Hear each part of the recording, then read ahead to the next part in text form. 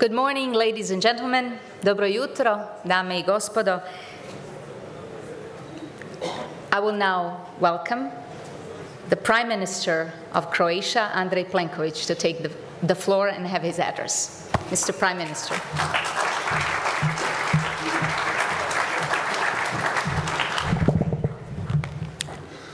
Dobro jutro svima. Govorit ću na hrvatskom, pa par sekundi da uzmete slušalice. Poštovani predsjedniče Hrvatskoga sabora, poštovani ministre vanjskih i europskih poslova, hvala vama i cijelom timu na organizaciji 17. Dubrovnik foruma, cijenjeni potpredsjednici Vlade, ministri, poštovani gradonačelniče Dubrovnika, poštovani župane, cijenjeni i dragi gosti, glavna tajnice Vijeća Europe, potpredsjednice Europske komisije, potpredsjedniče Europske komisije, potpredsjedniče talijanske vlade, slovenska ministrice, glavni tajniče Svjetske zdravstvene organizacije, cijenjeni ministre Kuleba, cijenjeni ministri svih naših susjednih zemalja koji ste ovdje, brojni izaslanici, predstavnici, zastupnici, veleposlanici. Drago mi je da smo svi zajedno još jednom ovdje u prekrasnom Dubrovniku i to na 17. izdanju Dubrovnik foruma, događaja koji je na svojevrstan način ključna točka međunarodnih vanjsko-političkih aktivnosti Hrvatske i prigoda za rezime globalnih odnosa, problema koje imamo na međunarodnoj razini i zajedničkog načina rješavanja. Ove godine nazvali smo ovu konferenciju opasni tjesnaci i sigurni prolazi. Ideja ovakvog naslova konferencije i tema je da ukaže na dijalog između sjevera i juga, da otvori mostove suradnje i zajedničko rješavanje brojnih globalnih, prije svega sigurnosnih, ali s njima usko povezanih gospodarskih, energetskih i ekonomskih problema. Naime, Europa i svijet već su 2,5 godine suočeni sa produljenim nastavkom globalne krize koju je uzrokovala pandemija COVID-19 i zato mi je drago da je sa nama i glavni tajnik Svjetske zdravstvene organizacije. Sinoć smo se prisjetili našeg bilateralnog susreta u Davosu u siječnju 2020. kad mi je Tedros rekao: oprostite, ali ja ću morati skratiti svoj boravak na Svjetskom gospodarskom forumu jer dobivam informacije da se u Kini nešto jako ozbiljno događa, pa žurim u Ženevu. Nakon tog našeg zadnjeg susreta znamo svi što se dogodilo za zdravstvenu sigurnost čovječanstva, kakve smo svi posljedice od te pandemije, negativne naravno, imali. Međutim, i nastojali smo zajednički pronalaziti rješenja u kratkom roku i sa što većom učinkovitosti. I upravo te prve efekte ekonomske, negativne i socijalne koje smo imali produljila je ruska agresija na Ukrajinu koja traje sad skoro već 2 godine i 4 mjeseca i koja je obezvrijedila značaj međunarodnog prava, obezvrijedila je sva temeljna načela na kojima počiva globalno upravljanje i na kojima gradimo odnose međusobnog poštovanja između država i načina kako da čuvamo mir. Dogodilo se sve suprotno i traje jako dugo i stoga želim još jedan put u ime hrvatske Vlade izraziti potporu Ukrajini, ukrajinskom narodu, predsjedniku, cijeloj Vladi i zahvaliti ministru Kulebi da je došao danas u Dubrovnik unatoč brojnim i zahtjevnim obavezama i ponoviti to jedinstvo koje postoji među ogromnim brojem zemalja. Prije 2 tjedna u Bürgenstocku bilo je čak 100 međunarodnih što organizacija, što država koje su stale uz projekt pronalaženja mirnoga rješenja za posljedice ruske agresije na Ukrajinu, ali ne rješenja koje bi nagradilo agresora i time poslalo itekako negativnu poruku svim drugim potencijalnim agresorima i napadačima, nego mira koji će osigurati teritorijalni integritet i slobodu Ukrajine. kao žrtve u ovome konfliktu. S te strane Hrvatska je svo ovo vrijeme pomagala Ukrajini i politički, i diplomatski, i tehnički, i humanitarno, i ekonomski, a isto tako i vojno.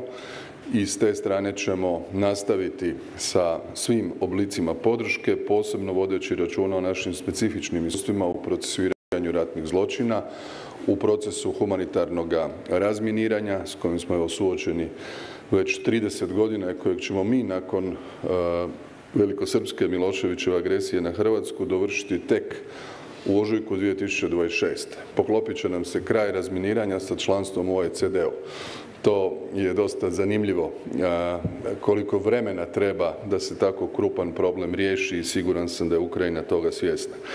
Ponudit ćemo i ona naša iskustva o kojima sam ja govorio zadnjih 8 godina, a to je jedinstveno iskustvo mirne reintegracije hrvatskog Podunavlja, tada posredovanjem UN-a i velikim angažmanom ključnih globalnih aktera, osobito SAD-a, koje je omogućilo Hrvatskoj da u ne istoj, ali donekle barem približno sličnoj situaciji, ali na puno manjem teritoriju, provede do sada najuspješniju operaciju Ujedinjenih naroda na europskom kontinentu nakon 1945. naravno od kad oni i postoje, koja je ostvarila svoj smisao, svrhu i cilj, a bez da je izgubljen jedan život.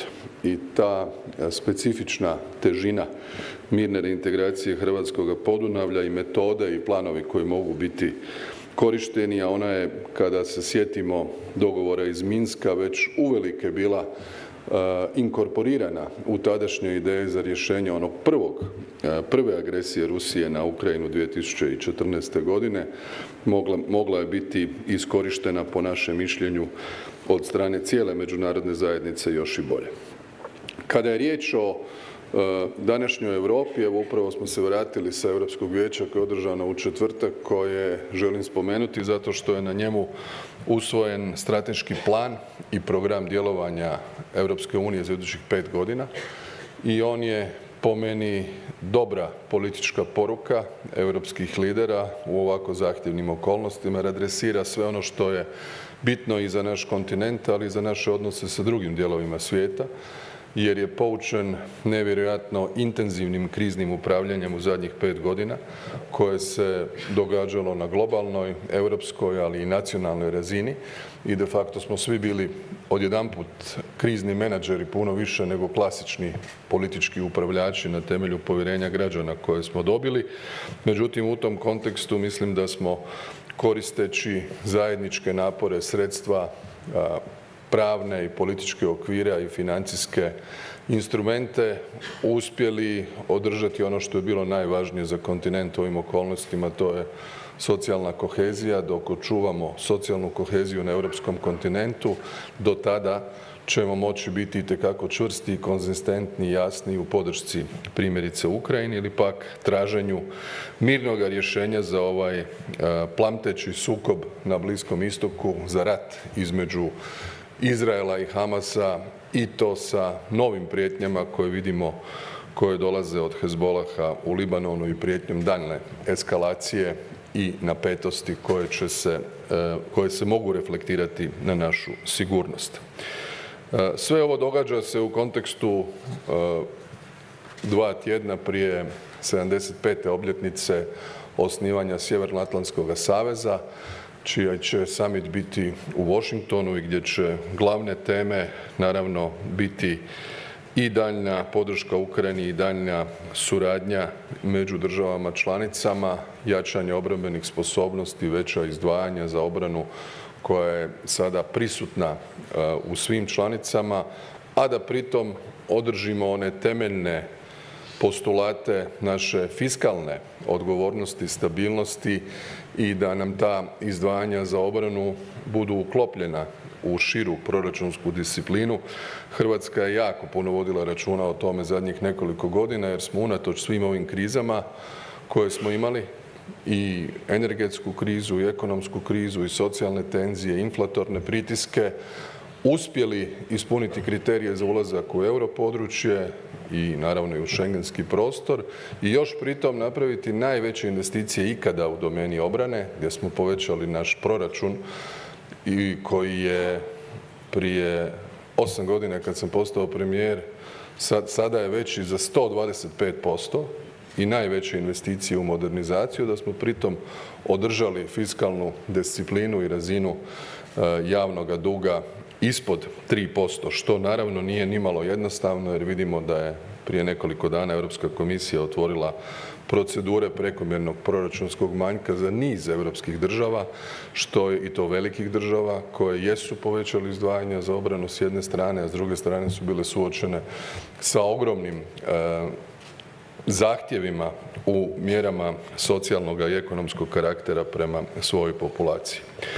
Poruka koju još želim kazati je oko naših susjeda u području jugoistoka Europe, gdje Hrvatska ima politiku podrške proširenju Europske unije. To je naš načelni stav, smatramo da je on koristan, dobar i itekako važan i za sve naše susjede, za stabilnost Europe, za dovršenje ovoga projekta na jugoistoku, jer nema boljeg transformativnog procesa od reformi koje se moraju učiniti kada se prihvaća europska pravna stečevina.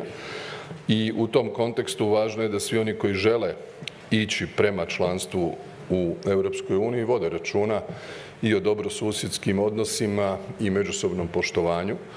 I zato smo itekako nezadovoljni kada neke od zemalja kojima mi godinama pomažemo na europskom putu, poput Crne Gore jučer, gotovo pa u potpunosti instrumentalizirane od strane jedne druge zemlje u regiji i to kao odgovor na UN-ovu rezoluciju koju su pokrenule Njemačka i Ruanda, a brojne države podržale, uključujući samu Crnu Goru, o genocidu u Srebrenici, donose rezolucije o Jasenovcu 80 godina kasnije, bez da su se bavile tom temom ikada do sada, i šalju namjernu, svjesnu politiku podjele unutar Crne Gore, što je više nego jasno i po broju zastupnika koji su jučer u Skupštini glasali, a još goru poruku u pogledu međusobnog poštovanja i želje za dobrosusjedskim odnosima između Hrvatske i Crne Gore i zato smo mi jučer reagirali i poduzimat ćemo i dalje mjere koje smatramo da su primjerene za ovakve poteze za koje mi smatramo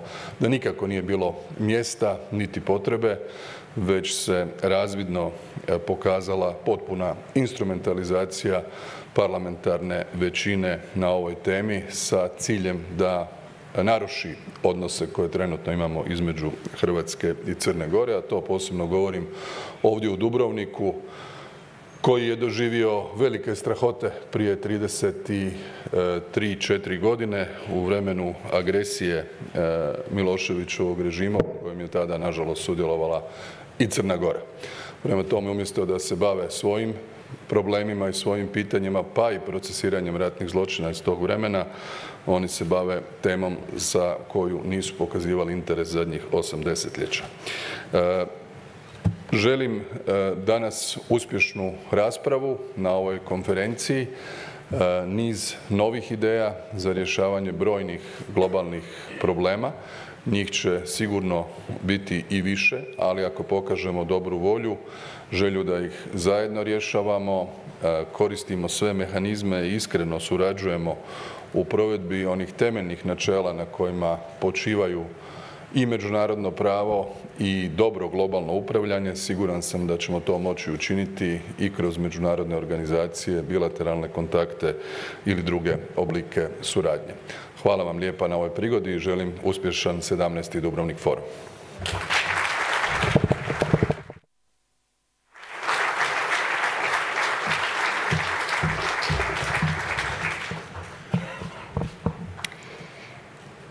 We will now go in search of safe passages at the leaders panel, North, South, East, West, moderated by Mladen Sirovica from the Croatian television.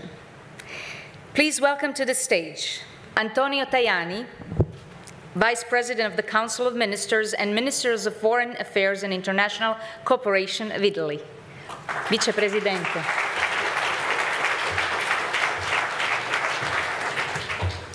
Our very own Gordan Grlić Radman, Minister of Foreign and European Affairs of Croatia.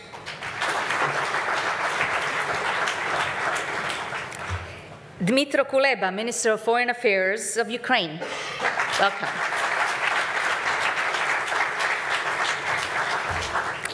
Maria Pejcinovic-Buric, Secretary General of Council of Europe.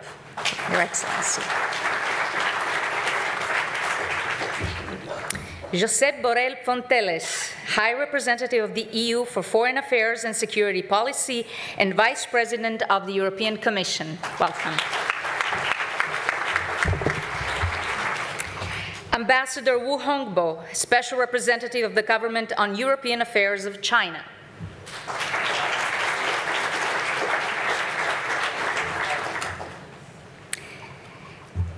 Tedros Adhanom Ghebreyesus, Director General, World Health Organization. Excellency.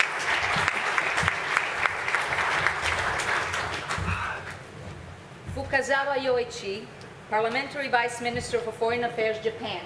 Excellency.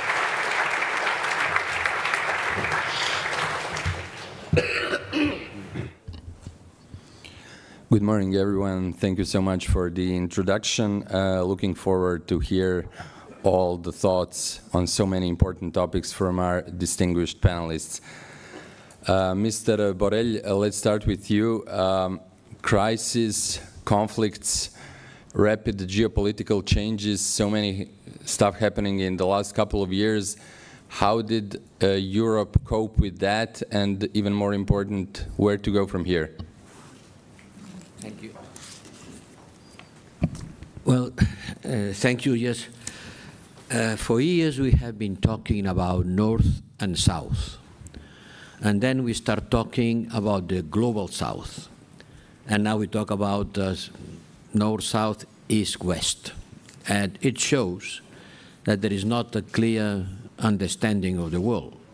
We see more poles, more actors, fewer rules, or at least less fulfillment of the existing rules, and more disorder. The world is becoming multipolar and less multilateral. Well, which are the consequences of this new scenario, or which are the forces that build this new scenario? First, distribution of power. This has changed the balance of forces. The most important thing is the rise of Asia, China, but not only China. Then competition came confrontation, and confrontation can become conflict. High-intensity wars are back. The most important one is the Russian aggression against Ukraine. But there is potential for high-intensity wars also in the Middle East. Everybody is much concerned. But also in Asia. And don't forget Africa, where the most bloody conflicts are taking place. There is also a war of narrative, a war of memories.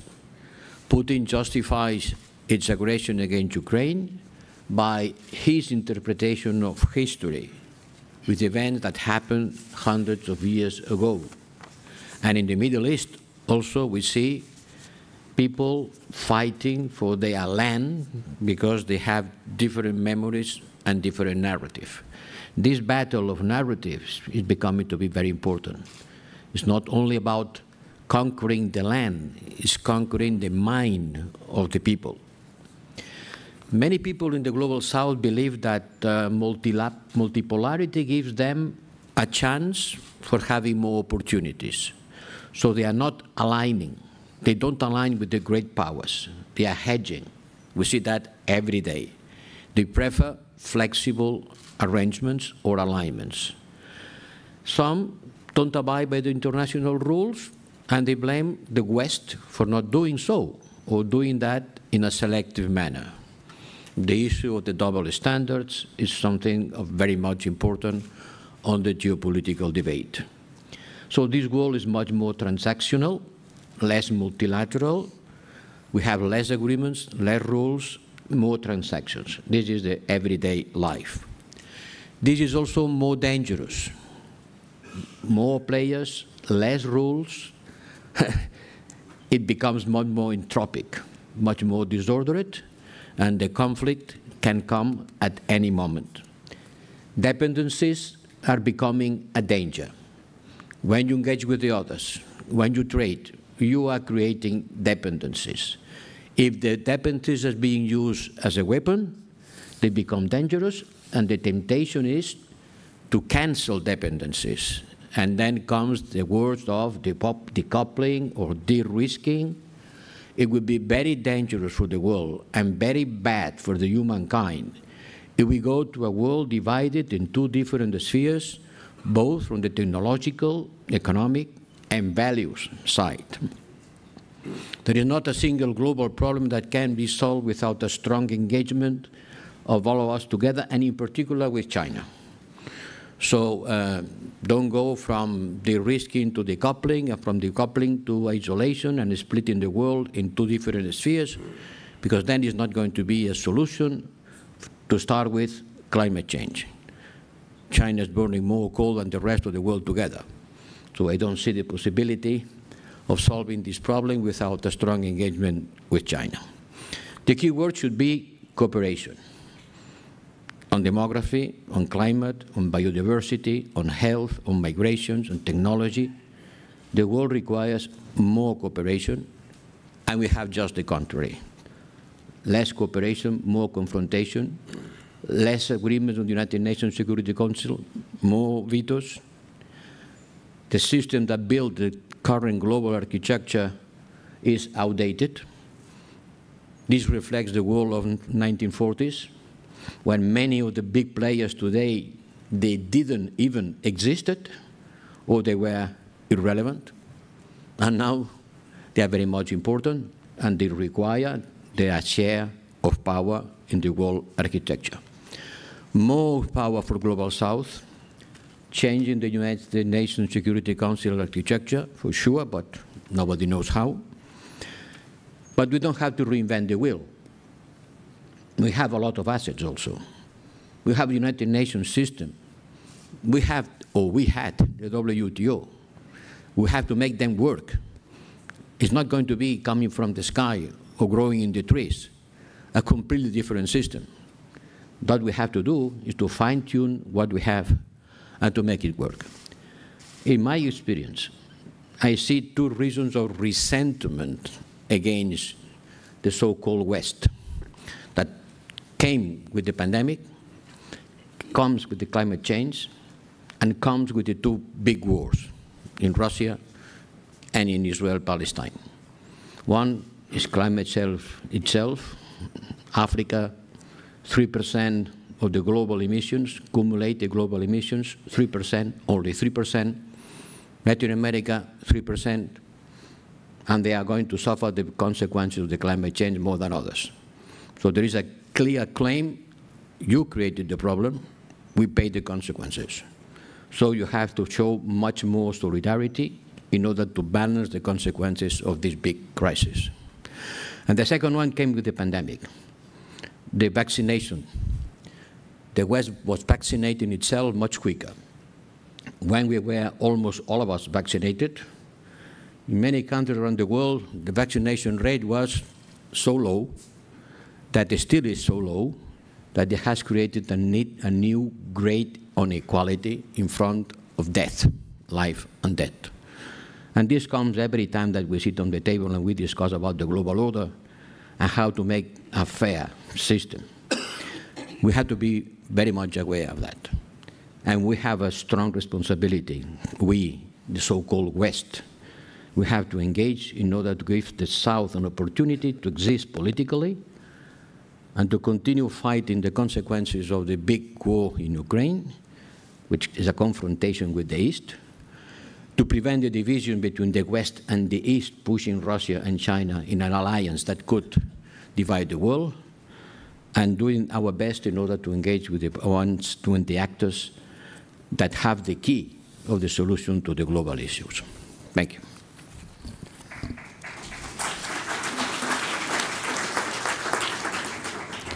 Thank you very much for now.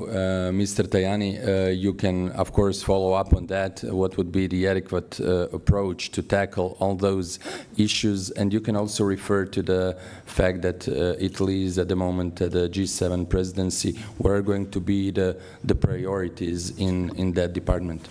Thank you very much for hosting us today in Dubrovnik for this very important meeting. I think it's an honor for Italy to chair the G7. Has been a big success in Borgo Ignazia with the leaders, but also the other G7. We are working hard. Our priority, of course, is to back Ukraine in this moment. We want to achieve peace, but peace with justice. Italy decided 2 days ago to send a new package of weapons to Ukraine, also with SAMTI for the air defense of this country against the Russian aggression. And we want to work hard also for having Ukraine as full member of the European Union. But the G7, the message of G7 is very clear. Peace is also justice. The other point for us in the south is Middle East, Mediterranean Sea, and Africa. We need to look at Africa. Why? Because in this moment, for us, it's very important to have a good link with this country. In 2050, in Africa, we will have 2.5 million people. There are problems, not only migration, but also health, climate change, poverty, civil war. It's our interest if we want to transform the Mediterranean Sea in trade. We need to work hard for peace, for the stability, working more in Africa, investing more in Africa.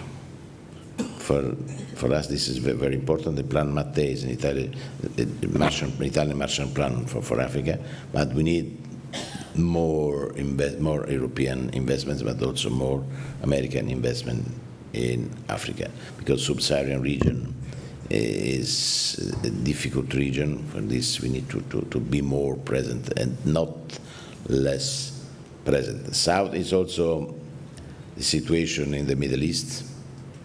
We want to achieve, the first goal is peace in Palestine, ceasefire in Gaza, freedom for the hostages, and then to pave the way for two people, two states. In the same time, we need to work for peace in the north of Israel, to stop this difficult situation between Hezbollah and Israel. We are supporting the American proposal for a blue zone, the largest border between Lebanon and Israel. Italy is working for training the Lebanese army, because if the Lebanon army is stronger, we will push in the corner Hezbollah. This is very important. General Aoun is very moderate. I think is a good interlocutor for us. Last point for us, also in the G7, is very important to work in the Western Balkans. Work for peace, for the stability, because the Western Balkans are a priority.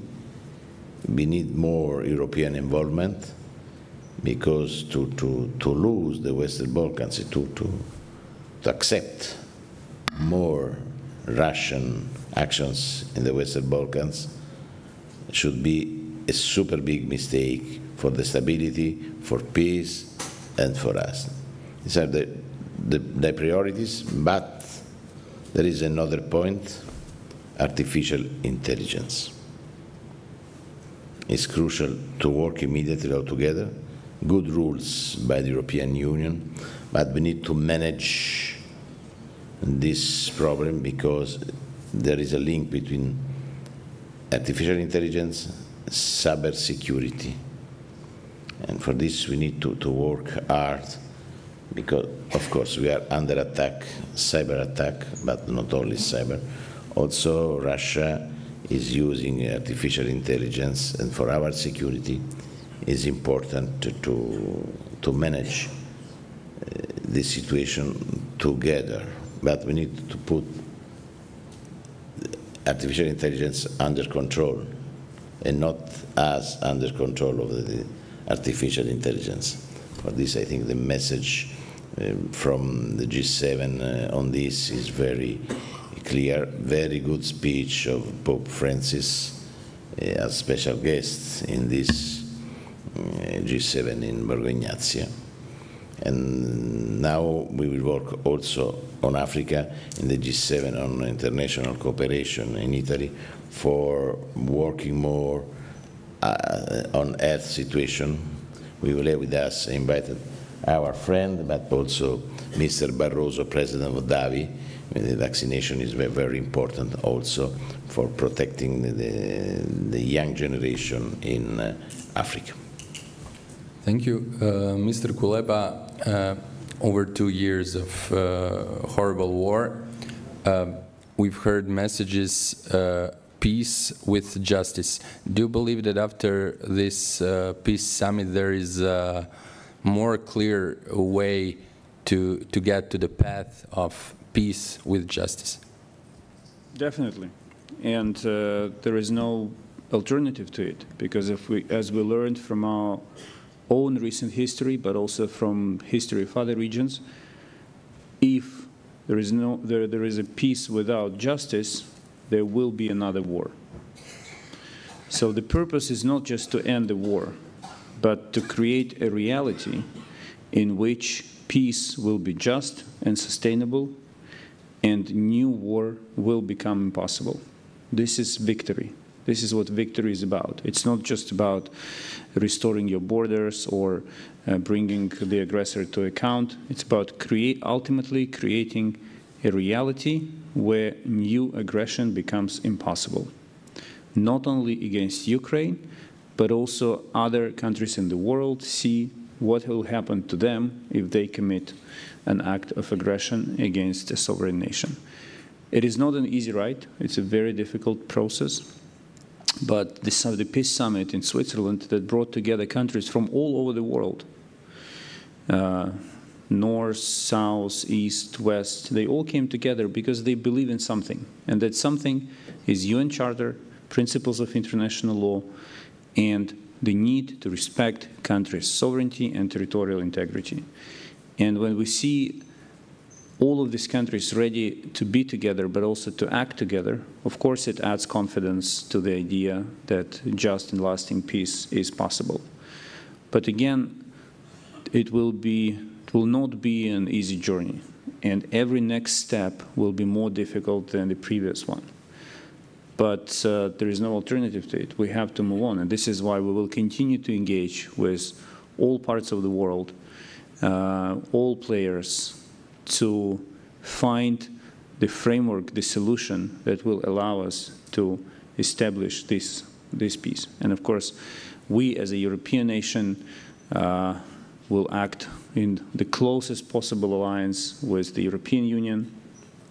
I should already be saying that we, as a future member of the European Union, will be acting in close alliance with Europe, but this with the European Union, but the reason for that is obvious, because we are in Europe. You cannot escape geography. But in principle, all these dividing lines in different political or geographical contexts, I think they are harmful, and they actually play more in the hands of those who want to undermine the world and not to build it. So we have to avoid these divisions. I'm not a big fan, to say the least, of the term Global South, because it kind of creates an idea of a standoff, that there are us and there is Global South, or there is Global South and others. No, there are things that bring all of us together. And erase these differences. And this is the wish to live in peace and develop. For Ukraine, it's peace and recovery, which, of course, is the prerequisite for development. So it doesn't matter how difficult it gets, we have to erase lines drawn by others with full respect to the principles that keep all of us alive and allow us to prosper. Thank you. Madam Pejčinović-Burić, when you look at what happened in Ukraine, was that conflict, in your opinion, inevitable? And when you look forward, do you think that some other crisis could occur? Do we have a stable situation or not? Well, was the war inevitable? No. I think it was a choice made in Moscow, by Moscow, and that is where the responsibility lies. And actually, what we heard from Minister Kuleba and some previous speakers is that what we need now is to work on accountability. And I will come back to that later, if we want to have any sustainable peace. And I think working on peace is in a very DNA of the Council of Europe. It has been created 75 years ago. One can say probably once upon a time. There was a time where war destruction, which was of such extent that all leaders around the world, some of them that one might not have thought would be eager to give part of the sovereignty to a multilateral forum, were agreeing that first, the war should never happen, so never again. It did happen.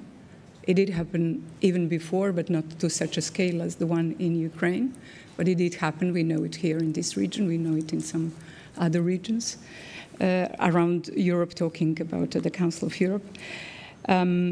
So we certainly must try to do everything which we can first to stop the war, to remedy the situation, but to find accountability, which is the key to sustainable peace. But in the meantime, of course, as we all know, when the wars happen, the lives have been lost, the families torn apart, the destruction of homes is to an extent that one cannot imagine, businesses, livelihoods. So none of this had to be if we were sticking to what it was decided after the horrible Second World War.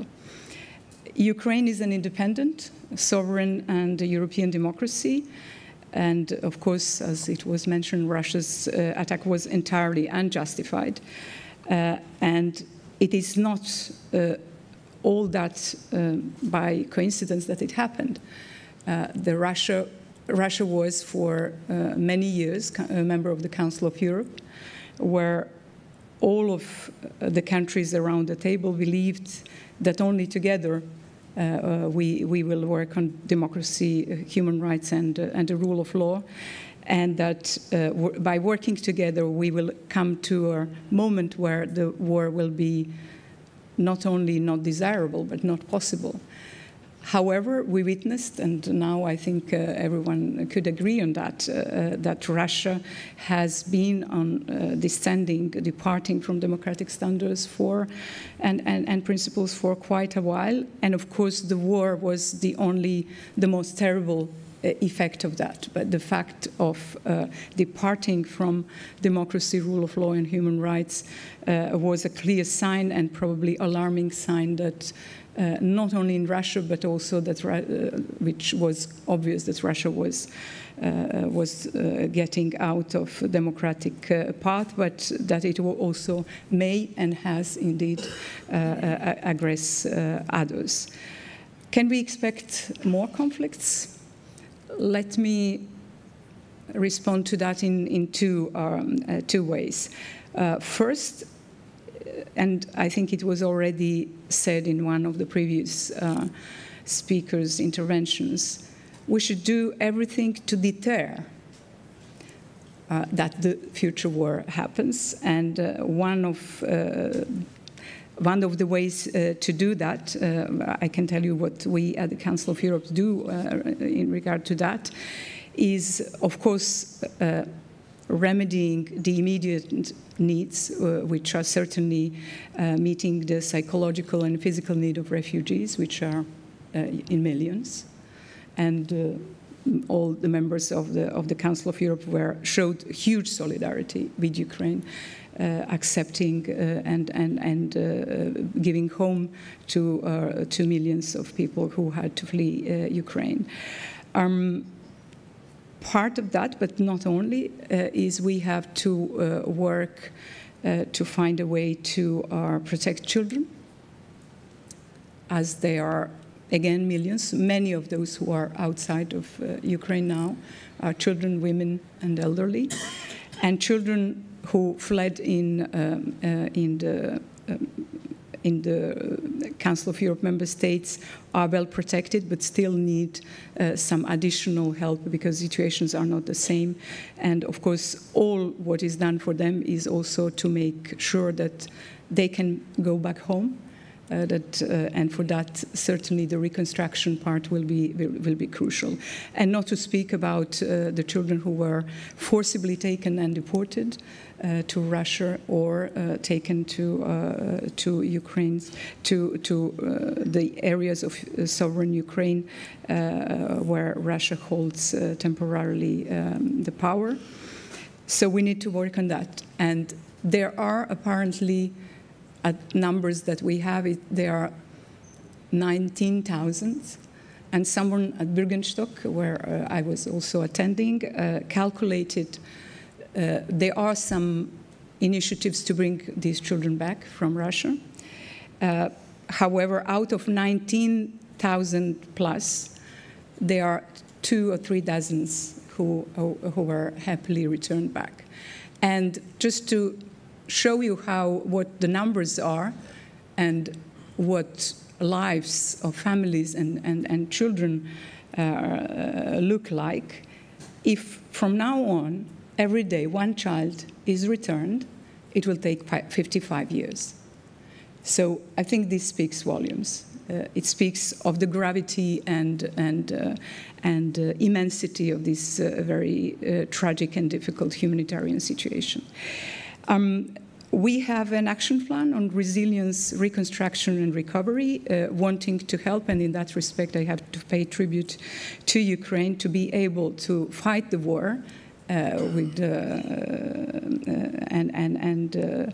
and do everything which needed to be for that, and continue to work on reforms, on European path. Just recently opened the negotiations with the European Union.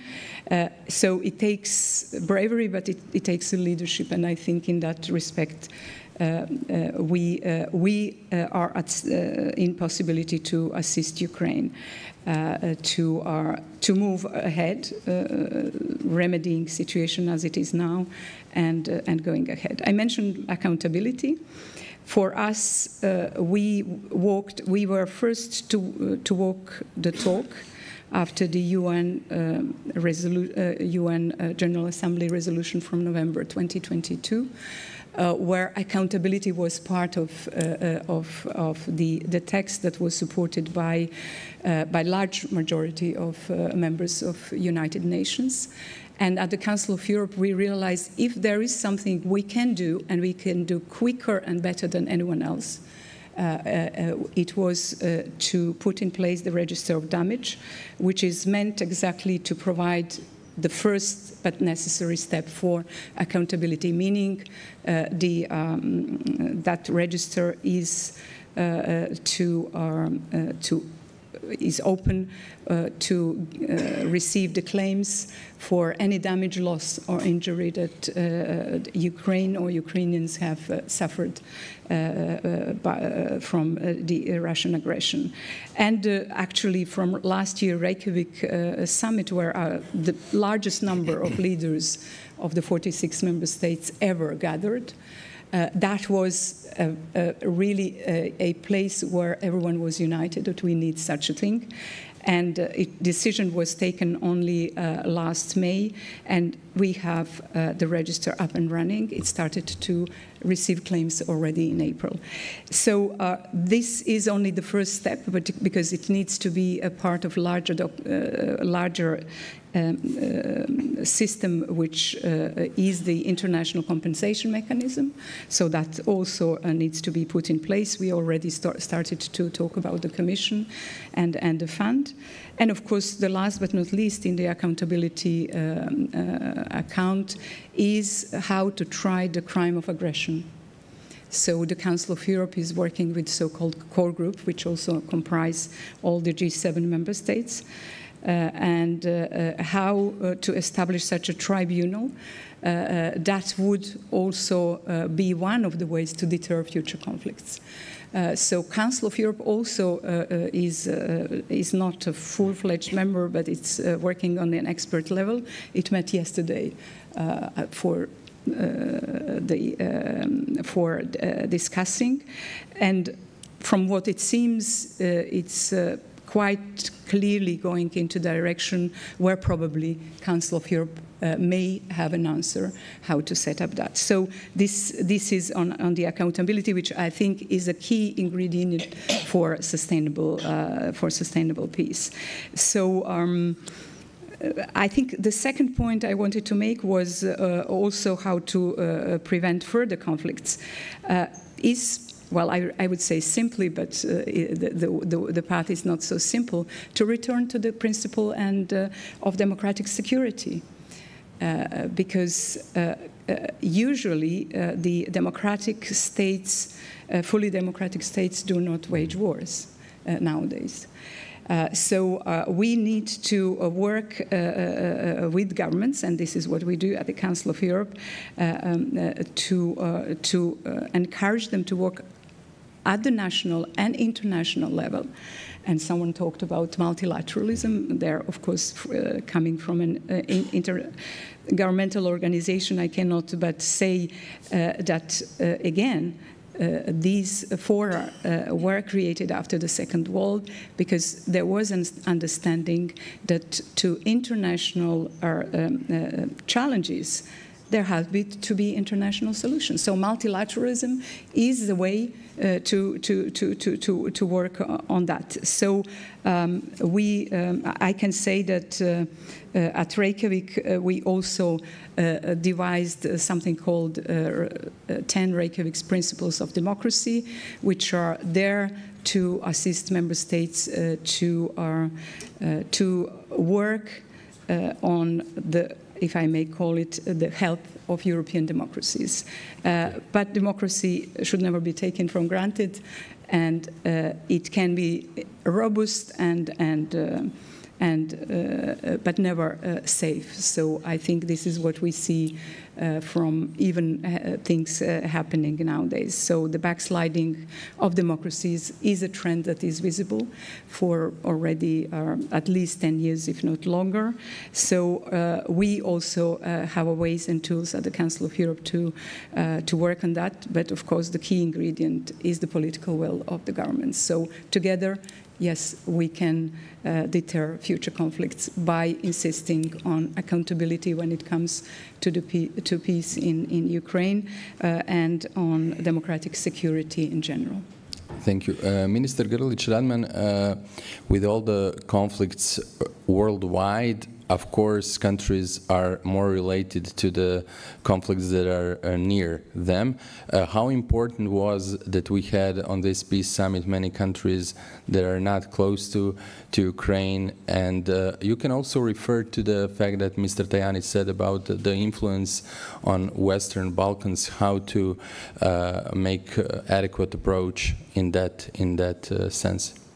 Yeah, thank you very much for this question. Yes, and we were together with our Prime Minister, who just mentioned, and his attendance and this in Bürgenstock in Switzerland. It was really impressive, and having in mind that, so we gathered almost 100 countries or international organizations and so on.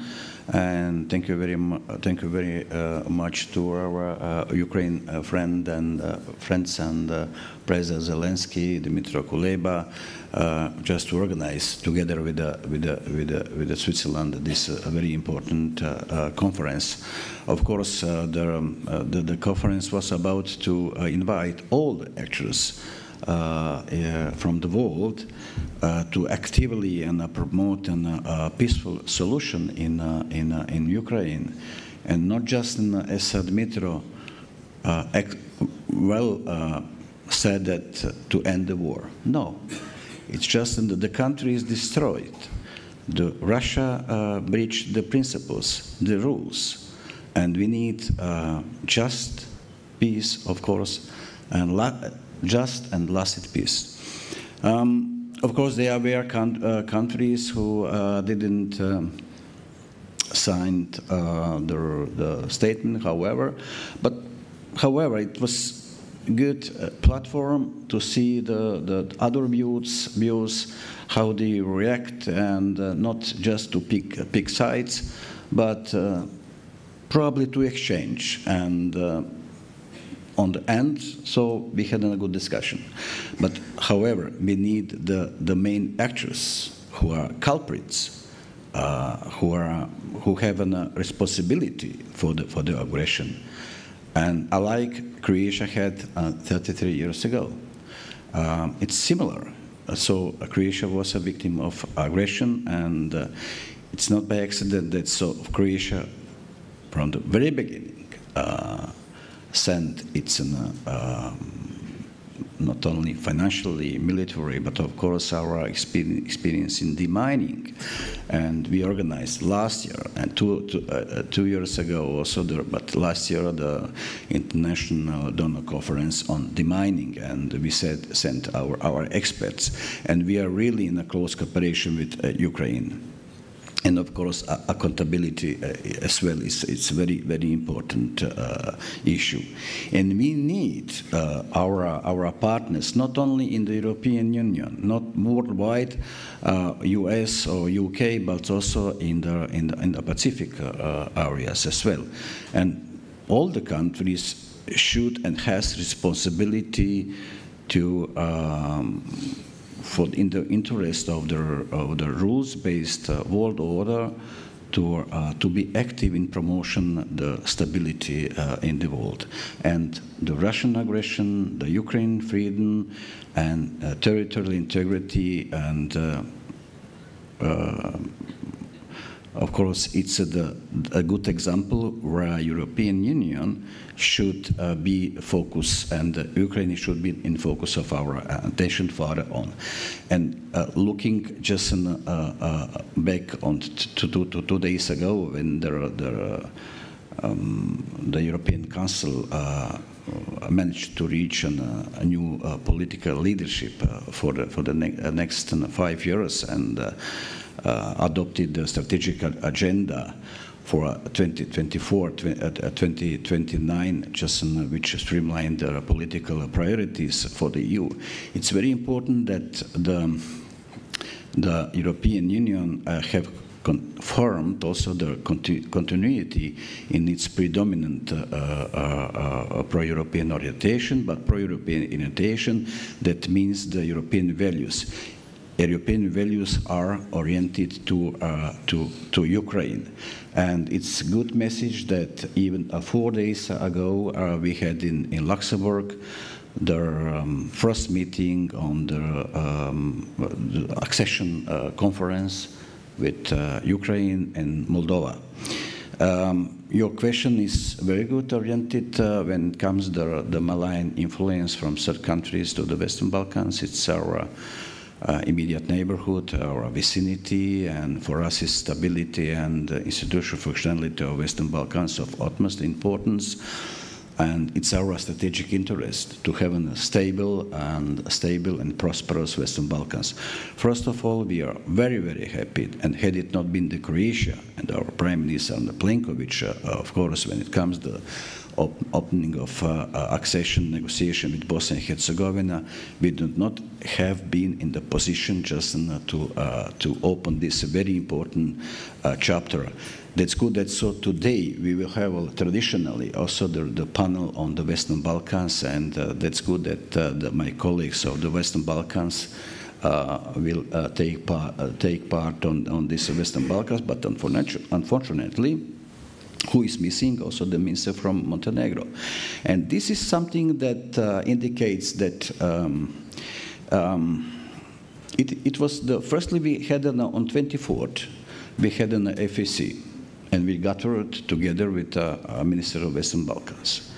And 2 days later, my deputy, she attended the GAC, and as well the IGC. And the ministers of Western Balkans also were there, but first of all, the IGC, Minister of Montenegro.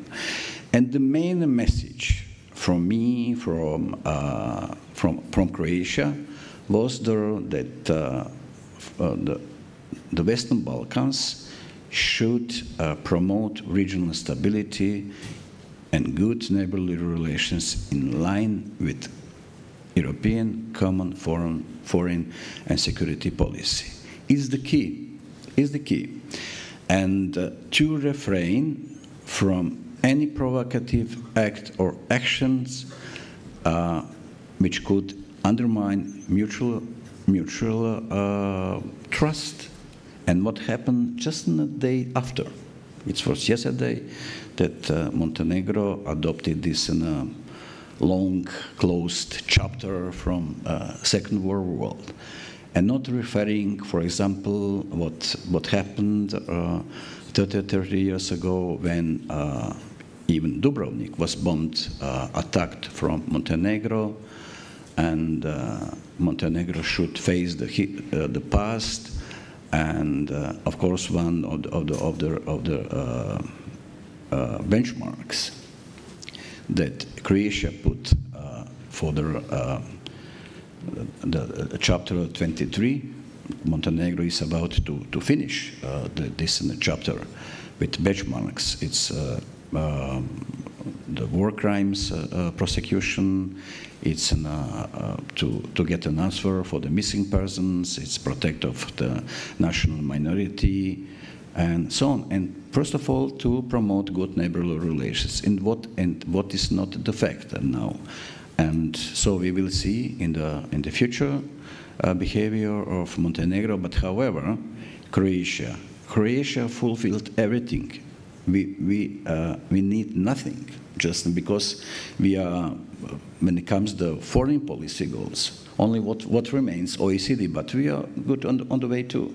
But we would like to share our experience like we did in the last 10 years to our neighbors. We helped, for example, Montenegro enormously, Serbia, Bosnia and Herzegovina, even Kosovo. We supported visa liberalization for Kosovo, and we would like to see just in the moment to start with the negotiation with Albania and North Macedonia.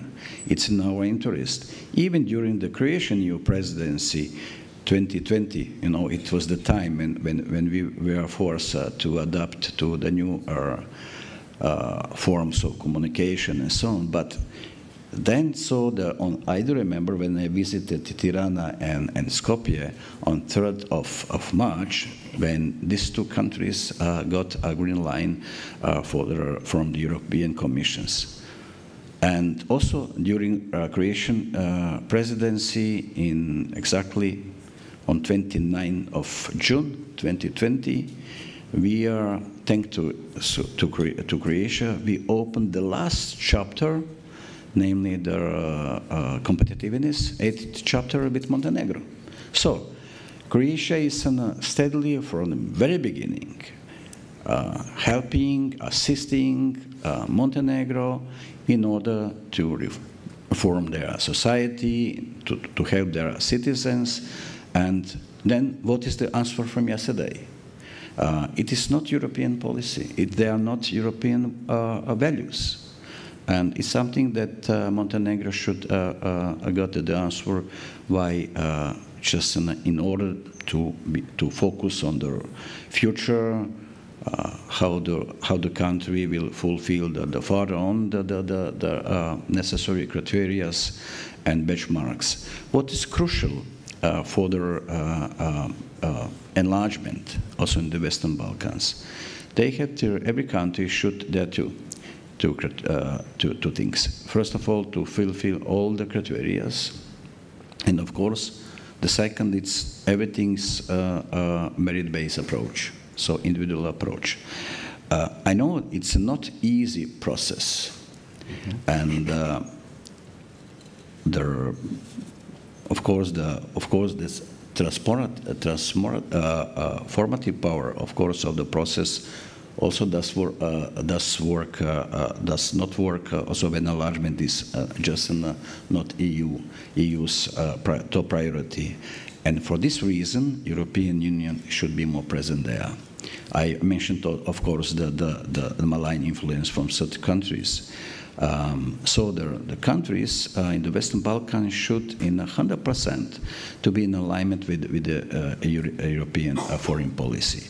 We had this on 24th of June, but not on enlargement, but just on how the country are prepared for their future accession and to assess and to analyze of course, the fulfilling of this alignment with the European foreign and security policy. Thank you very much. Ambassador Wu, let's hear the Chinese stance.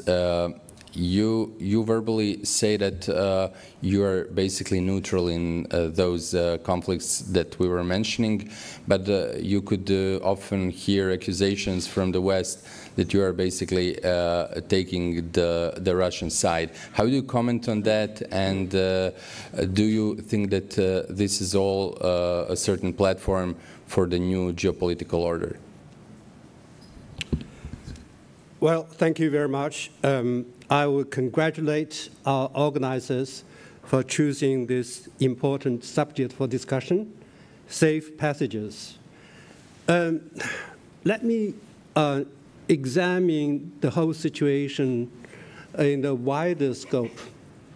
I understand many of the panelists and the guests are from this region, but China is not. Japan is not. So, first point I wish to make is that if you look at the challenges we have, some are very familiar, long-standing. Some others are new. We are talking about North and South, East and West. To some people, it's very confusing. But I think that can be boiled down into two very important topics: peace and development. These are going hand in hand. We say in the United Nations, in many countries, without peace, there will be no sustainable development. Without sustainable development, peace cannot last long. So these two should be handled together. I think we can go back a little bit farther. 70 years ago, when over 70 or 80, the former colonies, they tried to achieve the independence. The catchphrase at that time is, might is right. Exactly 70 years ago, the Chinese government put forward 5 principles of peaceful coexistence. I just refresh the memory of these 5 principles. Mutual respect for sovereignty and territorial integrity. Non-mutual aggression, non-interference in internal affairs, equality, and mutual benefit.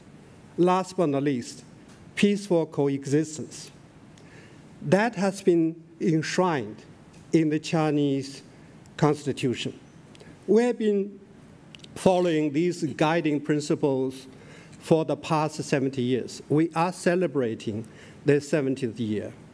So to imagine the rise of China would be some sort of a danger or threat to the world peace is really false.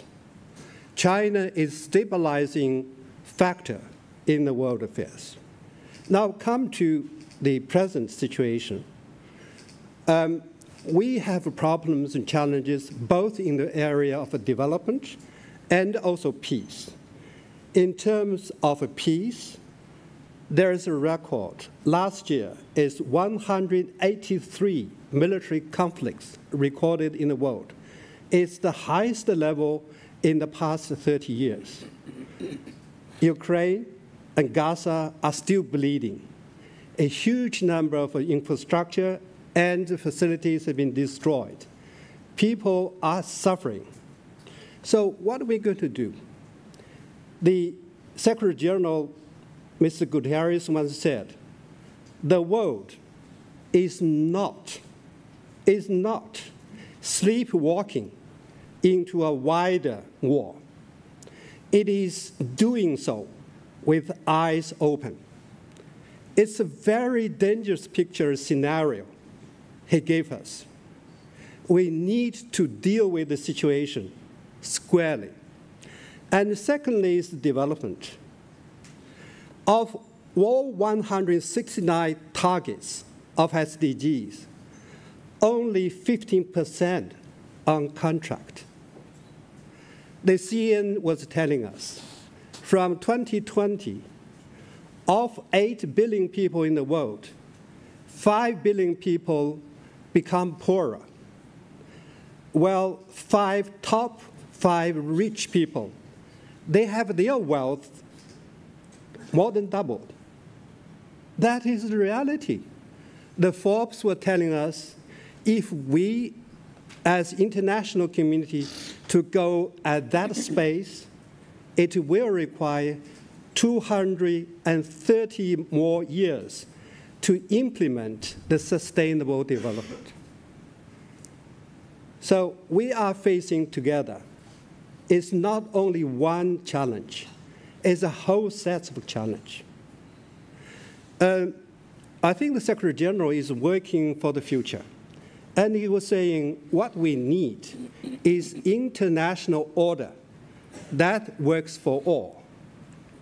I don't think he will, as Mr. Boris said, to reinvent the wheel, but to find an international order, a world that serves everybody. Let me ask myself and you one question. What is the root cause responsible for all the troubles we have? We have managed to deal with some of them, and next day they reemerge again. I think one senior diplomat gave us a very perfect answer in Munich Security Conference this year. He was saying, in international system, if you're not at the table, you're on the menu. That is the law in the animal world. It's the law of a jungle.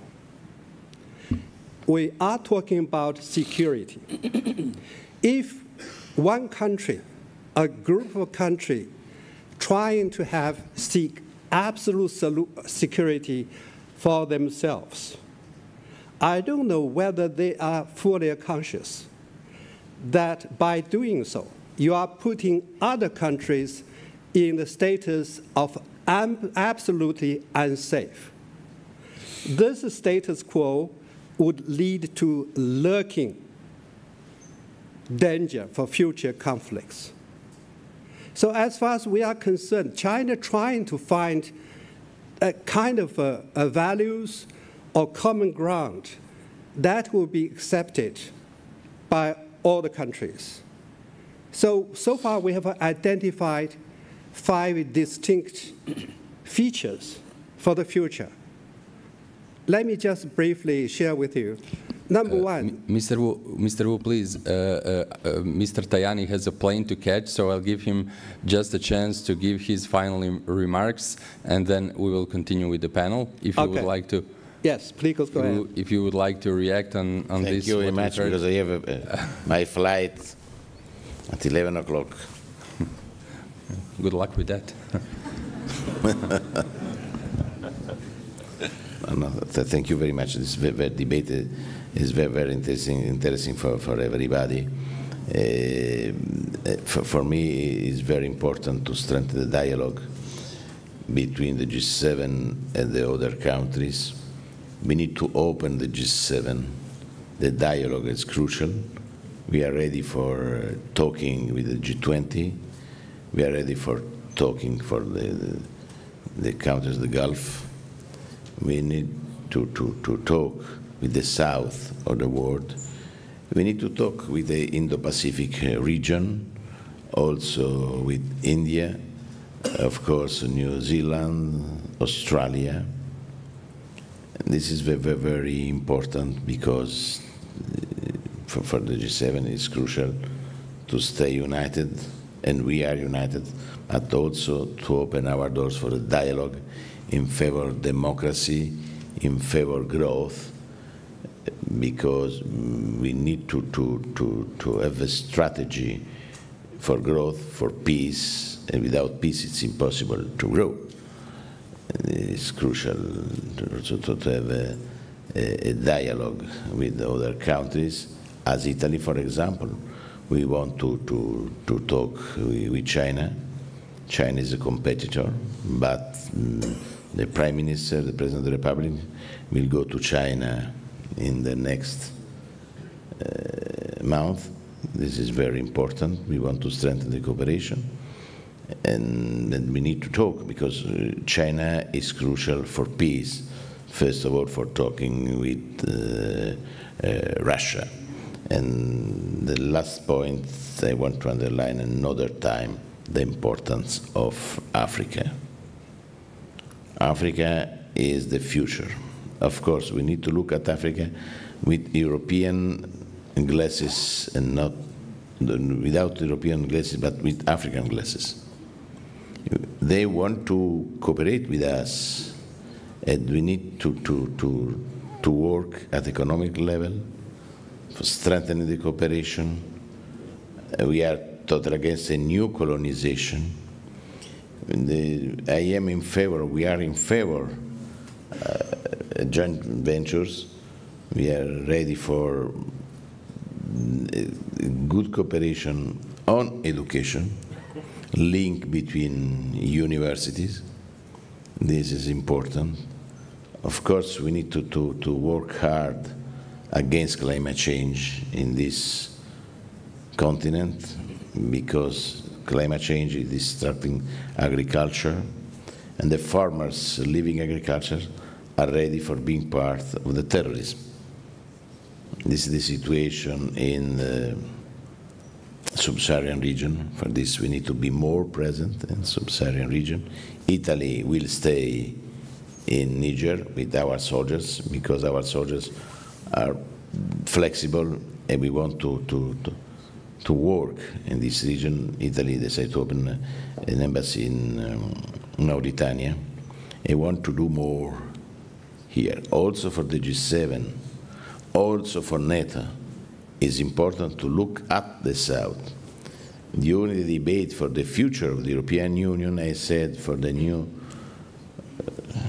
young successor, Joseph, Mrs. Callas, of course, the priority is to look at Ukraine, but in the same time, we need to look at the South, because the situation, I want to underline another time, is very dangerous. If we want to peace, we need to stop the war in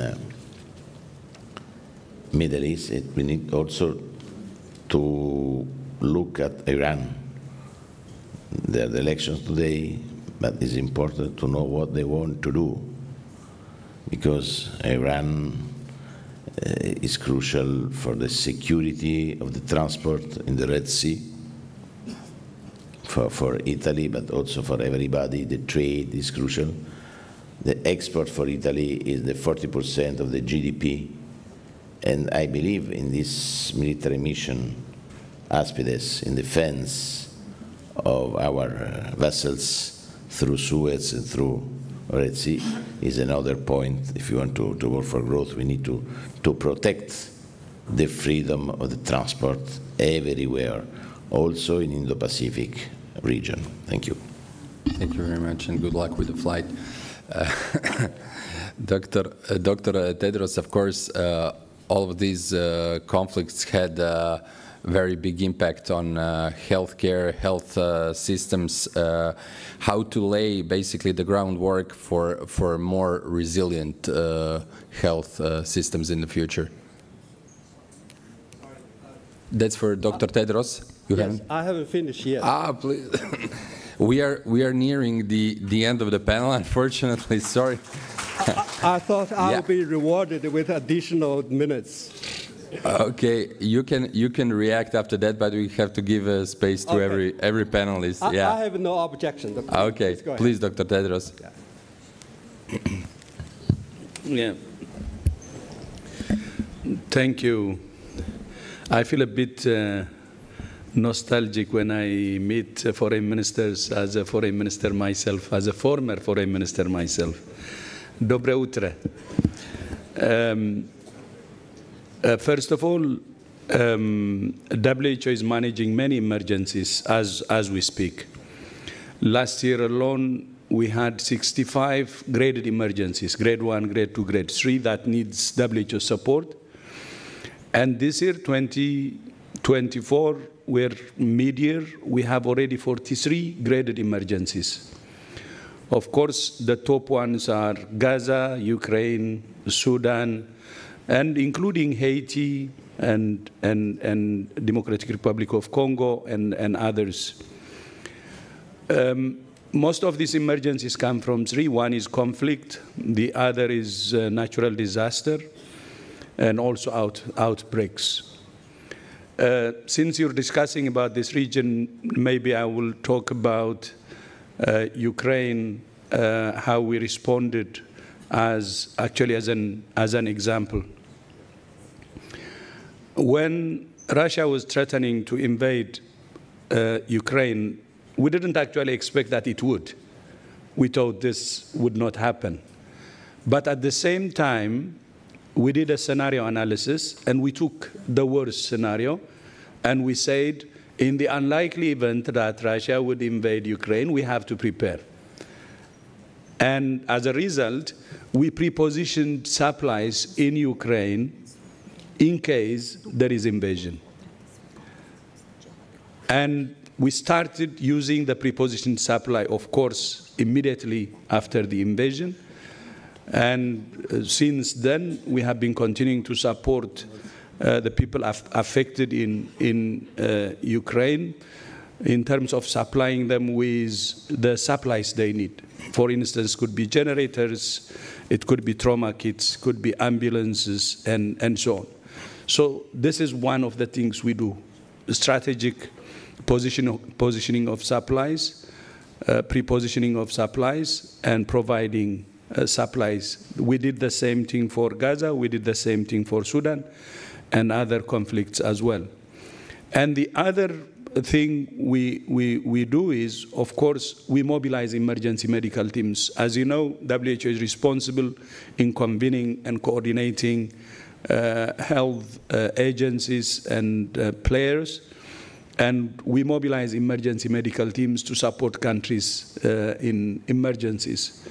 But not only that, we also track health facility attacks. Of course, the number of health facilities that are being attacked is on the increase in all conflict areas, whether it's Ukraine, Gaza, or Sudan. In 2023 alone, more than 1,400 facilities have been attacked globally, and more than 700 health workers have been killed. So this is what we do. Just bringing Ukraine as an example, but we do in all conflict areas. But not only the immediate response, we also help in rehabilitation and in investing in health systems, especially focused on primary health care, to increase the resilience of the health system. And that's what we're doing in almost all conflict areas. I know you're pressed with time, and I can see that you want me to stop, but if we had time, I could have explained more. But the only thing I would like to add before I close is, especially on emergencies due to pathogens. As you know, as we speak, member states are negotiating the pandemic agreement. As you remember, last month, it's actually on June 1st, they have agreed on the amendment of IHR, which is good. But the pandemic agreement, still there are things that need to be agreed, and member states have agreed to conclude that within this year, or latest by May 2025. We hope this is going to contribute to preparedness, because unless the world prepares, we may face the same problem as COVID. And the pandemic agreement is lessons learned from this COVID pandemic and preparing the world for the future. And I want participants here and all member states here to support in the conclusion of this pandemic agreement, which will prepare the world for the better. As you know, there is some misinformation and disinformation saying the pandemic agreement will cede sovereignty to WHO, but this is not true. This is negotiation between member states for member states, and whatever they agree will be implemented based on the national law. So what's circulating in the social media is actually wrong, and I hope everybody here will really fight the misinformation, disinformation, and help in the conclusion of this pandemic agreement that will help our world to prepare better, because the next pandemic is a matter of when, not if. So with that, thank you so much, and back to you, at least a few minutes. Thank you. I must give the word back to Ambassador Wu. I interrupted him, so please finish your thought. Maybe the Japanese colleagues. Okay, Mr. Fukazawa, okay. I will be the last. Yeah, okay. Yeah, so Mr. Fukazawa, we've heard the Chinese position. He also mentioned that Japan is also not near this European conflicts. What's your position on that? And you as G7 member, how do you look at those conflicts? What's your position? Yeah. Thank you. I will speak in Japanese, so please use the headset. I'm sorry. Sorry. はじめに本日日本政府を代表して I'm sorry ドブロブニクを訪問できたことを大変嬉しく思います。私は今回クロアチアを初めて訪問いたしましたが、観光立国のクロアチアならではの素晴らしいホスピタリティとこの重要なフォーラムの開催にあたっての多大なるご尽力、心から謝意を表明します。さて、ご質問につきまして、ロシアによるウクライナ侵略は国際秩序の根幹を揺るがす暴挙であります。同時に欧州大西洋とインド太平洋の安全保障は不可分であり、このような力による一方的な現状変更の試みはどこでも起こり得ますとの認識のもと、日本は国際社会の平和と安全のために、自らの問題としてこの問題に取り組んでまいりました。我が国は従来の対ロ政策を大きく転換し、厳しい対ロ政策を導入するとともに、ウクライナを強力に支援してまいりました。具体的には、我が国はこれまで人道、財政、食料、復旧・復興の分野で、総額約121億ドルの支援を表明、実施してまいりました。さらに我が国は2月に日ウクライナ経済復興推進会議を開催し、官民で56本の協力文書を結び、成果として打ち出しました。また、私自身、今月11日および12日にベルリンで開催されましたウクライナ復興会議に出席し、日本がウクライナの復旧・復興に向け、電力分野および地雷対策、官民連携、WBS の3点に集中的に取り組み、引き続き官民一体となって力強くウクライナを支援していく決意を表明いたしました。さらに2月の会議のフォローアップとして、ベルリンの復興会議に合わせて開催されました日ウクライナ官民ラウンドテーブルにおいて、新たに23本の協力文書を披露したところであります。また、日本は地雷対策支援も重視しておりまして、日本製の大型地雷除去機の供与も進めているところであります。この分野については、豊富な知見を有するクロアチア政府も注力されており、昨年10月にはクロアチア政府とウクライナ政府の主催で、ウクライナにおける人道的地雷除去支援国際ドナー会合が開催をされました。日本としてもこのイニシアチブに賛同し、辻清人外務副大臣が出席をさせていただきました。来年にはウクライナにおける地雷対策に関する国際会合を日本で主催予定である旨、先日の G7 プーリアサミットにおいて岸田総理が発表したところであります。こうした分野を含め、国際社会との連携もさらに強化しながら、平和の実現に向け、安全な航路を進むべく、ウクライナの復興支援に取り組んでいく所存であります。以上です。Thank you very much. Thank you so much. And Mr. Wu, please finish your thought. Thank you very much. First of all, apologize for standing between you and the wonderful lunch. Anyway, I would like to be very short. I said when I was stopped is that we are trying to identify the unique futures that will nicely put into the future multilateral system. Number one is lasting peace. I think nobody would have objections. Number two, universal coverage of safety. If one country feels unsafe, that country might be a future problem. And number three, common prosperity. I think all the challenges, the widening gap between rich and poor, if people could work together, prosper together, that's the best way we can put forward. Number four is open and inclusive. As my colleague Barry was saying, the danger of dividing the world into different blocks, the supply chain, the production chain will be severed, and different silos will be built. That will be dangerous. So we want to have an open and inclusive world. Last but not least, the future world should be the clean and beautiful environment. That is also very important. That is what we are trying to do in climate change efforts.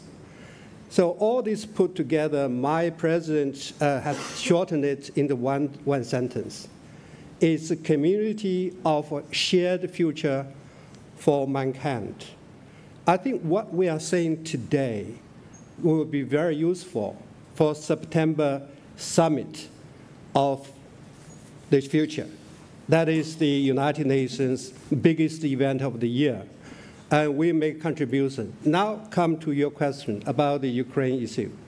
I saw the Ukraine foreign minister is here, and we fully understand the sufferings of the people and bloodshed on the battleground.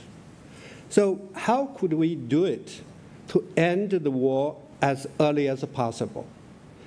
And different approaches. For instance, as we are concerned, at the very beginning, we said loud and clear, we have been repeating these positions all along for the past 2 years. Number one, the national sovereignty and territorial integrity must be respected.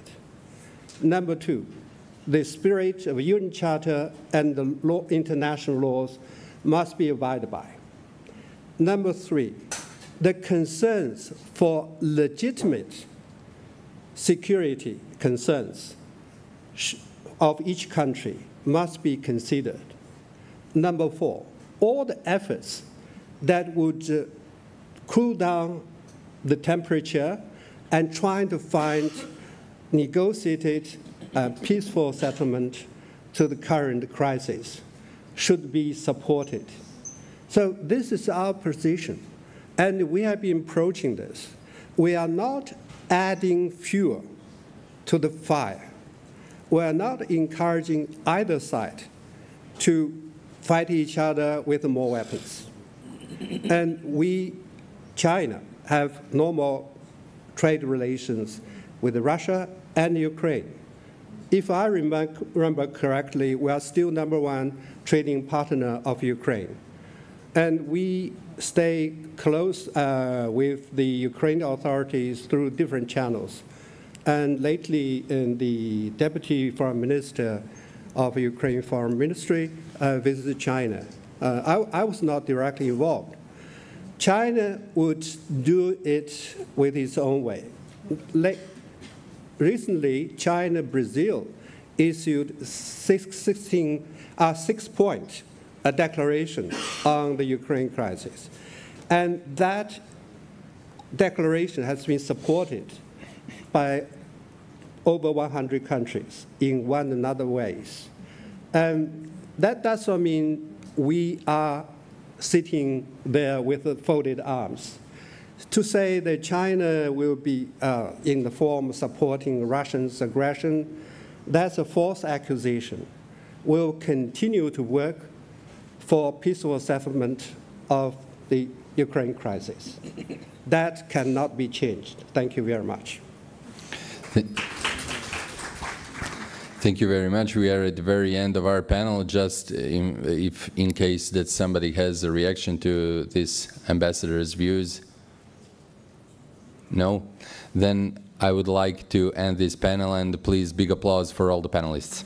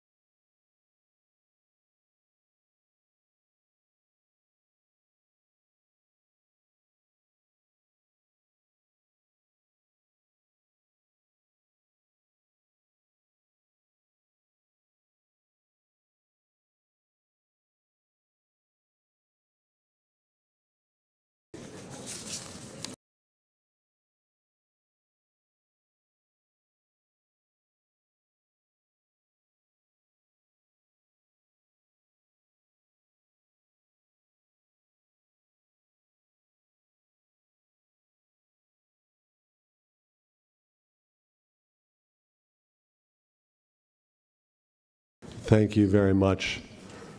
Thank you. I'll let the rest of our guests have their seats. Thank you so much. My name is Edward P. Joseph of Johns Hopkins School of Advanced International Studies in the United States. Obviously, I will be speaking in English. Ako dozvolite me par rečenice na hrvatskom, samo da vam kažem. Čast mi je što sam opet na Dubrovnik forum, pogotovo ovdje u Dubrovniku, prekrasan, jedinstveni prekrasan grad. I meni je čast što su me pozvali voditi ovaj važan panel sa uglednim gostima. Thank you very much.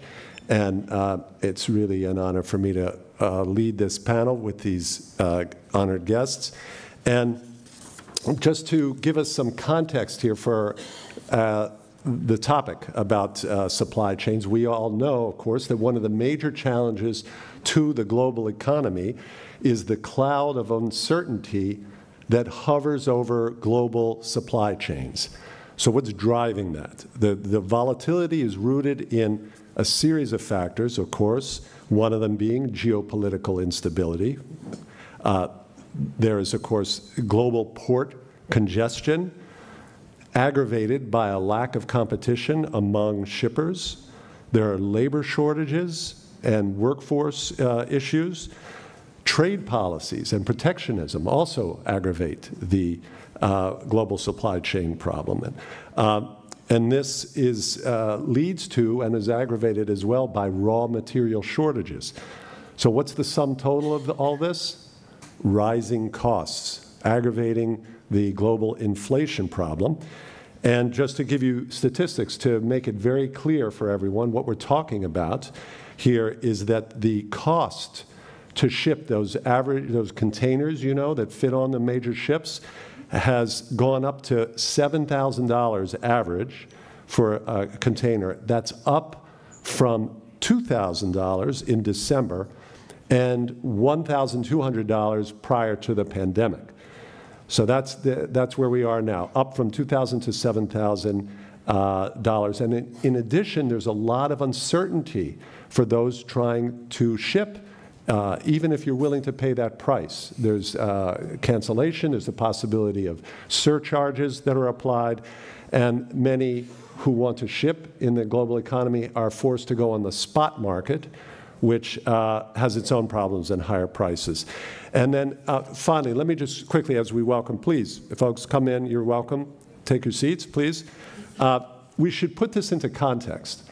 So while this is a very serious problem, it's not, to use that overused cliche, it's not the perfect storm. So we should remember that. So it's true, the situation is worse, their costs are going up, but we're not at pandemic levels. First of all, thankfully, we're not facing a pandemic, and we should point out the costs at the height of the pandemic were $15,000. So that's more than twice now. So we can look at that. And then finally, what I would say, following on our recent panel that we just had and had the foreign minister of Ukraine here, is that thanks to Ukraine and its neighbors, including Bulgaria, Romania, and Turkey, all NATO allies, we are not facing a global food crisis. So we should salute the efforts of Ukraine and its NATO allies to maintain this Ukraine corridor, despite the fact that Russia walked out of the deal, of the Black Sea Grain Initiative over a year ago. So this, and I think we really owe our friends in Ukraine great credit for working, again, with their Black Sea neighbors and for continuing to produce grain in Ukraine despite all the adversity that they face in the country. And by the way, I would mention I was just in Odessa 2 weeks ago and saw how impressive their work is at the port despite the Russian threat. So without further ado, let's dive into the panel, and we're going to start here with the international organization, multinational organization, OECD, here led so capably by Director Andreas Schaas. And as we don't have, I see the clock is ticking here. I'm going to dive right in. We have to come right to the most essential here, Director Shah. So I'm going to ask you the most important question. You ready for it? Why do you prefer money for nothing over sultans of swing? No, that was, okay, reference to those who remember Director Shah's remarks yesterday. But in all seriousness, Director, can you tell us, in times of rising geopolitical tensions and fragmentation risk, what is the OECD perspective on making our critical supply chains more resilient? Please. Thanks so much, dear Edward. Let me first say, I mean, my favorite song of Dire Straits is actually Telegraph Road, because it was 16 minutes long, and it was good to dance the blues with some girls in my childhood and in my youth. So, but Dire Straits is always a good motto, and it's good to bring it here. Let me take you a couple of thousand years back to answer your question. And I mean, the organizers have put the saga of Odysseus into the description of our session here. And Odysseus, he had the choice to sail either on one way. There was the big monster Scylla with 7 heads, and on the other side there was Charybdis, which was the underwater monster. So he was advised to sail closer to Scylla, to fight Scylla, to tell his sailors to row harder, harder, and harder, and then to escape Charybdis. So he did. He lost 6 sailors, but he escaped. He kind of killed a number of heads. And so the question is, what does this tell us for today, for globalization? And I think if some people believe that globalization is actually the monster which we need to find, or which we need to scale back in order to have more resilient supply chains, I think the contrary is the case. We need to sail hard, and this is the message number 1. Globalization will continue to be a driver for growth, for innovation, for competition. Second message, and this is the counter message to the underwater monster. If we go down the road of deglobalization, of kind of protectionism, then we face the risk of losing the game. And the third message we can learn is from Odysseus is that we need to have a better compass. We need to have a better way to sail the straits in order to avoid that they are dire straits, that they are really fruitful straits. And I've brought with me a little chart here, what we just published at the OECD, which is kind of the 4 keys for having more sustainable supply chains. First, I think we need to have better data to anticipate the risks, because in the COVID pandemic, we were not really prepared. What does it mean for supply chains? And the same is true for Russia's war of aggression against Ukraine, for the situation on the energy markets, on the food markets. So what we are currently doing at the OECD is prepare more data with straight interconnectedness indicators, straight facilitation indicators to inform people, to be better informed about the risks in the management of supply chains. The second is minimize exposure, and this is in particular relevant also for this region. We need to do whatever we can to improve regional value chains, because also this is important for regional dynamic, this is important for the Western Balkans. If you look at different regions in the world, you see connections and dots in Southeast Asia, boom, boom, boom, boom, boom. If you look in Middle East or North Africa or in the Western Balkans, it's very complicated to have these connections. I once tried to visit all Western Balkan capitals in 1 week. It was almost not possible, because I was always flying Paris, Munich, Montenegro, then back to Vienna, and then from Vienna to Belgrade again. So we need to improve the connectivity and the regional thing. Second thing, A third thing, third avenue, third key for global value, for keeping resilience of the value chains is keeping markets open, continue to open the markets for services. Fourth avenue is building trust, and this is what José Borrell said before. We need to continue in order to shape globalization and to shape value chains. We need to have more dialogue how we organize ourselves in these value chains. We need to make ourselves less vulnerable to outside shocks, and we need to kind of have more conversation how we organize this value chain. So these are my 4 points. There's a more detailed study behind this chart, but I want to leave with you this as an introduction for food for thought. Perfect introduction, Director Schatz. Thank you very much. And now we'll turn to our esteemed ministers from countries that bear on this topic, and we'll start with our host, Deputy Prime Minister Davor Božinović and Minister of Interior. Please, Deputy Prime Minister, you have the floor.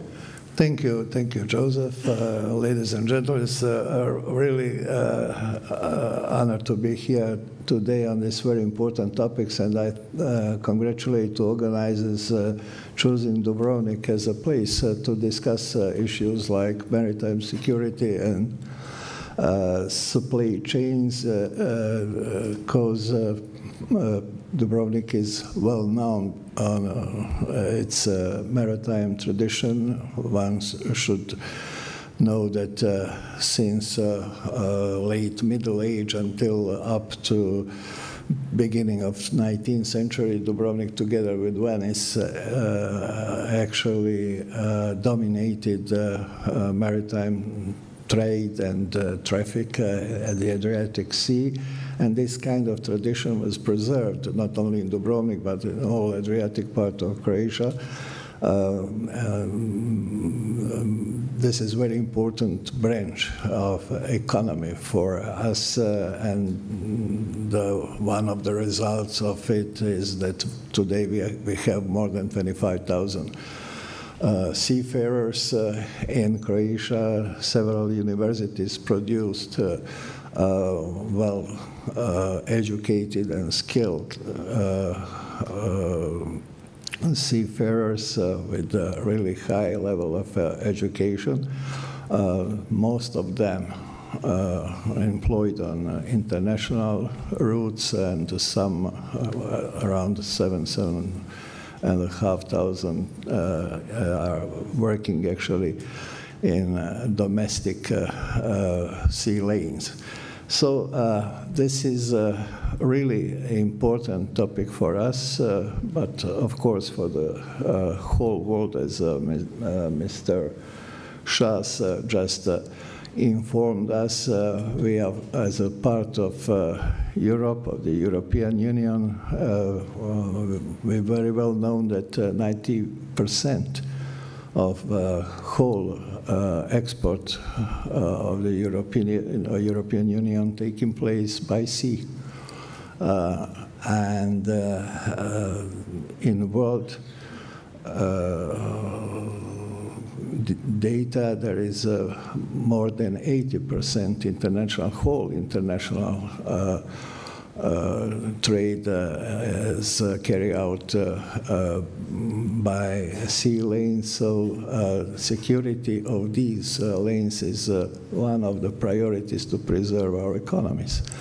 And what we just said, these several keys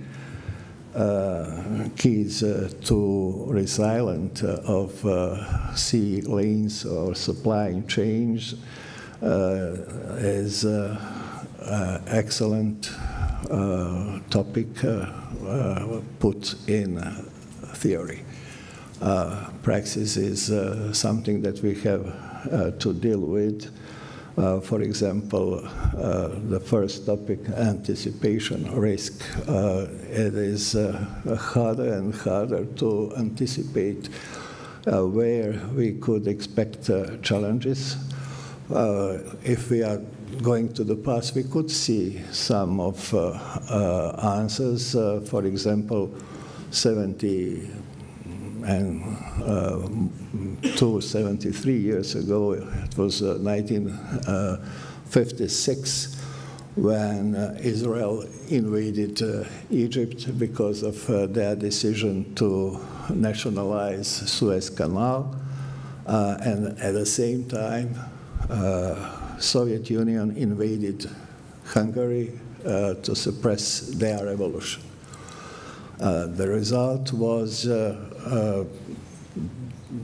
huge difficulties for the rest of the world, for Europe, for United States to access Red Sea and Suez Canal. Today, we have Russian aggression in Ukraine, and we have a war in Middle East, war between Israeli and Hamas in Gaza Strip. One of the consequences was that the proxies of some neighboring countries, like Houthis, are attacking ships trying to bring goods to Europe.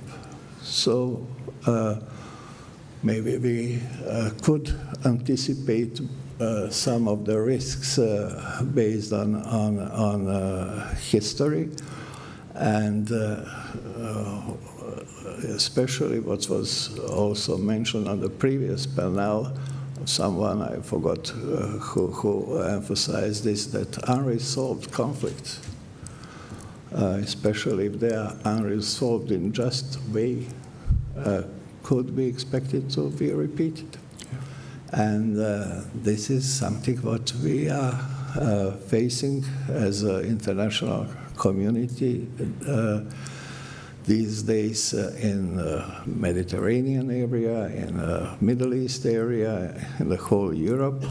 And this, among other things, has its consequences also on maritime security, maritime supply chains, which are, according to these facts, how European exports, how economy in Europe depends on these supply changes. It seems to be much more important than someone could even think about. You mentioned that the real consequence of this is the rising prices of transportation, because in the last couple of months or last year, it was 60% more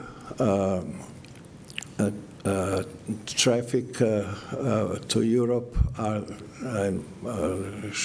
Shipping companies are using this route over the Cape of Good Hope instead of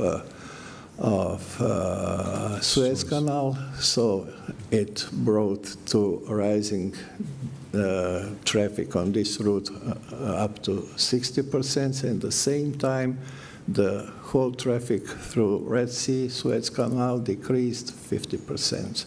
So it will have, it already has, you mentioned $7,000 as a last for container. It will go further in skyrockets of prices, and it will have not only economic but also social, political, and security consequences in Europe if we allow this development to go on. Correct, absolutely. And for more on these risks, that we'll continue the panel. We'll go alphabetical by country. And I would turn here to Azerbaijan and Deputy Foreign Minister Mammadov. And sir, everyone here, I think, is familiar with the role of Azerbaijan in ensuring European energy security in general. And the question is, how is the war not the war between Ukraine and Russia, that is Russia's war on Ukraine, affected energy cooperation between Azerbaijan and European countries. Sir, you have the floor. Thank you very much. As someone from Azerbaijan, I always like the alphabetical order, so thank you for that.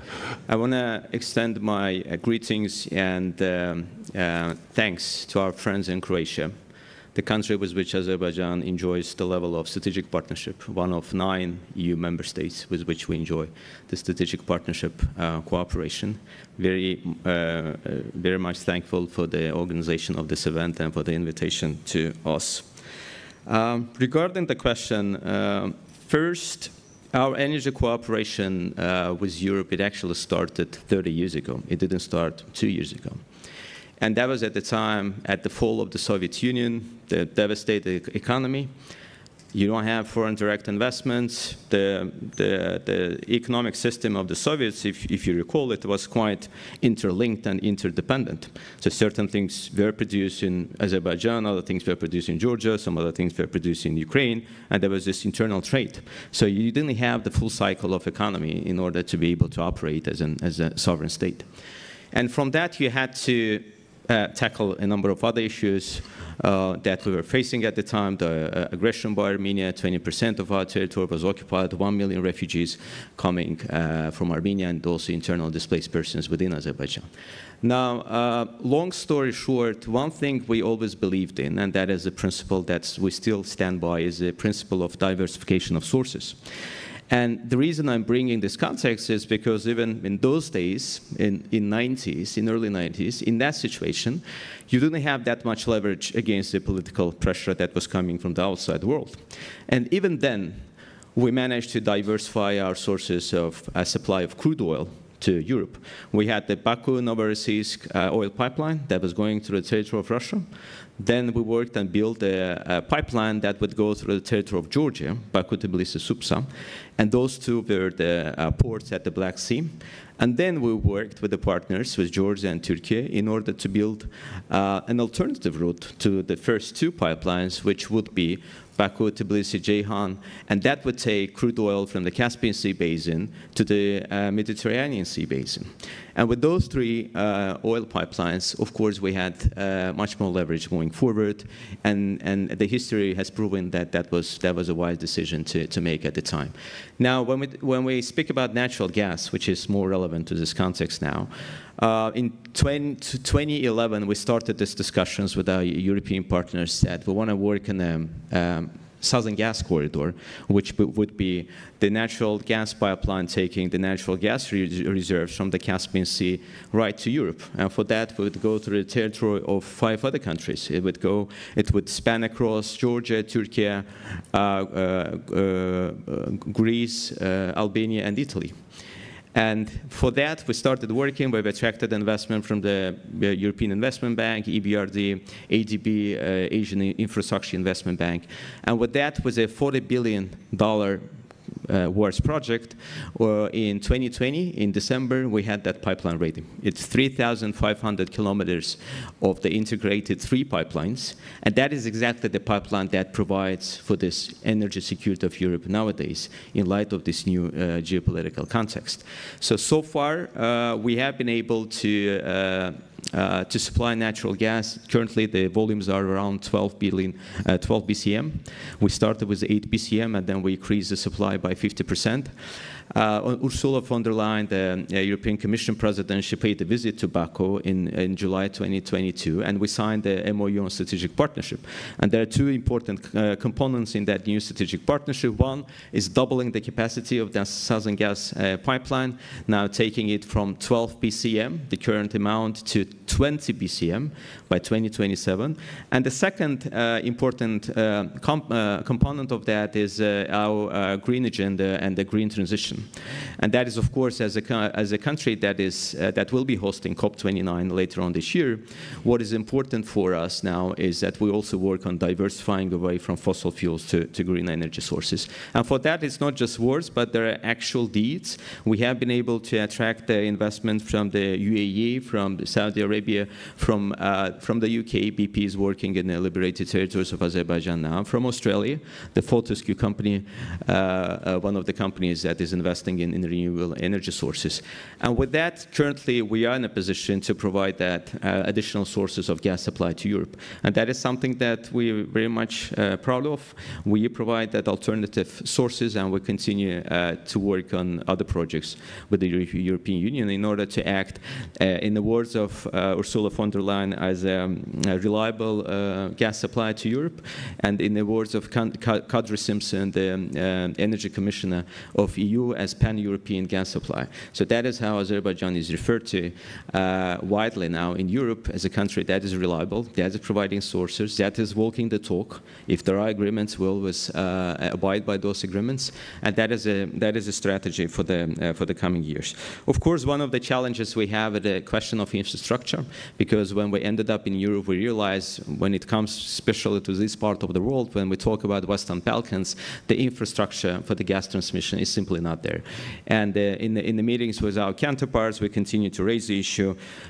We are happy to provide gas as far as the infrastructure allows for it. And there have been some interconnectors launched recently, for example, Greece-Bulgaria in October 2022, that allowed almost 1 BCM, I think, to be increased to 3 BCM. To be supplied from Greece, from the same southern gas pipeline to Bulgaria. Now we're providing gas to Hungary. We are supplying to Serbia. And you know that there are other projects in the pipeline in order for the Western Balkans to join the same very pipeline that we actually designed 15 years ago when the geopolitical context was completely different. And things that have happened, it was not obvious that they would happen. So this is where we are. And one last point, which is important when we talk about green energy, the Black Sea submarine cable that we're working with Georgia, Romania, and Hungary at the moment. So that would be the cable through the Black Sea, the submarine cable, which would allow us to export the renewable energy, the hydrogen, the energy that we generate from solar and wind farms that we are currently constructing in Azerbaijan, and that would allow us to transport that excess renewable energy source energy to Europe, to the Eastern Europe, and then through that to other parts of Europe in order to provide also not only the natural gas, which is in between coal and clean nuclear energy. It's sort of a transitional source of energy. It's not as bad as coal, but it's not as good as nuclear energy. But in the meantime, to provide this green energy sourced electricity to the Eastern Europe, and then down the road that would trickle down throughout Europe. So I think these are the major points that I would like to make for the start. Not only are those the major points, those are ideal setup for our next panelist, Deputy Foreign Minister Josip Brkić from Bosnia and Herzegovina, a country quite in need of some energy diversification. And please, your perspectives on this and supply chains. Thank you very much for this. At the very beginning, I would like to ask for your understanding and the permission, because of the bilateral and trilateral obligations in this forum. I have to leave the panel earlier, and the fellow panelists.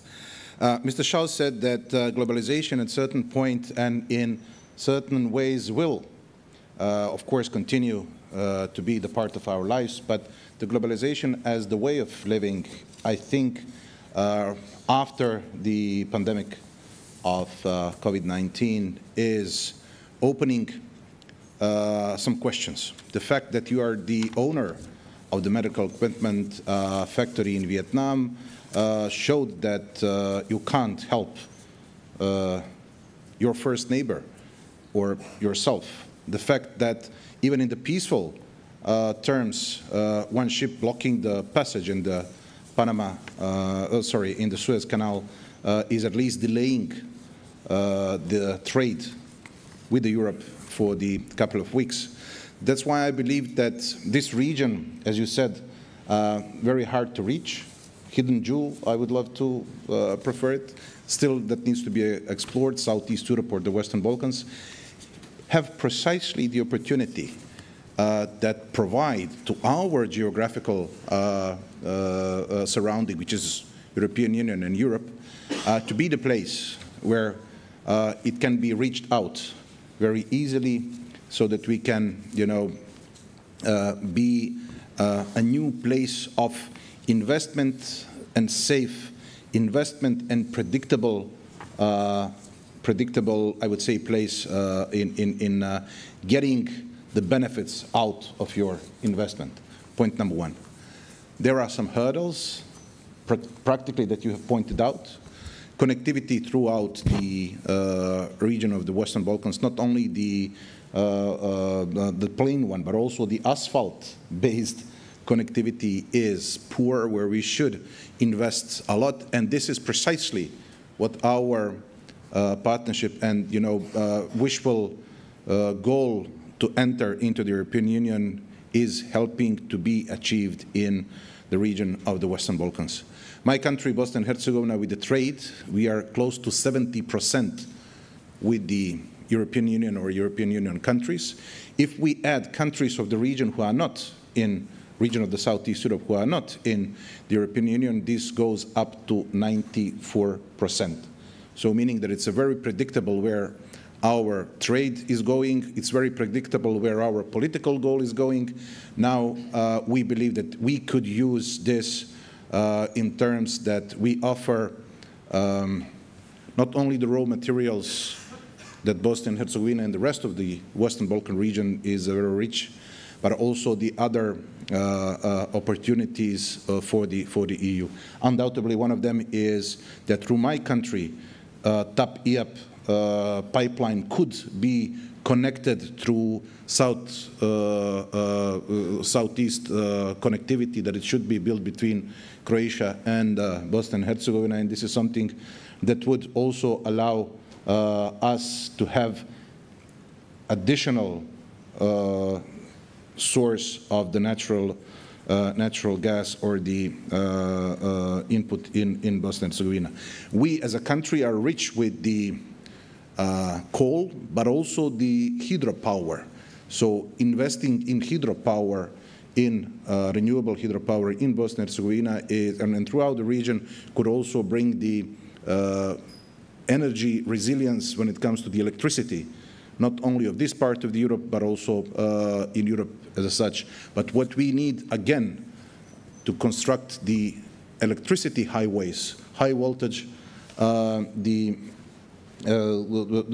lines that could connect possibilities of production here to the rest of the Europe. And if I have to, wrap it up, there is an opportunity for the Western Balkans, Southeast Europe, in order to become a new reachable, I would say, strategic position for the European Union in order to have safe, short, and very reachable region for all the goods that could be the part of the needs what the EU is having with not only the region of the Western Balkans, but also the rest of the world. Excellent. Thank you very much, Deputy Foreign Minister Berkshire. We understand you have a bilateral coming up shortly. And this brings us to another Balkans neighbor, member of the EU and NATO, and that is Bulgaria. And Deputy Foreign Minister Kondov, please, you have the floor. If you could tell us about Bulgaria's role in overcoming supply chain difficulties, please. Thank you very much, and thank you to our hosts. I'm extremely happy to be here. Let me first say a little bit from the perspective of the EU, and then talk about Bulgaria specifically. Speaking less is good because most of the things have been said already. But anyway, the supply chains obviously are the most important thing that keep our industrial base and our economic life afloat. So even before the pandemic, the European Union realized that actually it's too dependable from from external inputs, let's say like this. So it started to apply a mix of policies in order to be able to have some strategic autonomy. Of course, this is a tough issue. It's not easy to solve. But the most important thing is that the pandemic of COVID-19 and then the war, especially the war, showed us that we need to work a lot on this. So the EU started to work on strengthening industrial base, on strategic autonomy, of course, on single market. And there we are a very strong supporter of this because we believe that a free single market, especially the Schengen area, is really important. And I can tell you that I can feel this because Bulgaria and Romania, of course, joined Schengen by air and water, and you can feel the difference even by coming here to Dubrovnik. But the land, opening the land borders is really important for businesses. Our businesses say they lose 100 million each year because of waiting at the border. So this is also very important to have an open single market which will improve our resilience economic. So of course the European Union work in so many areas and we will continue to support especially the cohesion policy, the common agricultural policy, and by talking to supply chains on food, this is very important for us because actually the common agricultural policy provides our citizens with affordable food, but at the same time with a normal livelihood for the farmers. So this is another way to really to support this. Now, what we are doing on the part of Bulgaria on transport corridors, and I want to take from where my colleague from Azerbaijan mentioned already, we identified that being at the crossroads sometimes, centuries ago it was a curse, but then in today's era, actually, it's an opportunity. So we started to work together with the European Union, and the European Union identified a lot of possibilities from north to south, opening corridors from north to south and from east to west. And of course, the European Union finally identified 3 big corridors which will going to help us in order to overcome the problems with the supply chains. So one of them is Baltic Sea, Black Sea, Aegean Sea. The second one is Western Balkans, Eastern Mediterranean, and the third is Rhine and Danube. So Bulgaria, we started to work hard, and thanks to our engagement, a route was added to this. This was the Pan-European Corridor number 8, which is Sofia, Skopje, Durrës, Bari by sea, of course, to the Western Balkan and Eastern Mediterranean corridor. So this is, these are also key corridors to be interlinked. We are working a lot on the infrastructure, which is very important and is not developed as we want to, but at least we have identified the problems and we're working on that. For example, together with Romania, in the last 30 years, we managed to build only 1 bridge over the Danube. We had one, and we built another one. So we had only 2, but now we are working on a 3rd bridge on the Danube and opening a ferry again. So in order to allow the connectivity and to better the connectivity. Of course, this connectivity is seen also from the point of view of the military mobility, which is really important at the moment. And we believe that in this EU should cooperate a lot with NATO because this is an important point for this. Of course, we have developed our main ports in the eastern part, the ports of Varna, the port of Burgas. The port of Burgas actually is now part of the main corridor Orient-Eastern Mediterranean, and with the revision of the network, it is expected to become part of the European transport corridor, Baltic Sea, Black Sea, Aegean Sea. So these are main points to be developed. And on the gas supply, I mean, the gas supply, thanks also to Azerbaijan, it has been diversified a lot. Only 2.5 years ago, actually, Bulgaria depended 90% from Russian gas. And when the war started, there were many voices saying, well, this is impossible. It's impossible to replace Russian gas. Now we are not dependent at all from Russian gas. 1/3 comes from Azerbaijan, and thanks to the connector we have built with Greece, which has been increased from 1 billion to 3 billion cubic meters. and we are planning to expand it to 5 billion, as far as I remember. We will be able not only to provide gas for ourselves, but actually to be a hub for many other countries in the Balkans and in Central and Western Europe. So you can see that the challenges are big. The global challenges are really, really important. But at the same time, we have reacted. We have reacted, and we have created so many LNG gas parts. So we have contracts with Turkey, with Greece, so we can import also LNG and supply other countries. This is really, really important, and I'm really happy that we managed to face the problems and to find solutions. Of course, we are not yet there. We need to develop infrastructure more. We need to make more effort. Of course, also people-to-people contacts, expanding EU integration. We've been a strong supporter, of course, based on own merits. But this is also very, very important because EU integration has helped to develop countries, to develop infrastructure, to develop cohesion policies.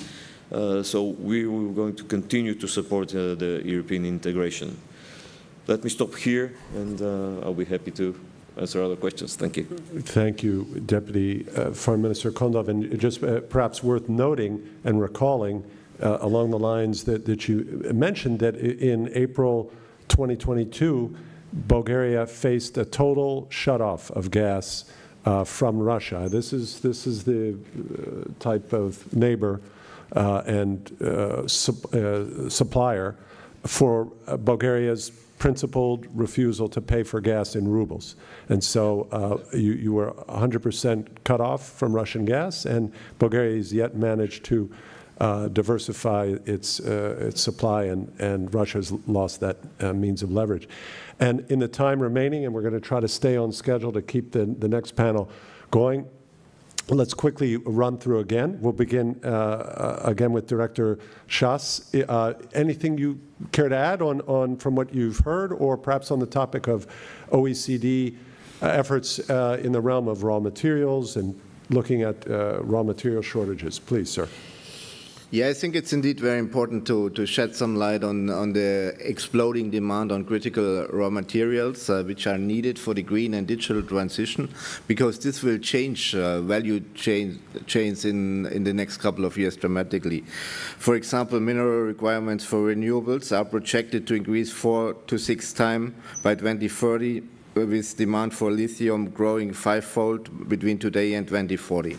As a context, the global demand for oil did not even double between 1970 and 2020. So there is a huge demand. Electric vehicles need roughly 6 times more minerals than normal fuel-based cars. Offshore wind plant requires 13 times more mineral resources than an equivalent of a gas-fired plant. So we need to address these challenges, and currently this production and the extraction of critical minerals and the next steps are in the hand of a very few countries. For example, Democratic Republic of Congo accounts for over 70% of global cobalt. Australia, Chile produce 80% of lithium. China dominates critical minerals processing, over 90% of rare earths, and more than half of all cobalt and lithium worldwide are processed in China. So these are things, when you speak about the resilience of global value chains, of regional value chains, these are things we need to have more data, and this is what the OECD is currently doing, collecting data on the value chains of critical minerals, coming up with recommendations, how can we bring also the production, the next steps, closer to developing countries, which are a source of extraction of mineral resources, but very seldom gain the full benefit of this extraction. So there are things we need to, again, think more about how we manage these value chains on critical minerals in order to manage the transition well, to decrease interdependencies, to increase resilience, and to make sure that everybody can profit at best from this new development. Thank you. Thank you very much. And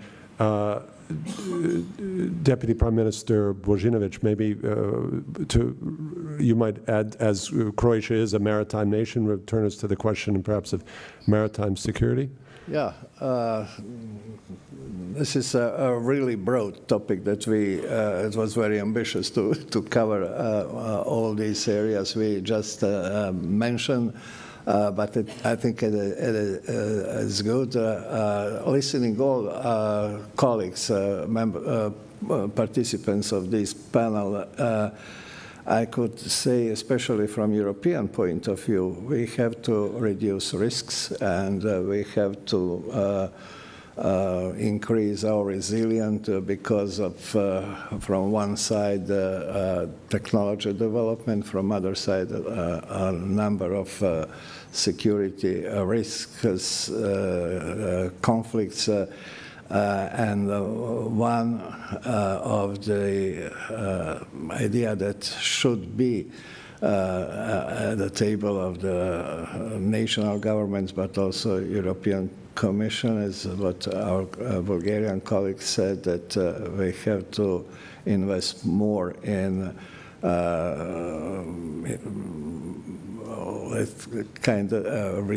to reduce our dependence of import from countries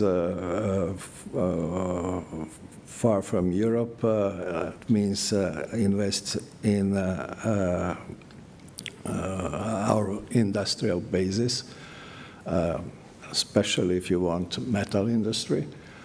And I think one of the good steps in the right direction is the decision of increasing budget in this next multi-annual financial framework of the European Union in military production, which means we could have two benefits. One is, of course, to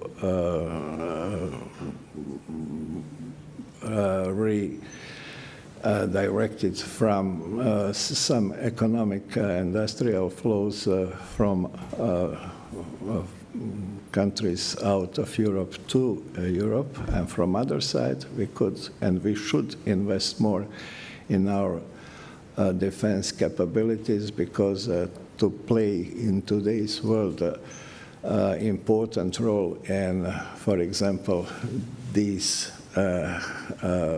close conflicts to European continent without possibility to act as a real power could be illusional.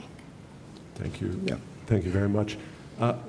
Deputy Foreign Minister Mammadov, anything else you'd like to say, particularly how Azerbaijan is managing as a transit country, not just an energy producing country, but also managing these global challenges and disruptions as a transit country overall? Please. Yeah, sure. With 2 minutes to go, not much to say, but briefly, I would like to draw attention to the project which is called the Middle Corridor, which is bringing goods from China to Europe through Central Asia, the South Caucasus, Turkey, and then Europe. So the reason it is being used more now, it has become more popular. We have seen the increase of 65% of the transportation of goods through our territory over the last 2 years is obvious. It's a geopolitical situation. It's a war in Ukraine. And earlier, my colleague from Croatia has also spoken about the attacks by Houthis in the Red Sea. So other alternative routes are much less secure. They're costly because the insurance companies are charging more. The freight companies are demanding more guarantees, and not necessarily that they would deliver on the promises in the current realities. So one thing that we have done within the energy sector was to diversify away, something that we're currently doing from fossil fuels to renewable energy. But the other thing, in terms of the economy as a whole, we are diversifying away from the energy sector as a whole to the connectivity, because, well, it may sound counterintuitive, but we are a landlocked country. We always talk about the Caspian Sea, but technically it's not a sea, it's a lake. It has no interaction with the ocean. There's only a Volga-Don channel that connects it with the Black Sea. And given those challenges, it is important for us to leverage our transit, a unique geographic location as a transit country, and use that location in order to leverage our economy and also develop the non-energy economy. And for us, non-energy economy, it's mostly about the transportation and connectivity. So in terms of concrete steps that we're taking now, we are working with our friends in Kazakhstan and Georgia in order to unify tariffs along the middle corridor. We're working on digitalization of that corridor, on lifting all those bureaucratic and regulatory challenges that we have. There are some hurdles, there are some bottlenecks that need to be lifted, and that is one of the things that we're doing. The other thing that, I don't know if the friends from the US are at this meeting, I think they were supposed to come, but there was a hearing at the Congress a few days ago, and Mr. O'Brien, Assistant Secretary, he specifically mentioned about the connection between Azerbaijan and Turkey, the land connection, which goes through the territory of Armenia, something that we call Zangezur Corridor. It has the capacity of transshipping 5 to 8 million tons per year, and that would be the part of the middle corridor. As part of our normalization with Armenia, we hope to be able to open that link, which is 42 kilometers through the territory of Armenia, that would allow us to expand the capacities of the middle corridor. I think we are running out of time, so I'll stop here. Thank you for sharing that interesting potential. And we'll go over here just to give our esteemed Deputy Foreign Minister from Bulgaria a chance as well for a second comment on strategic agenda and other issues. Just some final words. I think I didn't mention something that it's really, really important for us and for the European Union, and this is the green transition. Actually, the green transition, especially the renewable energy sources, have helped us a lot in being more independent in many ways. Of course, the green transition has to be fair, has to be financed.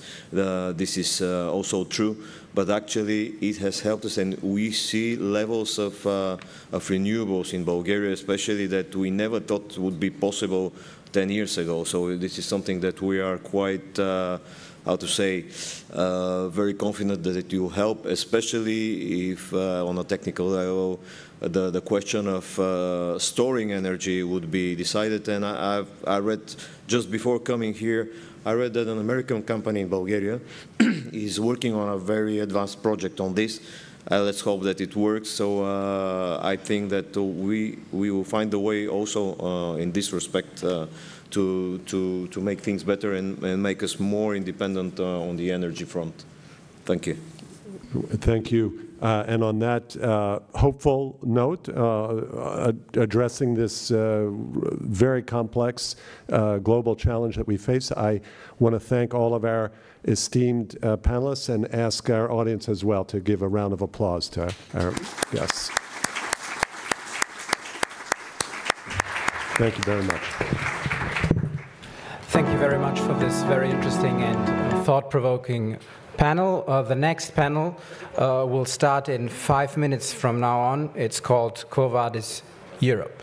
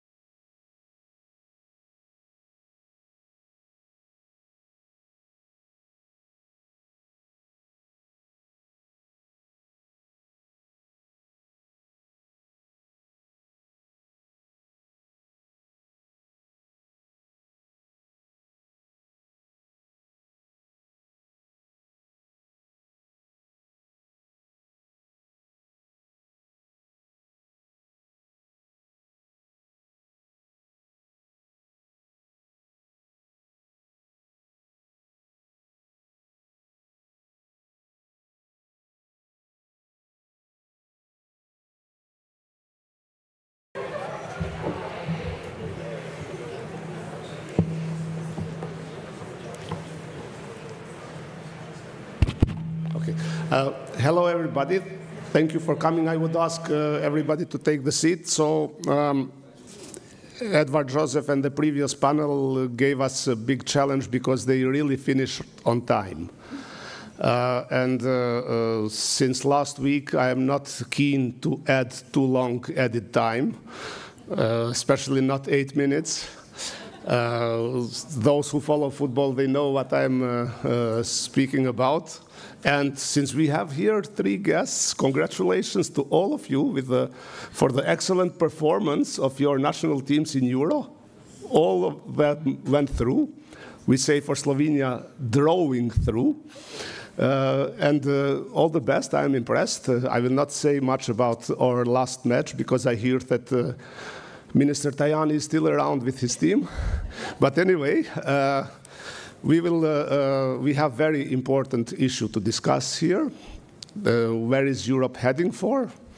And I am glad to present the panel, excellent panel to speak about this. Vice President of European Commission, Dubravka Šuica, who dealt with the future of Europe during her mandate, more than with anything else. So she will set the scene for this debate. And then we will speak with a panel where we have Foreign Minister of Slovenia, Tanja Fajon, and more important than that, my good friend and former colleague. We miss her as a journalist, but she changed the side. We have a State Secretary from the Ministry of Foreign Affairs of Austria, Madame Elisabeth Kornfeld, and Deputy Foreign Minister of Georgia, Mr. Teimura Janjalia. So I ask Mrs. Šuica to introduce her points and to set the scene for further debate. Thank you. Thank you, Augustin. Good afternoon to everybody, honorable guests, speakers, dear ladies and gentlemen. It gives me great pleasure to address the 17th Dubrovnik Forum. In the current geopolitical context, the need for safety to navigate choppy waters is never far from our mind, including in Brussels this week when our leaders met on Thursday and Friday in European Council. You are now in my hometown, Dubrovnik, and I'm really happy to speak in my hometown.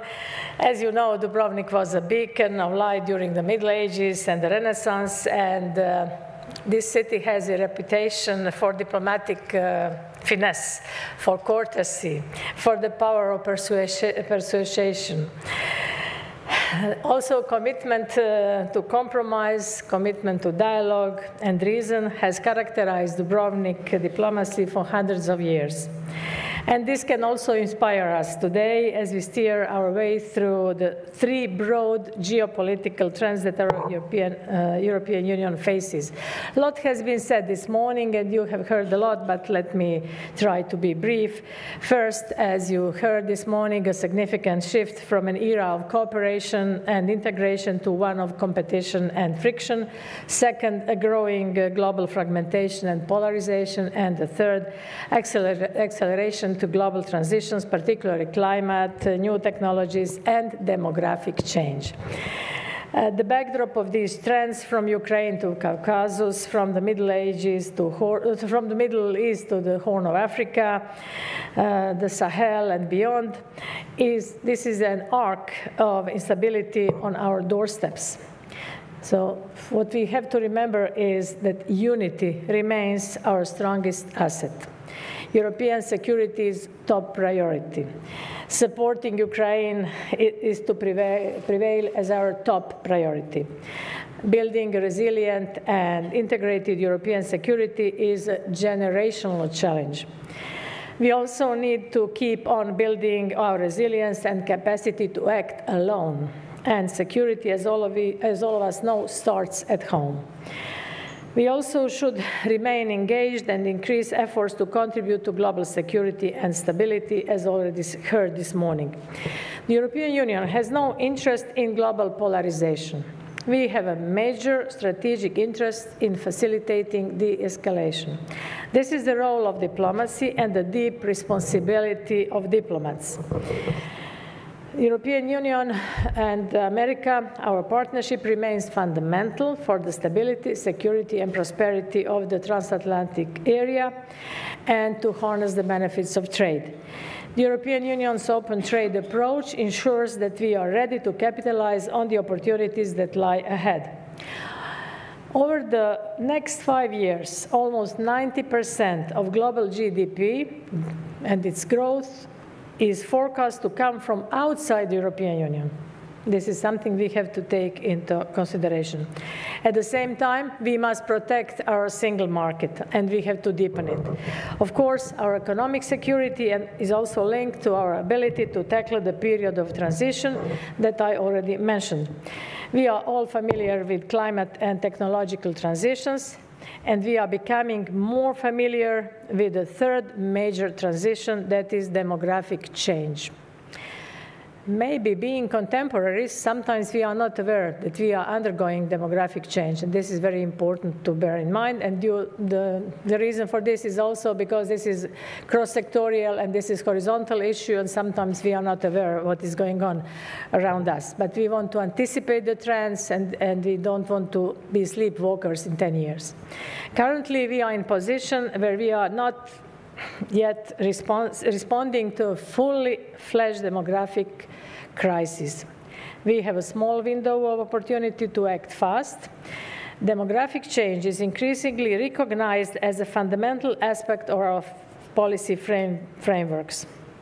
It features prominently in the recent European semester package and in the report written by Enrico Letta on the future of internal market.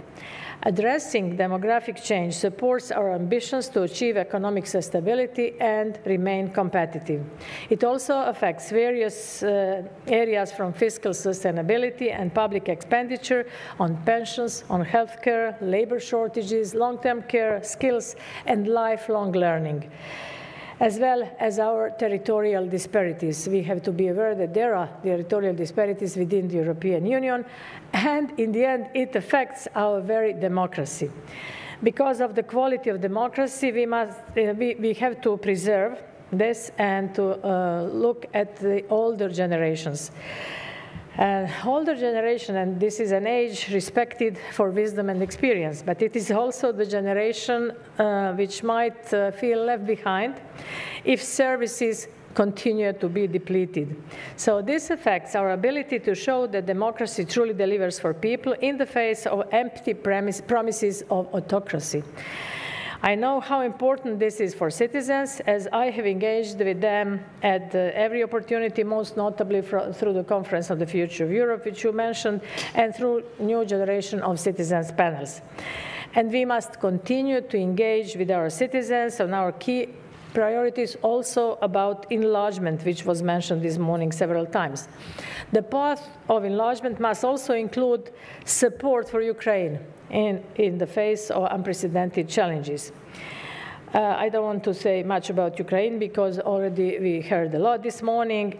And so as we consider the future of our union, we must be ready to provide Ukraine with a clear and merit-based path. But as I said, we already said a lot. Same goes for Moldova. This week there was a proud moment for both nations and a strategic step for the European Union. We also remain closest partner of Western Balkans and also main investor. We are committed to Western Balkans because the future of our partners in the region is within the European Union. You know about 6 billion euros reform and growth facility, which entered in force on the 25th of May. To receive funding, our Western Balkans partners will have to implement far-reaching fundamental and socio-economic reforms that are set out in their reform agendas. As we set our grow and enlarge our union, we need to ensure support for societies and democratic systems that can deliver prosperity and security also for our future member states. And I speak also about the future of the European Union, so I have to conclude with a few words on artificial intelligence and the European Union Summit of the Future, which was mentioned also in previous panel. There is no doubt that artificial intelligence is impacting, and it is in a profound way, it is impacting diplomacy also in the European Union and also globally. Artificial intelligence is changing human knowledge, perception, and reality, and by extension, our security and our place in the world. We should ensure that artificial intelligence works for our democracy and not vice versa, as we already heard this morning someone saying. The European Union provides the world's first comprehensive plan to regulate artificial intelligence. The world needs a trustworthy and ethical artificial intelligence. This will no doubt form part of the discussion at the UN Summit for Future on 22nd and 23rd September this year. The European Union is playing a leading role in its preparation, pushing for a more inclusive, equitable, and multilateral system that can address current challenges. This summit will be a moment of truth for the international community to show that international rule-based order can be reformed, while at the same time mainstreaming its strength and integrity. It will require every tool available to make this happen, because democracy is about having an open discussion. It is about both agreement and disagreement. It is about debate and consensus. Fundamentally, it is all about trust. And based on that trust, democracy is about delivering for our citizens, delivering a safe and prosperous European Union for all generations, including those yet to be born. I'm speaking about democracy because my portfolio is demography and democracy, so I have to mention it. I said earlier that the commitment to compromise, dialogue, and reason has characterized Dubrovnik diplomacy for 100 years. We must make full use here in Dubrovnik of these skills in the coming weeks, months, and years to ensure a strong European Union, both at home and abroad, that leaves no one and nowhere behind. Thank you, and staying open to your... Thank you very much. Thank you very much, Vice President Šuica. So please take a seat so we can continue with the debate now. Europe, it's mostly European Union, but not only European Union. And entire Europe is having many challenges. We heard them during the previous panels as well. There is institutional transition within European Union. Now we have a deal of the leaders for the new setup for the institutions, like the top positions. We will have during autumn also the commissioners, some reappointed, some new strategy. We have elections in the United States, war going around in a neighborhood and in Europe, so a lot of challenges to deal with. And that's why I will continue where Vice President Šuica stopped, with where is Europe heading for, and ask other panelists to say how they see what is their view on where is Europe heading for. So I'm starting with Tanya, and to continue with the two other panelists. So Tanya. Thank you, Augustin. First of all, I'm glad you started by sport, or in sports spirit, because it really truly unites people much better than politics. And at least inside our borders, and we are all with a good spirit following with the results. Looking to what is happening to Europe, where we stand today, and you didn't mention upcoming elections in France in a few days, which will have certain effects, let's see. But in Slovenia, as in Croatia, or not in Croatia, but as in other 9 member states of Central East Europe, we in May celebrated 20 years anniversary of being members of the European Union. And sometimes it's good to remind us what the European Union brought us. In fact, it was a lot of benefits to citizens, not only looking to fundamental values, democracy, the rule of law, solidarity, but also the standard of citizens and the living conditions very much improved. And now we are in Europe on a continent when we discuss the third year, the war in Ukraine, where we discuss the world order that is very jeopardized, and when we discuss how to make Europe more united, enlarged, and how to get back to our fundamental values and strengthen them that are really much at stake. We also discuss why Europe is lagging behind, looking in economic terms, in competitiveness, towards the US, towards China. The geopolitics is changing very fast. With the beginning of war in Ukraine, it's turning into Indo-Pacific. So where is Europe today? And we also have to give answers to the results of European elections. It's not something that we can just shift our focus away, that in many countries the extreme right is on the rise. And we have to take it seriously. What are the citizens telling us? Why and what are their concerns that they are unsatisfied with the governments, with the regimes, that they are not delivering to their fundamental needs, to living conditions and the dignity. So Europe as a continent I still see as a most beautiful project. If you just remind ourselves that we got a Nobel Peace Prize, that we are a continent that we have still a very big value. Dubrovka was saying about demographic challenges, and I very much agree how we are addressing that Europe is aging. I think Slovenia is aging even faster than the average of Europe, and how we should more invest in resilience, in also our competitiveness and the research and innovation to really be strong against the other parts of the world. But at the same time, as we heard Josep saying in the morning, there are rising inequalities in the world. There are rising tensions. We have more than 55 armed conflicts in the world. Slovenia is currently a non-permanent member of the Security Council this and next year, and I can tell you, dealing with all the challenges and the conflicts in the world, and seeing how the world is also going in the direction of getting more military strength, arms strength, on the account maybe of social values or social justice, it's also rising inequalities. And this is a very dangerous competition going on, and inequalities are growing. So for that reason, I think it's extremely important, and what we are trying to do as Slovenia, also through the Security Council, is on one hand to defend the world order, the UN Charter, which after, if you see the decades, it's not the same as we knew it. It's very polarized. We have also in the Security Council one country that is violating the UN Charter. And we have to have a consistent foreign policy, which means we are often criticized also of double standards.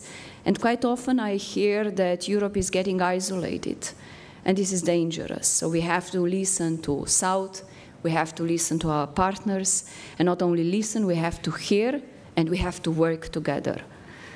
Looking to African continent, and you see climate change, you see migration, you see rise of extremism, radicalism, and we are losing some parts of the world, and Europe has its strength. We have to use our strength, but we have also to strengthen our values. But first, inside Europe, we have to strengthen our resilience, and as you said, our unity. This is a key. If we need and if we can speak with one voice. And looking just to Middle East currently, I can tell you our discussions between the ministers quite often is very diverse. We might speak the same language, but with a very much different speed. So this is causing also that we are not coherent anymore to the outside world. Thank you. Thank you, Tanya. Deputy Minister Janjalia, how you see where is Europe heading for, looking from Georgia? You are in Europe, candidate country for membership in the EU now. You have your own national challenges within Georgia, but also you look towards Europe. So what's your perspective? Thank you. Thank you very much. And first of all, I'm really happy and glad to be here again in this really, really important forum. And I would like to thank our Croatian partners as well for their support, so continuous support of Georgia's foreign policy aspirations. Yes, the question is, where is Europe, where Europe is moving, and of course, Georgia as a candidate state is not a separate case, how to consider and what to consider when we are talking about the future of Europe. And just I will concentrate on some points which are the challenge of Georgia and the challenge as well of European continent. And I will show you some perspective, Georgian perspective, how we see the development of my country and wider maybe regional development and the developments within the Black Sea region as well. So the main challenge for us, and this is not, unfortunately, not a novelty for Georgia, is now the war in our region and aggression, Russian aggression in Ukraine. And it's not new for Georgia. Why I'm telling this? Because you are well aware that during the last 3 decades, Georgia experienced 3 wars with Russian Federation, and one of the latest was in 2008, when Russia occupied Georgian territories. Russia unilaterally recognized the so-called independence of these territories, and now the 20% of Georgia is occupied by the Russian military forces. And after war started in Ukraine, so everybody was, there were some calls that there is a time somehow to interfere and somehow to get back these territories, but we declared that only in a peaceful manner we can just reunite our country and to bring our brothers and sisters from this occupied territory to the whole and independent Georgia. And at the initial stage, some Russian military forces have been taken out from Georgian occupied territories to the Ukrainian direction. But at this moment, what we can see and what we are experiencing in Georgia, especially occupied territories of Georgia, that up to from 8 to 2,000 permanently stationed military Russian forces are Russian military forces are on both occupied territories. If before the war in Ukraine, only on the so-called South Ossetia and Samachablo region, Russians have stationed at that time so-called S-300 rockets. At this moment, already in Abkhazia, these rockets are deployed. So it means that Georgia, if you see the Georgian territories from the north and from the west, is surrounded with really heavy ammunition and equipment of Russian military forces. And what's most important thing is that after war started in Ukraine, so up to 200 even more military exercises have been carried out by the Russian military forces in both occupied regions of Georgia.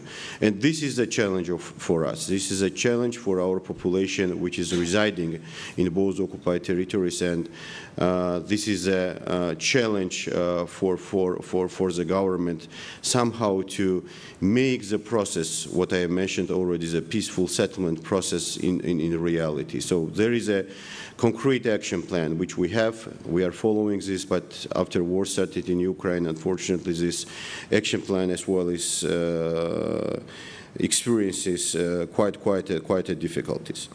Notwithstanding what I have mentioned, so already for decades, Georgia is really a devoted partner especially to European Union and NATO, and we several times already proved that we are the country when it's necessary for our partners, we are standing beside, and we are doing our best just to provide, would it be international security or would it be energy or transportation security. And in the previous panel, the panelists have concentrated on these points, and just as a late point, I will just to mention this because it's really important for Georgia, and it's really important not only for us but for European Union and our strategic partners.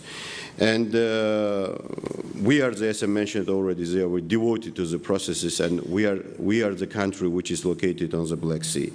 And the Black Sea now is becoming more and more strategically important for European Union and for NATO.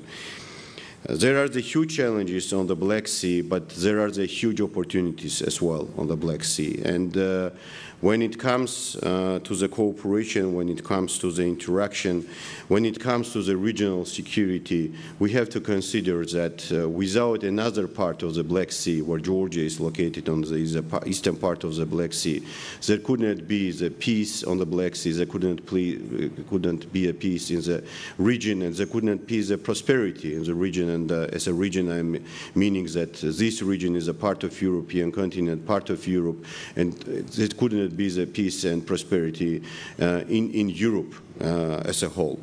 And I really do hope that all this, what we are now working on, what we are working and what we are talking about are really important. There always a question, so where is Europe moving? And I'm always telling that it cannot be just a question, academic question. It's an existential question.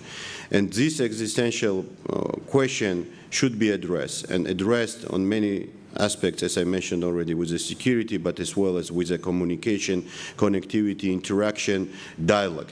And within this dialogue and with this interaction, so it's really important to have more wider dialogue on the Black Sea. And I'm really happy that European Union have taken a strategical importance of the Black Sea. We have so-called flagship initiatives, which we part of, and I'm really happy that 3 of them, which are already operational. So one of them is connectivity, another is energy transportation, another third one is data transportation, are operational, and we are working really, really actively on this.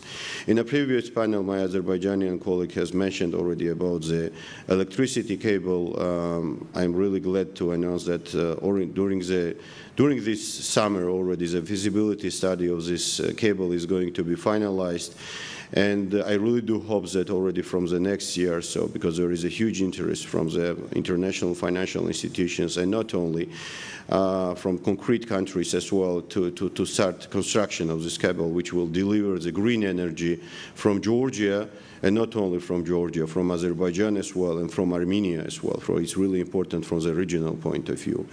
There is another really important direction, which is the ferry connection between the Georgian seaport of Poti and the Romanian seaport of Constanța. So already this operation has started at the beginning of this year, and 2 companies, one international, one Georgian, already are operating on this line, which is really important. Just in 2 nights, so this ferry can reach from Poti to Constanța and deliver products from Asian markets to Europe and vice versa as well. I'm really glad that when I'm mentioning the Asian markets, that many Asian partners are engaging now in this process. And when I'm talking about the Asia, I'm talking not only in the global players, but as well as the wider regional context. For example, the Central Asian countries, which are really interesting to use these middle corridor opportunities. And Kazakhstan, Turkmenistan, Uzbekistan, they have created in the Georgian seaport some logistical hubs to deliver their products to European markets, and from European markets to get their imports to their countries, to Georgian ports. And it's why I mentioned it, because it's really important not only for us, but in a wider regional context as well.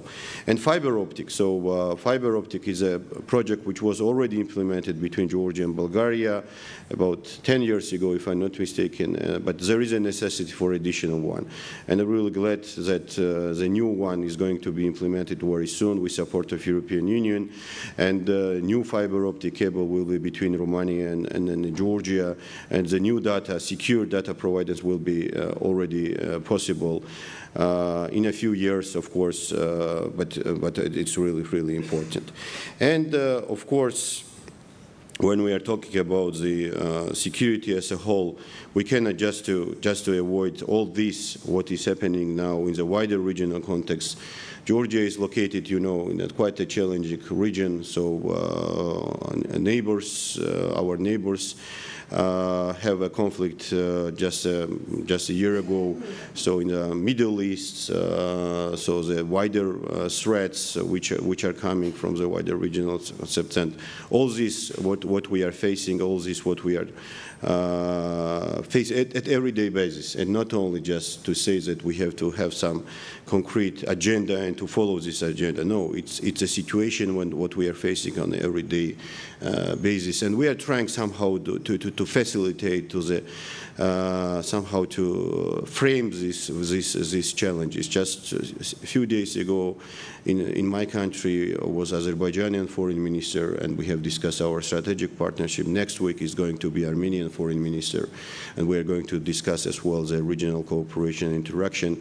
And of course, we are ready as well to share our experience of EU integration with Armenia, because there is a willingness from Armenian side just to get such an experiences, and we are ready to provide it. So this is shortly about my sense. Thank you. Thank you. Madame Kornfeld, you come from Austria. I mean, all the member states of European Union are important, but many of them, they have their own specifics. So Austria being medium size, but very active country, having commodity, being surrounded by friends and allies, it's not member of NATO and doesn't wish. And it has different perspective in looking into some of the challenges like security and defense. What is your view on the direction that Europe is heading with the new priorities? They used to say that you cannot have many priorities because then they are not priorities. But how do you see them? Thank you so much, and also because it's the first time I can take the floor, thank you so much for our fantastic hosts. It is a real pleasure to be in Dubrovnik and to enjoy this hospitality. What we've seen is a lot of insecurity. We had the pandemic, we had the inflation, we have the brutal war of the illegal Russian attack in Ukraine, and we also have this smoldering fire now in the Middle East after the barbaric attacks from Hamas, which has a consequence of stirring up and dividing our societies. My minister always quotes this famous ring of fire that surrounds Europe, and it stretches from Ukraine, the Caucasian area, the Middle East, until Africa, and unfortunately, Europeans don't have an ocean that divides us from that. But I think the most difficult challenge, and the most difficult challenge intellectually and also emotionally, is that our model of life, based on democracy, on civil liberties, on pluralism, is not the export hit that we thought it would be. For a long time, I think Europeans knew their future, and they also knew the future of everybody else. But this has come to an end. We feel under pressure.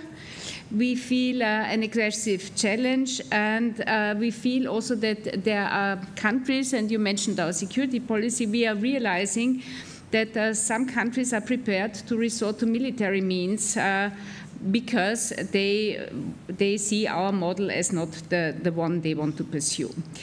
And this uncertainty makes us also feel that the wind blowing against us is becoming rougher, and that we are in the middle of a systemic competition.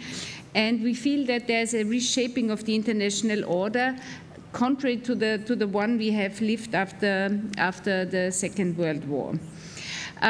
So one thing is, for my country, that will always be important, that we depend on a rules-based international order. We are small, we are export-oriented.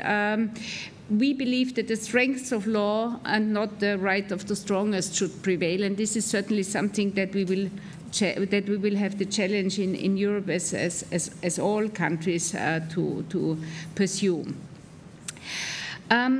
At the same time, after all these challenges, we also see the opportunities and the potentials, and we have seen in Austria that open democracies are much more strong, they are much more flexible, and they are more capable of learning, and in the end are more resilient. And we have not fallen into an abyss, and I think we should be proud of that and continue to work on this basis. We have been united, we have not been split, and I think we should draw strengths, self-confidence and optimism.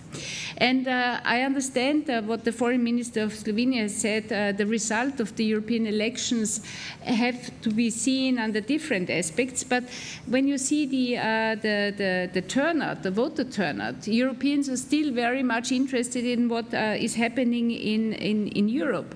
The new institution will have a good legitimization by the public, and also in my country, the participation was solid. Therefore, I think and I believe that we should not be doom and gloom mongers, but we have to adapt our agenda. When I look at the last European cycle, the last 5 years, we had one big challenge, and that was the climate change. We have made a package, we have introduced financing, and it's working, it's still there. Climate change is still one of the big issues, but we also have other points that we have to introduce in our next cycle of work. It will be industry, it will be location, if we lose our industrial basis, and it's gone for a long time, and we will not get it back, and it is important for our citizens. If we cannot manage migration, we still have 370,000 applications for asylum in Europe. We have to manage that, because that is of great concern to our citizens, and that is my last point. The citizens want us to deliver. They want to have a stability, and they have their fears encountered. They want Europe to function. And together, I think we are able to do that. And when we stand together, we can also deliver. And maybe that brings me to our biggest project, and that is enlargement. This has been the most successful EU policy, to continue with enlargement, to build up our community of like-minded, of this value-based society. So we will certainly push for that as Austrians. And if we cannot achieve it in a pace that we would like to have it, so we need to introduce means that we can do it gradually but intensively in the future. So with that, I think I would stop. Thank you. Thank you very much. Minister Fayon, speaking about foreign policy, she used the word consistent, that we need consistent unity, coherence, speaking with one voice. This is something that never happened with European Union in the foreign policy, which makes European Union weak in international scene. I mean, you mentioned Palestine, where you don't speak with one voice on recognition, different positions. You have Kosovo also still, where you don't speak with one voice. Even in Ukraine, you have different voices, even though that you push through the sanctions and so on, but still we have leaders of EU countries saying that they don't support neither Russia or Ukraine, which is very, very sad to hear. And surprisingly, one of the idea that came out from the Conference of Future of Europe was to abolish a veto in this deciding on foreign policy. So I will ask Tanya, Vice President Šuica, and the Austrian director from the ministry, is it possible, and would it help to abolish a veto? First of all, yes, something is missing. Yeah. First of all, we organized conference on the future of Europe, as you know, in order to bridge the gap between us policymakers and citizens, and to burst so-called bubble. So when you talk about the conference, it was 90% of citizens who were obsessed with daily issues, and only less than 10% of those who were obsessed with institutional affairs, which is what you are talking about, change of the treaty. Since I'm talking on behalf of the Commission, so of course we are in agreement on changing the treaty, but we think that there is enough space within the existing treaty to, if possible, to trigger passerelle clause in order to have this unanimity or to ban this unanimity. This is a Commission's position. But if the Council, which means all 27, are in agreement to change the treaty, we will do our role as Commission. We are at the moment facilitators, honest brokers, and so on. I was several times in General Affairs Council together with Ministers of Foreign Affairs and Ministers of European Affairs. It was 2 or 3 times when we debated this change of treaty or banning unanimity.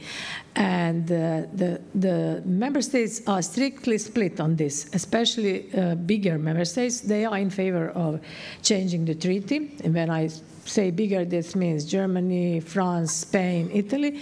When we talk about middle size and smaller member states, they are against, including Croatia, because they think that they will lose power when once they abolish this. So this is a very important issue. I think the debate should continue on this, because otherwise, as you said, there are many issues which are on our agenda, on which we cannot speak united, and this might weaken our strength of European Union, of course. I only wanted to comment on the result of the elections, because you were mentioning extreme right and far right. One of the reasons lies because some people really feel abandoned. They feel left behind, because especially in rural areas, in regions, and they say nobody cares about us, so they start not believing anymore in democratic institutions, which means they don't believe in politicians, in elections, and they express their dissatisfaction by voting autocrats or by voting populists. This is something which we call geography of discontent. So we have to think about this in order to change the situation. And it's about our political priorities now. It's about strategic agenda, which was adopted a few days ago in Brussels. It will be about political guidelines of the next Commission. So we have to take this into consideration and to think about people who really feel left behind. And they start blaming democracy for this. But it's not democracy to be blamed, but demographic change, because they live somewhere in the villages or in the countryside, and they lost services. This is why I was talking about depleting the services and older generations and so on. So Tanya said that we are aging, and Slovenia is aging country, and Europe is aging continent. But we now change narrative a little bit, but which is based on reality. We are not anymore aging continent, but longevity continent, which means we live longer, but this is the truth. We are not, I said that since we are contemporaries, we have to anticipate what is going to happen, because our legislation is adapted for shorter lifespans. We have to adapt our legislation to longer lifespans, because it is the reality, because we live 10 years more in last 50 years. So we Europeans live 10 years more. So what are we going to do with our extra gifted 10 years or even more in some member states? So we have to change the paradigm. We have to change philosophy. This is what we are trying to do. And we are not anymore, we used to divide our lifespan into 3 phases: working, education, working time, and retirement. Now we have 4 phases of our life, and what are we going to do with that? So this older generation can also help to stop brain drain if they start working longer, but this is again member state competence and so on. So I didn't want to spoil your question, but just wanted to explain that everything is about people, everything is about citizens. You don't need all these pipelines and the infrastructure if we will be only 4% in 2070 according to forecasts. So Europe will be only 4% if we go on like this. So we have to think how to rethink our policies, our philosophy, and treaty change is also important, but it could come step by step, and we have to use existing instruments in order to, because I have to mention only 2 things. You remember Recovery and Resilience Plan, and you remember plan for vaccines. So both was member state competence. Health was within member states, but 27 leaders agreed on this, which means if there is agreement, if there is unity,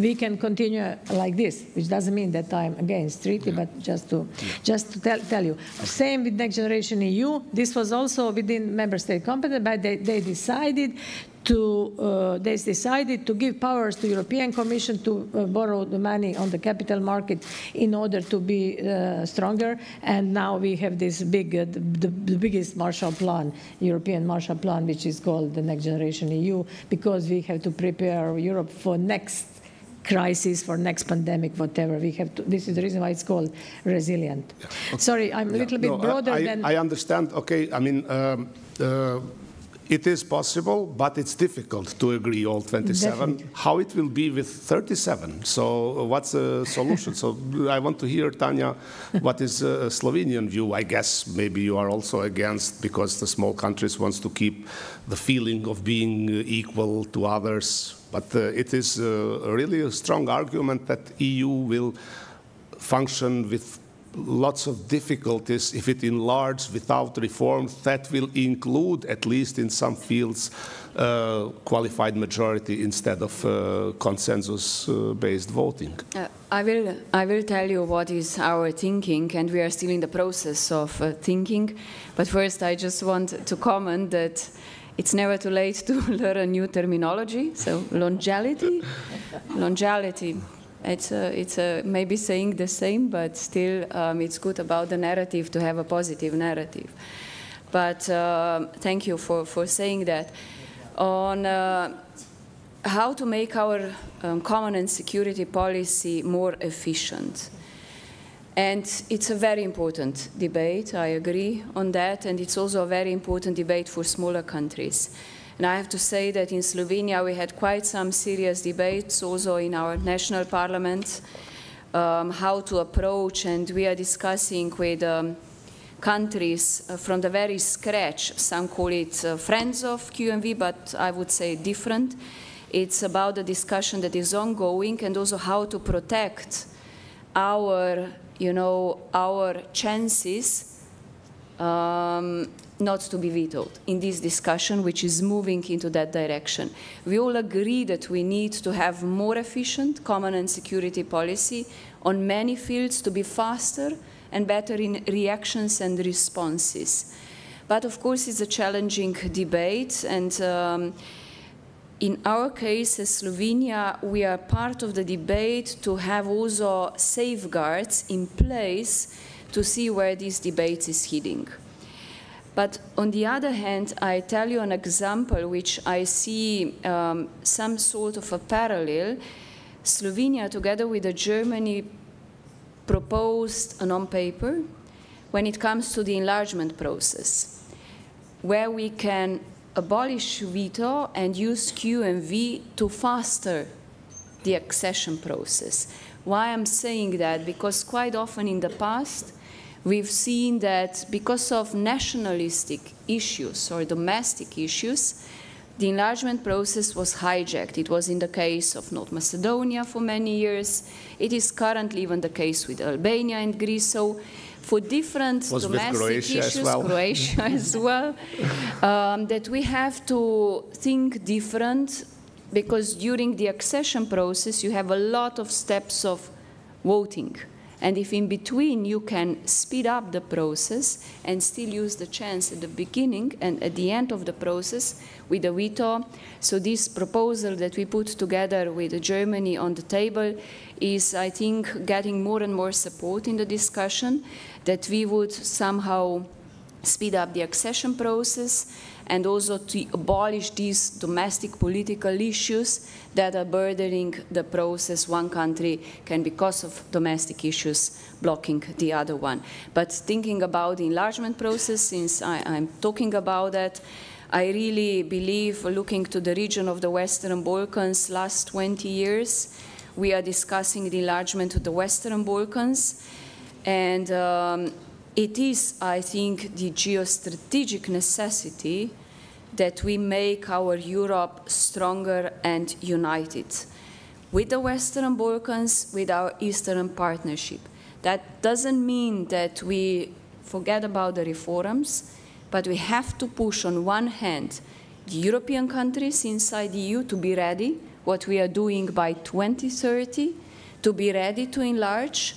And there is a lot of sense behind the date of 2030. It was even the Bled Pledge when we were discussing at the last conference with Charles Michel. But on the other hand, to push the countries in the region to really grab the opportunity, because we need each other much more than ever before. And we have to push the reforms, at least in the countries that are willing to do so. Because I'm afraid if we lose this opportunity now, when the Europe needs to be in all this geopolitical turmoil united, I'm afraid we lose at least the Balkans, which is a playground for a different geopolitical interest, quite for some time. So there is a growing interest, a growing awareness to bring the countries together, to carry out the reforms, to work together, and I think this is also hopefully helpful with the process of having QMV in the enlargement. Okay. Madam Kornfeld, Austria has, together with Slovenia and Croatia and European Commission, been friend of enlargement always, which in case of Austria, it's very encouraging to see, because according to the polls in the last 20 years, your population is pretty much against enlargement, while national policy, the government, always was in favor. From that position, because there were, until the war of Russian aggression in Ukraine, most of the Western members of the European Union were either skeptic or against enlargement. Now it's different. Do you think, and Madame Šuica and Fajon can also jump on this, there is a real wish for enlargement to stay, or is just a sympathy with Ukraine because they are at war, so we cannot close the door for them? Will this really stay within, among member states, the good mood on enlargement? And here also, I want Deputy Minister Janjalia to jump. Do you believe that your future is in Europe? Do you believe that they will welcome you? And I cannot avoid asking you about the understanding of criteria for membership, because European Union is not happy with what your government is doing lately with this law on foreign agents. They want you to take good examples from democratic world, but not bad examples from somewhere else. So, Madame Kornfeld first. Let me start with a quotation. Austria has the second lowest level of public support for enlargement. Average support for the enlargement is 30%, with 20% undecided. The latter is almost unchanged compared to the earlier surveys, while support has fallen slightly by 3%. This is 1999. So we have a long, stable record for being skeptical versus enlargement. If you ask somebody today about Hungary, about Czechia, about Croatia, it is not an issue, because not any citizen believe they should be outside, or it was a mistake, or we have erred. What I'm trying to say is we need to make Europe working. And that is why my government is so pushing for enlargement, especially for the Western Balkan countries, because we know it is advantages, not only for Austrians, but for Europe as such. I have counted the regional formats, because in an EU of 27, you also have to work with your partners in the region. And I've counted 12 different formats where we work closely with our neighbors, with our regional partners. That includes sometimes also the Western Balkan countries, sometimes also Switzerland and Liechtenstein, who unfortunately are not of the part. So we could not do without this regional cooperation. And of course, we want to align everybody as closely as possible. Last week, we had, together with Croatia and Slovenia and the other friends of the Western Balkan group, we have issued the appeal of Göttweig, simply to make a strong signal that the next commission, that the next workroom has a strong focus on enlargement on the Western Balkans. And of course, given the geostrategic situation, I think we had more skepticism concerning Ukraine and concerning Moldova, but even that is part of the overall enlargement agenda, and I don't see a wavering sign from our government. We will have elections by the end of September, but I think it is important to make this stance very clear. Yes, we are always skeptical, but once it works, and Europe has proven that it works very, very well, I think Austria will continue to be a strong supporter for this policy. Thank you. Deputy Minister Jajalia, do you feel that your door is open for European Union? It's not only a feeling, but I'm really sure that it's going to be that Georgia is going to be the part of European Union. And I'm not in a position now just how to prove, but the Georgian, it's a European country. The government of Georgia is a European government, and this government has incorporated the European and Euro-Atlantic integration of my country into the constitution of Georgia, which means that it doesn't matter who is in the power. So it's the obligation of every and each government or the parliament to move toward European Union membership and the NATO membership. Especially when such a huge support from the population is within the country. So you know that already for decades, it's not only after the war in Ukraine or maybe 3 or 4 years. So it's for decades, the Georgian population, more than 80% of Georgian population is supporting the integration of Georgia within the European Union and within the NATO. And this is in the circumstances when we are facing what I mentioned in my intervention, facing the huge challenges within the country, within the region, when we are facing the occupation, Russian occupation of our territories. And I'm really sure that this is a period which we are going to overcome together. And we need more dialogue, we need more interaction, we need more understanding what is happening now in my country. And the main target and main goal of my government at this moment is to keep security and the stability in the country, to bring the country, to bring population to the next elections, which we are going to have in October, peacefully, and to have this election as democratical as possible, because we are doing everything to make this election at the highest level of democracy. And you know that we have introduced many novelties for these elections, among them the electronic voting system and many other things which are going to bring these elections Georgia at the highest level of democratic choice of my people. And I'm sure what we are facing today, as I mentioned already several times, we are going to overcome together. And I can assure you that Georgia is going to be the part of European Union, and I really do hope that it's a part of NATO as well, because without security, without providing security to our country, but we are not only, as I mentioned as well during my intervention, we are not only getting some security promises or dimensions from others, but we are promoting as well, and we are taking part in providing of the security within the region and in the wider region and globally as well. Tanya and Dubravka, I mean, do you feel that this support for enlargement will be sustainable because Tanya mentioned elections. European elections had two messages. One, if you see only the number in European Parliament, it's okay, because traditional parties still have enough majority. But within member states, there is a big challenge. Netherlands, France, far-right rising also in Austria and other countries. And through the government within some member states, they can influence and even block enlargement. So do you feel, I mean, you have huge experience, both of you being a member of the parliament, now minister, Tanya was also a journalist following enlargement. What is your feeling? Will the positive mood stay for enlargement?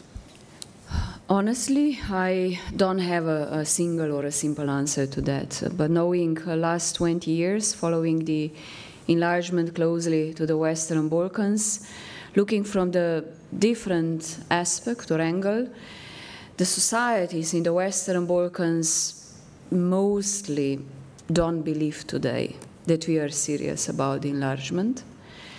And what you also can see is some growing nationalism or a status quo, or not a serious commitment also to the reforms.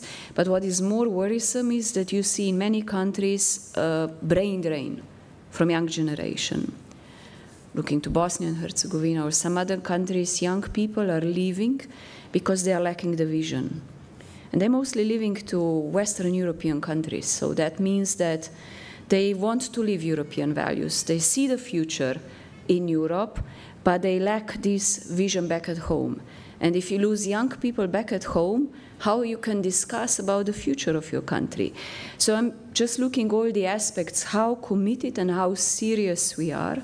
One thing is that in the last 2 years after the Russian aggression in Ukraine, the enlargement is quite high on the agenda, or the awareness in the narrative. And also there were some positive steps. We've seen the visa liberalization for Kosovo being really implemented. We've seen opening of accession talks with Bosnia and Herzegovina. Some would never imagined 2 or 3 years ago. But on the other hand, to come to this crucial point when we really will see the effect, some countries of the Western Balkans joining the EU, I think a lot it depends on the mood in the Commission and in the governments in the near future. But I think we don't have much time. And I often say we need to think out of the box, have more political wisdom and courage. It's not only about the technical process of opening and closing the chapters. People don't see it as tangible.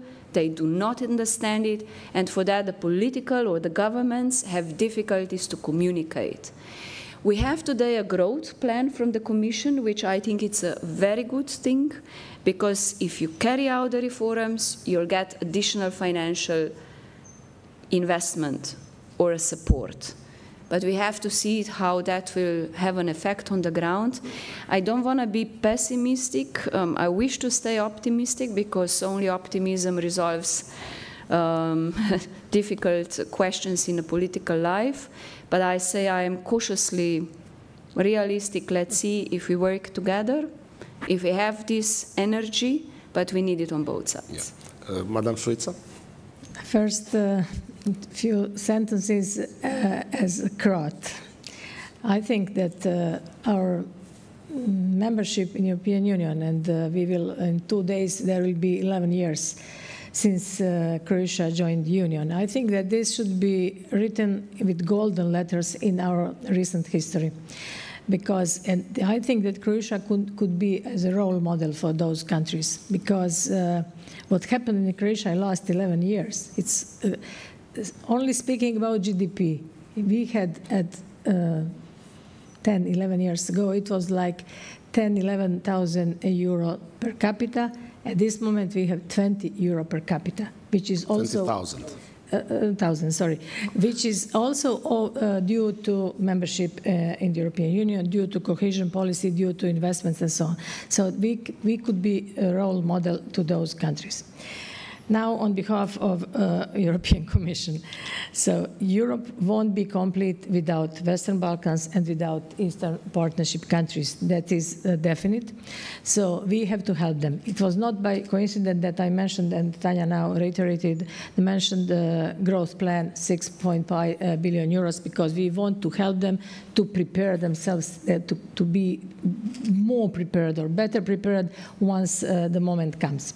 Of course, you were speaking about fatigue. I don't think that there is fatigue at the moment, maybe in some countries, but definitely we did a historic step in this mandate of the Commission when we offered membership to Ukraine and Moldova, and hopeful to Georgia, also to Bosnia and Herzegovina, which was really historic. And I think we are on the right track, and we are working in that direction. But of course, again, it's merit-based, so they have to.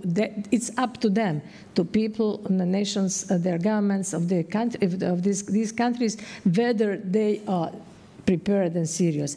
Of course, on the other side, we have to prepare and to organize our house, because once we will be, as you said, 35, 36, 7, so we have to organize our house. This was part of the debate during the Future of Europe, Conference on the Future of Europe, but we haven't finished this debate. You remember that there were 5 scenarios, White Book of Jean-Claude Juncker, he started speaking about this commission started, but we haven't finished organizing our house in order to accept them. But I hope that this mandate will serve in order to organize ourselves on behalf of the Council and on behalf of the Commission. And I think that we have to work in this direction, because we cannot speak about our Europe's security. We are speaking about security. We are speaking about defense programs. How are we going to speak about this if we don't have Western Balkans, which you are right, which you rightly said that this is playground for different actors, especially Bosnia and Herzegovina, but there is not time to continue speaking about this. So I think that we are serious enough, and we have to continue working in this direction. New strategic agenda, which was adopted 2 days ago, is also in this direction. We are now waiting for the political guidelines of new European Commission, which I don't doubt will be positive. Yeah. There is a lot to discuss. We didn't touch much. You mentioned brain drain, demographic challenges, many others. I see we are over time, and the consequence will be that we will be late for lunch. But so I want to give you, as a closing remark, I would ask all of you, because European Union to deliver needs to have its own institutional setup. With your experience, do you believe that after the last European Council, when they made a deal about the top positions, that everything will go smoothly in Parliament, and we will have, at least by the end of the year, complete new setup that European Union institutions will continue working to deliver for people, as they say, and to face all those challenges. So starting from Minister Fayon to the Director General from Austria, in this order, I would like you, and to use this as an opportunity for closing remarks as well. Is this a question with some financial risks to give an answer? With the lunch risk, being late no, with the lunch risk. No, I will not. I do hope that having a deal on the top jobs, that the Parliament will go smooth. But of course, there is always a certain risk. There are still the hearings of the commissioners. So it's always a test, again, for certain commissioners, how to put the commission together. So there is still a process ongoing, that it doesn't have a complete clear end. But I give you just a final remark on a positive note, because I think it's important to know. Last Monday, we had a Foreign Affairs Council in Luxembourg, together with the ministers from the region, from the Western Balkans. And I think that was very important. And I commend the work of the José Borrells of the Belgian presidency, and we called and urged the Hungarian presidency, let's continue doing so. Because if we bring ministers from the region together at the table when we are discussing our common foreign security policy, we have so many challenges. And it's not only the only format where we can discuss together, and this is this gradual integration. Let us discuss more often together what are our global challenges. So this is one good example where the ministers meet and will continue doing so whenever possible. And if we come to harmonization of other policies between the other councils and the countries, let's continue working together, be it as observers in the European Parliament coming from the countries from the region. This is a very important step, that we really understand each other, we have a dialogue, and we can together address common issues, as long as we don't manage to enlarge the European Union. Not as an alternative. Yeah. Nobody, to reply to your question, nobody has a crystal ball at this moment what will happen on the 17th and 18th of July in European Parliament. But if we are serious, and I think that we are serious, I also want to end on positive note. I think that mainstream parties will find enough strength within themselves, our groups, to elect positions, President of the European Commission, HRVP, and I think that we go in good direction, because Europe has to show stability. Europe has to show leadership, knowing that American elections are coming, knowing what's going on our borders. I think that we have to be stable and we have to keep mainstream parties within the European Parliament, and this will lead us throughout the process. But of course, having in mind what voters wanted to, which message they gave to us, taking this into account and listening to them, maybe listening to citizens better, but I think that mainstream will prevail. Deputy Minister, I mean, looking from outside, I guess you don't want to see institutional crisis within European Union. What do you think? Will everything go smoothly?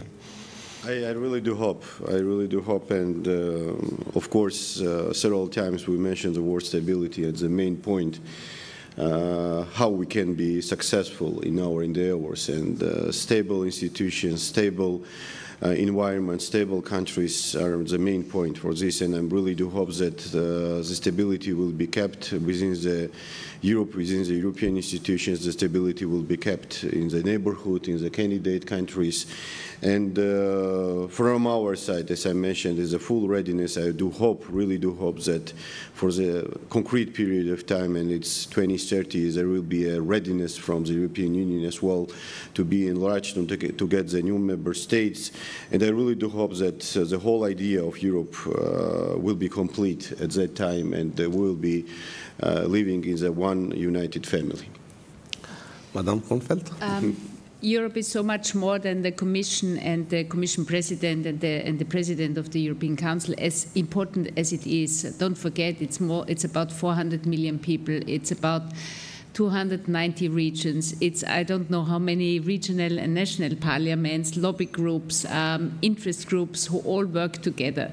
So I'm confident that this amass, and I'm always amazed how well this all works together, is comprising what we understand under Europe. So I think the responsibility is a given, and Europe has always proven to be creative enough to find solution if it's getting tough. So I'm quite confident that it will be manageable.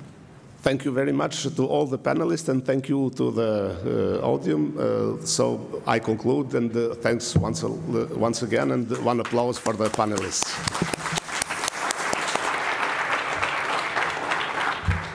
We also thank the moderator and the panelists for this very interesting panel about the future of Europe. I think we now really all deserve lunch. Lunch is prepared for you on the 7th floor in Restaurant Lenga. We will meet together here in this hall at 2:30 with the panel Western Balkans Unlocking the Reform Potential. And there will be another panel in parallel in the neighboring hall called Africa in Focus, Shifting the Paradigms Together. Thank you.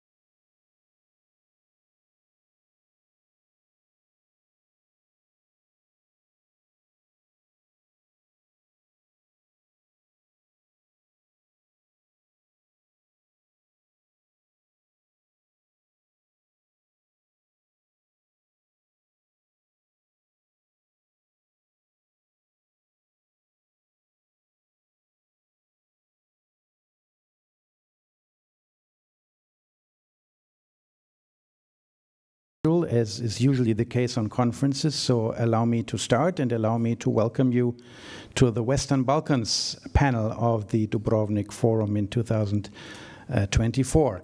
Allow me also with a general remark directed to the audience, but also to us here on the panel, or rather to you on the panel.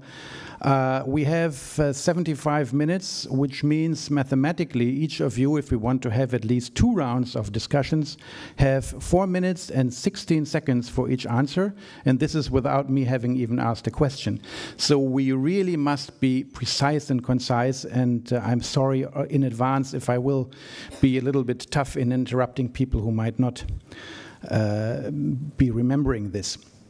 I will not introduce the panelists in detail because you all know them, and if you don't, you can Google them so that we don't lose any more time. And I will proceed in alphabetical order, which means the Foreign Minister of Kosovo, Donika Grvala-Schwarz, will be the first panelist to speak. And I would like to begin, Mrs. Minister, with a question that has been keeping us busy, us who follow the Western Balkans, in the last weeks, and this is the attempt of Kosovo to join the Council of Europe.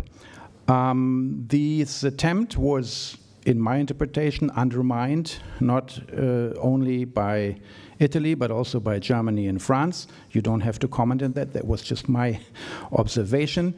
But I'm being told that there are some, let's say, last-ditch efforts now to still have the Kosovo question on the agenda by the presidency of Lithuania. They have currently the presidency of the Council of Europe.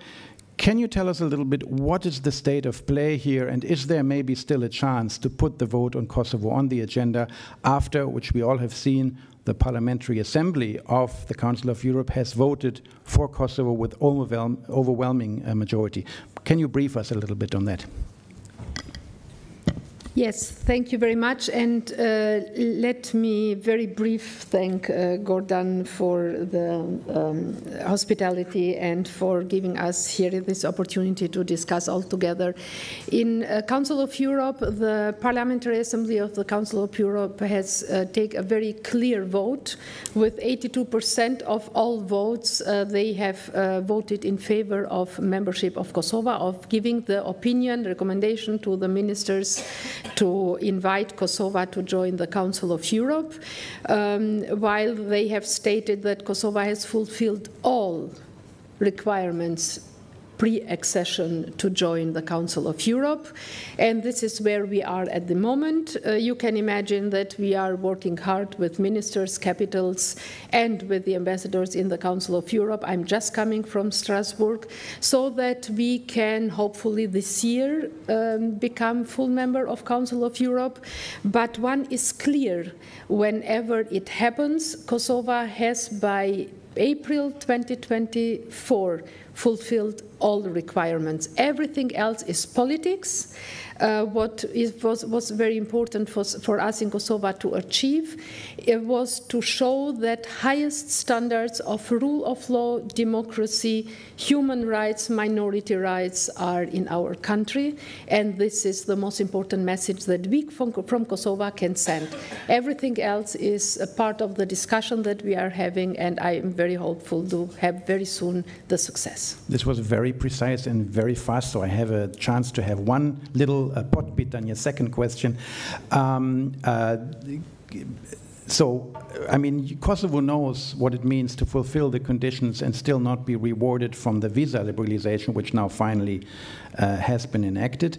But can you let us know a little bit about the Lithuanian approach and about them trying to put a vote on the agenda? Is there any chance for this? I believe that not only with Lithuania, but most of the member states of the Council of Europe are in favor of the membership of Kosovo. And without wanting to talk about details, I assure you, because this was the message that I have got from the overwhelming majority of the even ambassadors that Kosovo belongs to the Council of Europe. And you know, history you cannot change. It's true that Kosovo needs always to over-fulfill requirements so that we get the same chances as others. The visa liberalization is just an example of that, and we see that in the last 6 months the citizens of Kosovo can enjoy not being the isolated people in Europe. But not only Lithuania, not only the Baltic states, not only our neighborhood, but more and more countries in Europe are understanding that Kosovo is not only a sovereign and independent state, but it's a state where European values, European principles are the core of the existence of our state. Thank you very much, which brings us to Gordan Grlić-Radman, the Foreign Minister of Croatia, and our host here, so to speak, in Dubrovnik. I know, Mr. Minister, you have been speaking about it today, but I cannot not ask you about it in a Western Balkan panel. I think we have to speak about Montenegro and the Jasenovac declaration, because it wouldn't be complete if we kind of ignore this issue here now. Now, we know the Montenegrin parliament has adopted it. So now, as far as I understand, April 22nd, the day when the camp was liberated in 1945, will be the official day of remembrance of the genocide in Jasenovac in Montenegro. Now, many people, and again, I understand you have already been saying something about this, have the impression this is basically ramping up Croatia against Montenegro, if this is going to, have repercussions in that direction. Is this in the interest of Croatia that we end up in such a situation? So, thank you very much for this question, of course, and today, and also my Prime Minister explained about this situation right now, what happened actually yesterday. And first of all, just okay, what happened during the Second World War, it's a long closed chapter, and it's something that was finished after the Second World War, and it was, Jasenovac was a part of former Yugoslavia and of the Quisling regime, Ustaša in Croatia. But the question is, what was the really motive and goal of the Montenegrin government, and to go back in the quite far past history. We supported Montenegro from the very beginning, although having in mind that the aggression was committed also from Montenegro, from these sides, and the Dubrovnik was attacked, was bombed, everyone knows. And but however, we are, instead of cherishing the culture of memories and so on, and instead to turn to the future for the new generation, and to just be aware that Croatia is for the very beginning and supportive, and when it comes our foreign policy goals, so we fulfill everything. What remains for Croatia? Just it's an internal and regional political stability. It remains the key. And Montenegro, instead of their focusing on their past, to face the past, and to what happened actually in the very beginning of the 90s, and the camp in Morin and in Mamula, there are two camps in Montenegro where Croatians, civilians, innocent people were captured, and there is also memory plaque there. Instead, just to face the past, they just went back to the Second World War. It is neither historically nor politically, and even how to say, just it's not based on the reason. It's not reasonable. And 2 days ago, Montenegro really showed their European face, and in Brussels, in Luxembourg, and we did didn't know that, so only a day after they will pass this resolution in the Montenegrin parliament. And one of the conclusions of their Foreign Affairs Council and their Belgian presidency was, and our message was sent, that our good neighborly relations should be in line with the European foreign and security policy. And our message was also sent to the ministers of the Western Balkans that, that they should refrain from any provocative act or actions that would undermine mutual trust. And okay, they heard it, and they agreed with it. Also, Belgian presidency and Mr. Varhey, who is commissioner. But after the return to Montenegro, yesterday they passed this resolution. They can really worsen our relations. On a general note, wouldn't it be maybe helpful, and I'm not talking only about this resolution, aside from specific questions, today Jasenovac, tomorrow Srebrenica, the day after maybe Vukovar, whatever, wouldn't it be helpful if politicians in the region left these debates to academics and tried to keep it out of politics? Fully agreed with you. But in this case, so the government in the Montenegro is instrumentalized, and probably was also under pressure from other sides. So which means, sorry to interrupt, it also depends on Croatia whether this instrumentalization will have the effect desired by those who instrumentalize the government, no? Yes, actually for their internal purposes. You know that government is not stable, and there is also malign influence from certain sides. And we have to know that Montenegro is our ally as a member of NATO. Croatia strongly supported NATO membership of Montenegro. During the Croatian EU presidency in June, exactly 4 years ago, we opened the last chapter, 8th chapter, competitiveness.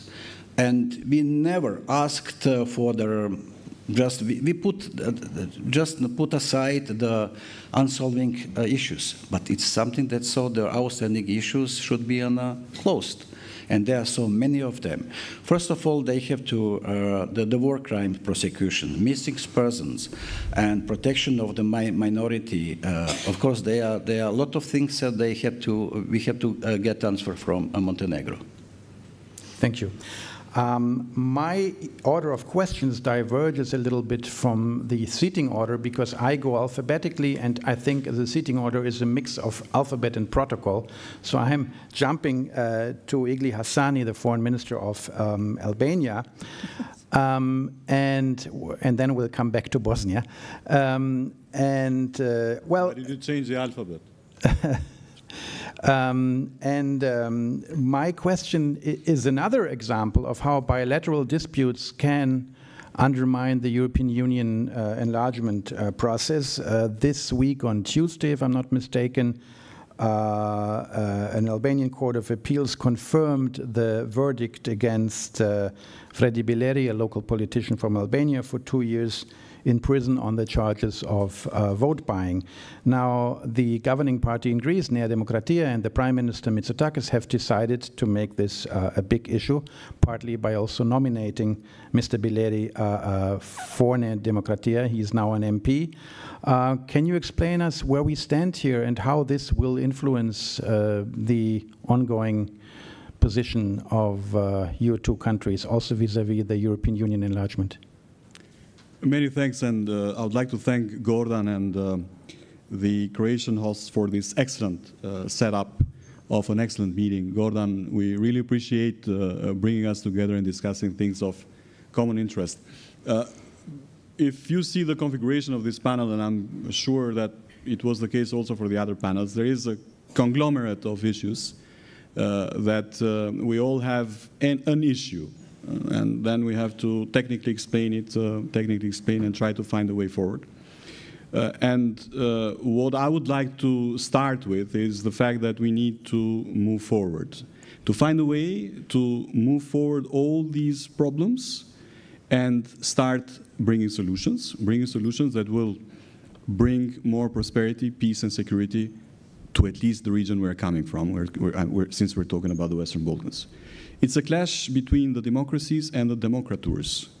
It's a clash between countries that aim to build liberal democracies based on the rule of law and free market economies, and others that want to influence us, the youngest democracies in this configuration, to go elsewhere.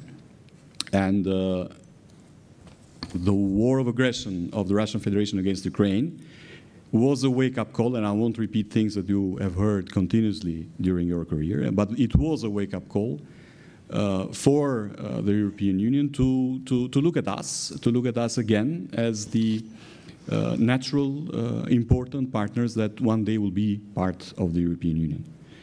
And in the case of Albania, there are no ifs and buts. We won't find any excuses to continue delivering. We will continue with our reforms. We will continue bringing hope to the people in order to accelerate our dedication to become, as soon as possible, members of the European Union. There is one element that the 27 members of the European Union, the US, the UK, and other friends, have invested so much in Albania that is called the justice reform. And the justice reform in Albania, it is the biggest reform since our independence. It has massively created a system of trust on the decisions that this system is giving. And we should not touch it.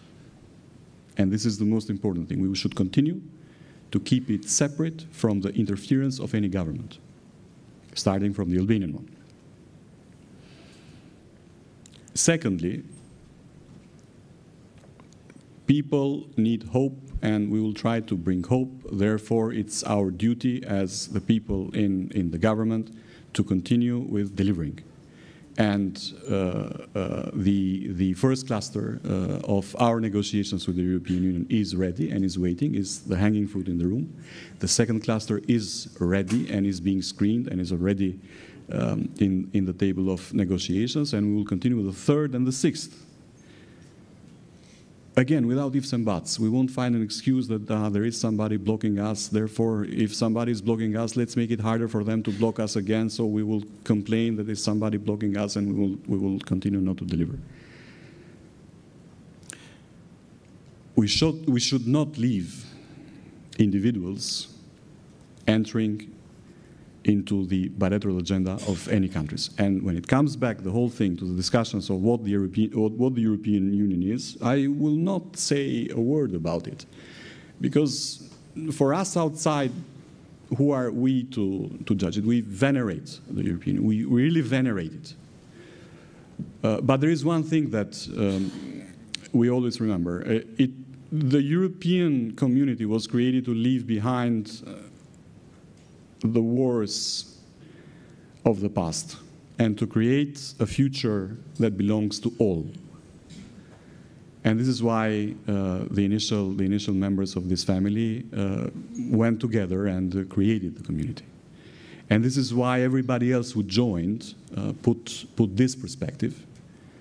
And we really expect the same, because bilateral issues we might have all day, and it's the best forum to discuss and to solve those bilateral issues is the European family.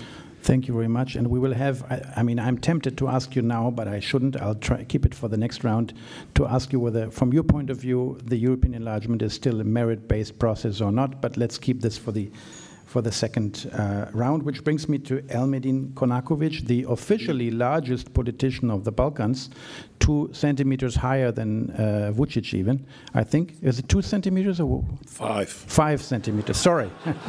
Please. Sorry, we have to be precise here, of course. Well, again, let's come to the enlargement. Bosnia was hoping that it could formally start accession talks together with Moldova and Ukraine now in June, but that didn't happen. Can you tell us, from your point of view, why it didn't happen and what will have to happen in order for it to happen in the future? Thank you so much. I also want to thank to my colleague Gordon Radman Gordon Grilchradman for organizing this event. This is my second time, and I'm really enjoying this beautiful place, and it's really on the high level of organization. I will show you a picture. Actually, I'm practicing to showing the pictures on these panels. This is a picture from June this year, June 6th, if there is a camera, please. It's really, then on your birthday, Dodik met Putin in Moscow. This is a picture from June this year. This is my partner on the state-level coalition. They send a message to the rest of the world that West is horrible. That Dodik asked Putin to give him some space inside the BRICS. A team from Republika Srpska was participating in BRICS games. I didn't know that exist. They actually organized the BRICS sports games. It was a team from Republika Srpska. And because of Dayton Agreement, who brought a peace actually to my country, it was excellent in '95 to stop the war, but also brought a complex constitutional organization where everyone can block everything. And this guy is completely under Russia's control, now blocking the process. And actually my colleagues, they're advising me, okay, go continue with the dialogue. I still strongly believe in dialogue, and I will continue with dialogue. I'm paying the price because in my country dialogue is not so popular, especially not with the people who are still denying genocide and celebrating war crimes. But it's something that needs to be done. It's our responsibility. I'm paid for that. I'm not paid to collect some cheap political points. I will continue the dialogue, but tell me, how can I convince this guy to continue with the reforms? To be honest, he was at the beginning of this coalition, at the beginning of this new Council of Ministers mandate. He voted together with us for all these European reforms. We actually adopted 7 European laws from these famous 14 key priorities. We adopted 9 more laws. That's like Ursula von der Leyen says once, more than 10 years before. So those are facts. But now, today, after he went back from Russia, he's acting differently, trust me. And I have to be also honest, because EU is now really concrete and honest, because the conclusion from March this year is achievable for my country. We need to adapt a few more laws, law on courts, law data, personal data protection, borders, nothing too political. It's actually a technical, those are technical issues. And it should be like, I don't know, easy to achieve, but we still don't have a budget, we still don't have a reform plan because of the growth plan, and the only answer is too much Moscow now is present in Bosnia and Herzegovina, but trust me, I don't want to go into the details and some other countries, too much Russia and Western Balkans, and that's a problem for all of us together, not only for Bosnia and Herzegovina. I hope that we will continue, we will deliver a few simple documents, we will start to define this negotiation framework for Bosnia and Herzegovina, to start with screening, and the most important part, to take this opportunity regarding growth plan, because we desperately need something what can help to develop economy in my country and to keep young people to stay in Bosnia and Herzegovina. Thank you very much. This was very refreshing and very direct. Usually journalists don't like it when their questions are being ignored, but actually you gave a much better answer than my question, so I am very happy. But I didn't plan on bringing this up, but now that you did, I will. So you mentioned, you showed us the picture, you mentioned the person, but is the problem in Bosnia Dodik, which is a thing that comes and goes, or is it a setup, a system that produces Dodiks? Excellent question. Now, probably I cannot have such a good answer on that good question. It's a one-on-one then. It is a system, I agree with you. It is a Dayton Agreement who needs to be updated, because today we need to unpack this Dayton story. It's 30 years after the war, so that but if we want that to happen, we need all 3 sides to vote inside of the parliaments. We need to have 2/3 majority to change our constitution. That's a famous question, what is older, chicken or egg? So now we need someone to vote for something that doesn't protect him anymore, so it's really complicated. But also on the other side, I can tell you and I can prove that today is a little bit different, or it's different, because of EU has changed politics regarding enlargement that happened, unfortunately, after Russian aggression on Ukraine, but that is happening. That was the new window. That was a new opportunity given to all of us. Actually, EU is much more active in my country in last 2 years than 2 decades before. So many connections, many proposals, activities, many ideas are happening, and we should take this open window and we should take this opportunity. Now it's up to us. And Dodik is not the only problem, of course. On the other side, one of my colleagues explained before that Russians are collecting frustrations here in Western Balkans, and we were all frustrated because of 2 decades of waiting for European process to continue. Now we have actually new European energy on the table. We have growth plan on the table. We have opportunity for all people in Bosnia and Herzegovina. So Dodik, he cannot explain to his voters why today he's blocking their future, because they can approach some funds, they can take some money, they can employ their kids, we can raise the salaries. And I will repeat, I'm repeating on every event actually, Bosnia and Herzegovina is exporting 92% of our products to European Union. We cannot find other market to replace EU, so those are facts. On the other side is this picture that they can put in together. Thank you very much. Now, according to the incorruptible order of the alphabet, I'm jumping to the other side of the horizon and to Mr. Lajčák, Special Representative of the European Union for the Belgrade-Pristina dialogue since 2020 or 21. I'm not 100% sure. 20. Okay. Well, we discussed this before, and you have been asked this very often, but I'd still like to try to dig a little bit deeper. I'm trying to understand, and I'm for sure not the only one, what this dialogue actually means. And I'm asking this because I have the impression that at least one side in this dialogue doesn't really take it serious. The former Prime Minister of Serbia, Ana Brnabić, wrote a letter to the External Action Service in which she wrote, I'm quoting, "The agreement on the path to normalization does not represent a legally binding treaty under international law." Well, if this is Belgrade's position, then what are you negotiating about? Well, first, also want to thank Gordon for having us here this year again. Representing European Union, I can give you a definition of what normalization means as it stands in the European documents, which is to facilitate, to help Kosovo and Serbia sign legally binding agreement that will normalize their relations and solve existing open issues between them.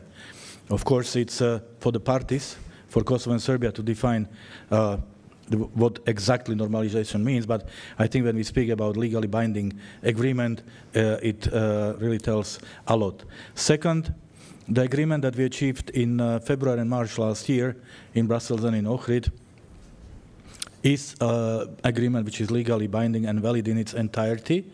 This was announced to the parties, and they agreed to it during our meeting in Ohrid. It was done in line with the Vienna Convention on the Law of Treaties, which says that agreements can be formalized through signing or any other way which is agreed by the parties. So in this case, it was formalized through the statement of High Representative Borrell, and the European Union has said multiple times that the agreement is legally binding and in its entirety. After all, the provisions of this agreement have became part of Serbia's Chapter 35. So that means it's also part of the formal relationship between Serbia and the European Union. So I think we are spending too much time discussing something which is really not so relevant. What is relevant is that we have made very little progress, if any, in implementing this agreement. This is the core issue. But allow me to double check. I mean, I understood also from our last conversation, yes, treaties can be binding without being signed. But if one party says the treaty is not legally binding under international law, whether signed or not, to my knowledge, but I'm neither a lawyer nor a politician, then it's not binding. That's how one side's considered is. Or am I wrong there? I don't think we should be dragged into a legal discussion. We have obviously, before the European Union makes a statement, we make sure that it's legally sound and bulletproof. And we have said this many times. So this is clearly the position. Second, when you look at it from the political side or from the common sense perspective, both Serbia and Kosovo need to normalize their relations. Otherwise, they will not progress on their European path. And the agreement that we concluded in Ohrid is the pathway towards the normalization. No doubt.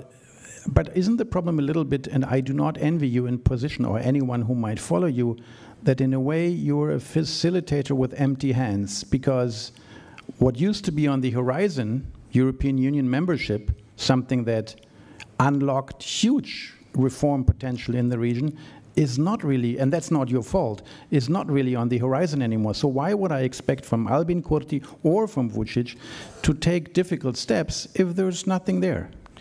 I would agree with you if you asked me this question 2 years ago. But we are in a different game now, and Minister Konaković just said that, and he's absolutely right. There is a new momentum, which comes late, maybe 15 years late, but it is here. European Union is serious about the European future. That means membership of the Western Balkan countries. European Union is undertaking concrete steps. Growth plan is one of them. The official narrative of gradual integration is another one. Huge political attention. Reform plans which are now produced for each of the Western Balkans partners.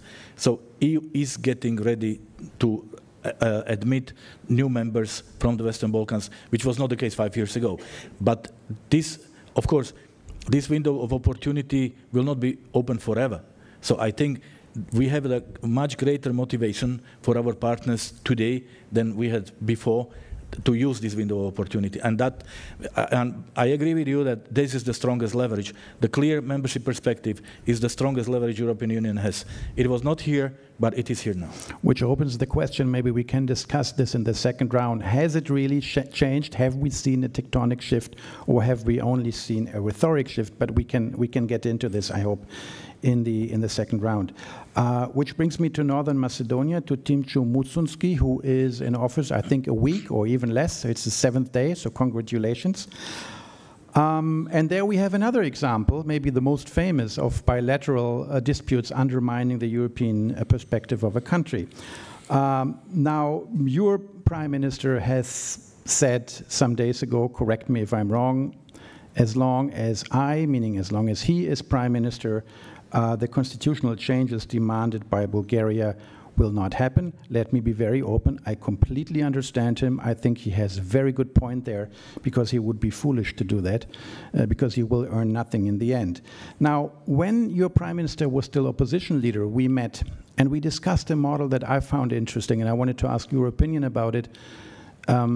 He said, well, there could be theoretically one constellation which would, as Vimro, allow to vote for the constitutional changes, meaning including the Bulgarian minority in the preamble of your constitution. And this model goes like this: you vote for it with a 2/3 majority, you integrate it in the, you include it in the constitution, but combined with the clause that it will come into effect only on the day when North Macedonia joins the European Union, which gives Bulgaria what it wants, the Bulgarians in the constitution, and it takes away the understandable fear from your side that you will keep giving and not receiving anything. Is this deal still on the table or not, as a theory? So thank you very much. It's okay? It's on? I think there's, it's okay? Yeah. So it's my 5th day, I think, on the job, okay. To correct you. A huge thank you to Minister Grlić Radman for the invitation. To be absolutely honest, when I became Minister Designate, he was the first foreign minister to call me to congratulate. And he said, what's the plan? When do you become foreign minister? I said, Sunday. And what's your schedule? I said, well, Monday to Wednesday, I'm Luxembourg, Brussels. He said, okay, Friday, you're in Dubrovnik.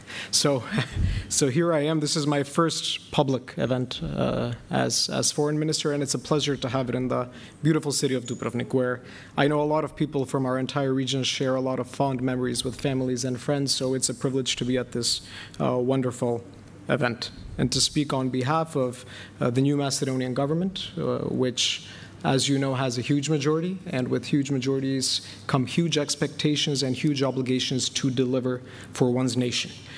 When it comes to the bilateralization of the European integration and NATO integration process, I would agree with you, Mr. Martins. Yes, to say we are experts is for the lack of a better word.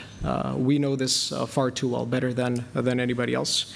But because of it, we've learned to be resilient. And I can tell you that our nation is a nation of people who has seen many times double standards coming from European institutions, but has always remained fundamentally pro-European, believing, even though it has been disappointed by the EU many times, it is still a nation where the people, without a doubt, in a huge majority, want its government to push forward on the EU agenda, because there is no better path than to one day become a full EU member. To answer you directly, so as you said, Germans like direct answers, on the issue with Bulgaria, which is an issue that I think causes headaches in the long term for the EU, but that is for the EU members to decide how they approach it, because it sets extremely bad precedent for the approach for integrating a nation into the European Union. What I can say is that it is an issue that developed very quickly, very unexpectedly, and with new criteria, I would say on a yearly basis. It transformed from an issue on history to an issue of language to an issue of inclusion of ethnic minority rights in our Constitution. I should also point out a nation which is, in my personal belief, a prime example on a European level of respect of ethnic rights and minority rights. The offer, as you asked, is on the table. It is very important for politicians to deliver on promises that they have provided in campaigns. This was an issue that was part of my political party's electoral platform. This is an issue that the Prime Minister and myself have very, very openly spoken about. We want foreseeability. We want to know that this is the last bilateral issue before us, so that after that moment we are assessed on merit and we are assessed on the integration of the acquis into our legislation and good practices. So yes, we have said, if it is acceptable that there is prolonged application of the constitutional changes, as you said, today we vote for them, they become part of our constitution, but are not applied before we become a member state of the European Union. This is a rational compromise. This is a European compromise. And this also solidifies some of the rhetoric that we've heard from our neighbor, which we want a good relationship with. I think one of the key aspects of our region is we are backward-looking, not forward-looking enough. We need to think about good political relations, but also excellent trade relations, excellent cultural relations. I come from the field of academia and education, and I have seen how higher educational institutions from my nation and all of our neighbors, even in the wider neighborhood, have collaborated on excellent projects from legal sciences to mechanical engineering to physics. And these are the things that we should be forward-looking and talking about. And in that sense, what I can commit to is that there will be a new government which will be focused on EU integration, which will provide European standards domestically, fighting corruption, in the rule of law, related to the economic development of the nation.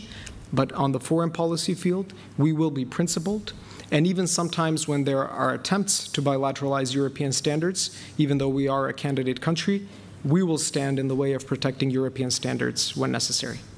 Thank you very much. So I summarize, if I understood you correct, yes, this conditional change of constitution is on the table, provided it is accepted by the other side. Of course, and we see this as a proactive step. We see this as a step towards finding a solution. Yeah. My personal belief and the belief of our leadership is that the solution that was found within the negotiating framework was not a good solution, but we understand that there needs to be solution providing if you want to realize the needs and the wills of our citizens. And in that sense, yes, there is a conditionality attached, but that conditionality is, we firmly believe, in line with European standards. Yeah, thank you very much. James O'Brien, I don't know whether you remember what you did on Monday January 11th, 2007, between 11 a.m. and 12:30. But it doesn't matter if you don't remember, because I can tell you. You were on the 10th floor of 901 15th Street in Washington, between McPherson Square and Franklin Park, giving an interview to me. I don't remember this past Monday. So. Exactly. No, to be honest, I wouldn't have remembered it had I not kept my notebook of the time. And I have the transcript of our conversation. And you said a lot of things that I found very correct, and that proved later on to be absolutely correct. And I will come back to this in the second round. But for the first round, I cannot help myself and ask another question.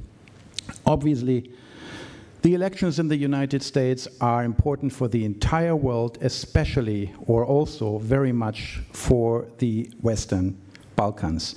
And when I meet here people in the breaks for coffee, over lunch, for breakfast, in the hallway, when you run into one by coincidence, it's basically, we all have more or less the same question, which I will now allow myself to ask.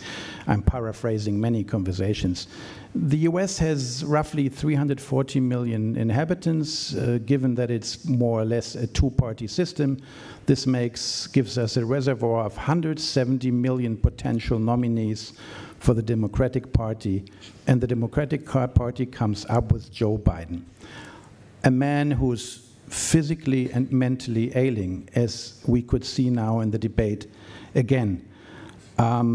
Sometimes one has the impression the Democrats want to lose this election. I'm quoting, I'm not giving my own opinion, New York Times, Peter Baker, the television debate prompted a wave of panic among the Democrats and reopened the question whether he should be the nominee at all. Washington Post had a similar comment. So my question is, and I think I'm asking for a lot of people here in the audience, with the view of the future of the Western Balkans, are there Democrats who think they can win this with Mr. Biden? If not, is there time for another nominee? And if not, to put it with a famous long line from a song, what shall we do with the drunken sailor early in the morning? Okay, I'm going to remind you that you started this question by saying that I was right about some things 13 years ago. Yes. And what I will say, just first off, as a political appointee of the Biden administration, along with our excellent ambassador here in Croatia, I've got strict legal rules about discussing U.S. politics. And I frankly don't understand those rules, so I'm going to be very careful here. What I'll say, a couple of things, and I want to bring it back to endorse much of what Dino said, so I'll try to keep it in the time limits. The first is, I don't think there'll be a change of U.S. administration. Our elections are driven by a set of fundamentals and commitments, and I'd urge us all not to chase headlines and concerns. From a personal standpoint, just to push back at the premise of the question, I'm regularly in meetings with President Biden. He is very sharp. His knowledge and commitment to the region is very strong. And frankly, I had just arrived in Azerbaijan when the debate started, so I've only seen the various snippets. So I'm not going to discuss people's perceptions of one night, but that's not what determines our elections. I'd remind you, President Obama was widely regarded as having lost his first debate in 2012. President Reagan sparked very similar discussions in 1984. There's a lot of chatter around this.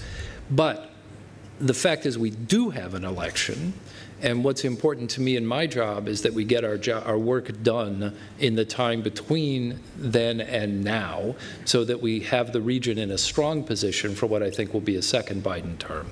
And in this regard, I want to say I think Dino had a very good framing of the issues that are in front of us. And I hope just to leave a few impressions here that people think of when they consider these issues.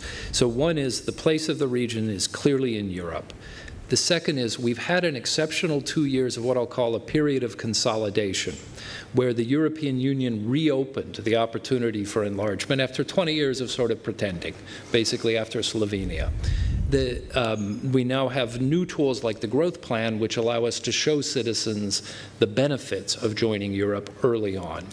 Strengthen NATO presence in northern Kosovo and in reserve for EUFOR in Bosnia, along with the sort of old line tools that are available, the three of us old guys here at this end, OHR, the dialogue, and frankly, US sanctions and other interventions. So all those tools are there, but we're in a time of reaction to the period of consolidation. So you have some local elites, and yes, I think President Dodik is one of them, who kind of prefer to sit just outside the sphere of the rule of law and want to avoid seeing the EU move forward. We see President Putin trying to be very active to show that Russia retains its influence. I was in Baku, Azerbaijan yesterday talking about Central Asia and Azerbaijan, Armenia, and the Caucasus, and we see a lot more Russian activity from there all the way, frankly, to these waters here, looking for opportunities to slow progress. So how do we deal with that and over the next few months? One is we need to press ahead. I think for Montenegro to continue its path and to start closing chapters would be the single most galvanic event in this region with regard to relations to the EU for years. And in this regard, I want to thank our host not only for the great facilities and conference, but for, I think, the very pointed but measured response to a very difficult issue to this point. I think a second element of this is that we need to be clearer about ruling out some policy options. So the idea of dissolving the Dayton Agreement or dissolving Bosnia is clearly not allowed. It is not supported. There is no other state that has said it will back Dodik when he does this, and we need to be clear that that's simply not an option, and what we need to be working on is making the Dayton arrangements work in an up-to-date fashion, which is an active topic of discussion, but not chasing, not feeling that we've gained a victory when we manage to persuade someone to do a thing that is not supported and not legal. I think we also need to be clear that the use of force as a tool of settlement is ruled out. That includes in the most sensitive areas in Bosnia and Herzegovina and in northern Kosovo. And I think here the relevant state actors have all taken very strong positions that they're not supporting the use of force in those areas, but we need to remove the talk of violence, of non-state violence, and state-sanctioned violence from the way we pursue this, and that will allow us to get back to using the tools that we have in a way that we think will be productive. Those are all things that we can do and lock in over the next months so that as we head to the next Biden term, we'll be in much better position than we are today. Thank you very much. I take note of what you said about the elections, and I do remember that many things you told me in 2007 actually proved to be correct in the years that followed. So, daj Bože, as they say in some countries. Which brings me to the second last participant, Christian Schmidt. Since we spoke about the US, can you say from your point of view now, after having been High Representative for almost 3 years, I think, how important is the role of the United States in Bosnia-Herzegovina? And if we assume that the US would maybe follow a completely different course, what influence could this have on Bosnia-Herzegovina? Thank you. First, it is indeed now 3 years that I'm in my position, and I have to confess that I learned a lot. I had some impressions and knowledge about the region. Just coming to thank our host. I have been host 3 years ago, and I started my tour to come to Sarajevo via Dubrovnik, Mostar, and Sarajevo. And already this way of using a train caused a lot of speculation about bias behavior and so on. So I learned as well that it needs sometimes to put not this aside, but to put it in an understanding that this is not dominating. Basically, Adenauer once said things are very simple. people in Bosnia-Herzegovina are urging us all to contribute to peaceful development, and European Union could be the integration somehow, the finalization of this attempt. So we have to go for this. But they have not the full conviction that without international support, this would be manageable. And there, US is playing a very, very important role.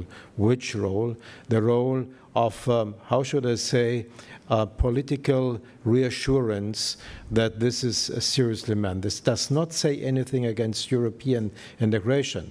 Europeans have done a lot and will do more in future to bring this country on track. If today we would see that anybody would go off announced and underline support fulfilling its obligations of the Dayton Peace Agreement, I think this would not encourage people in Bosnia-Herzegovina.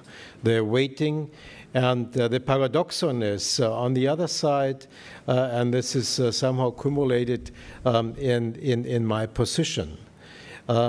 Yes, I have to contribute to functionality, stability, and democratic development.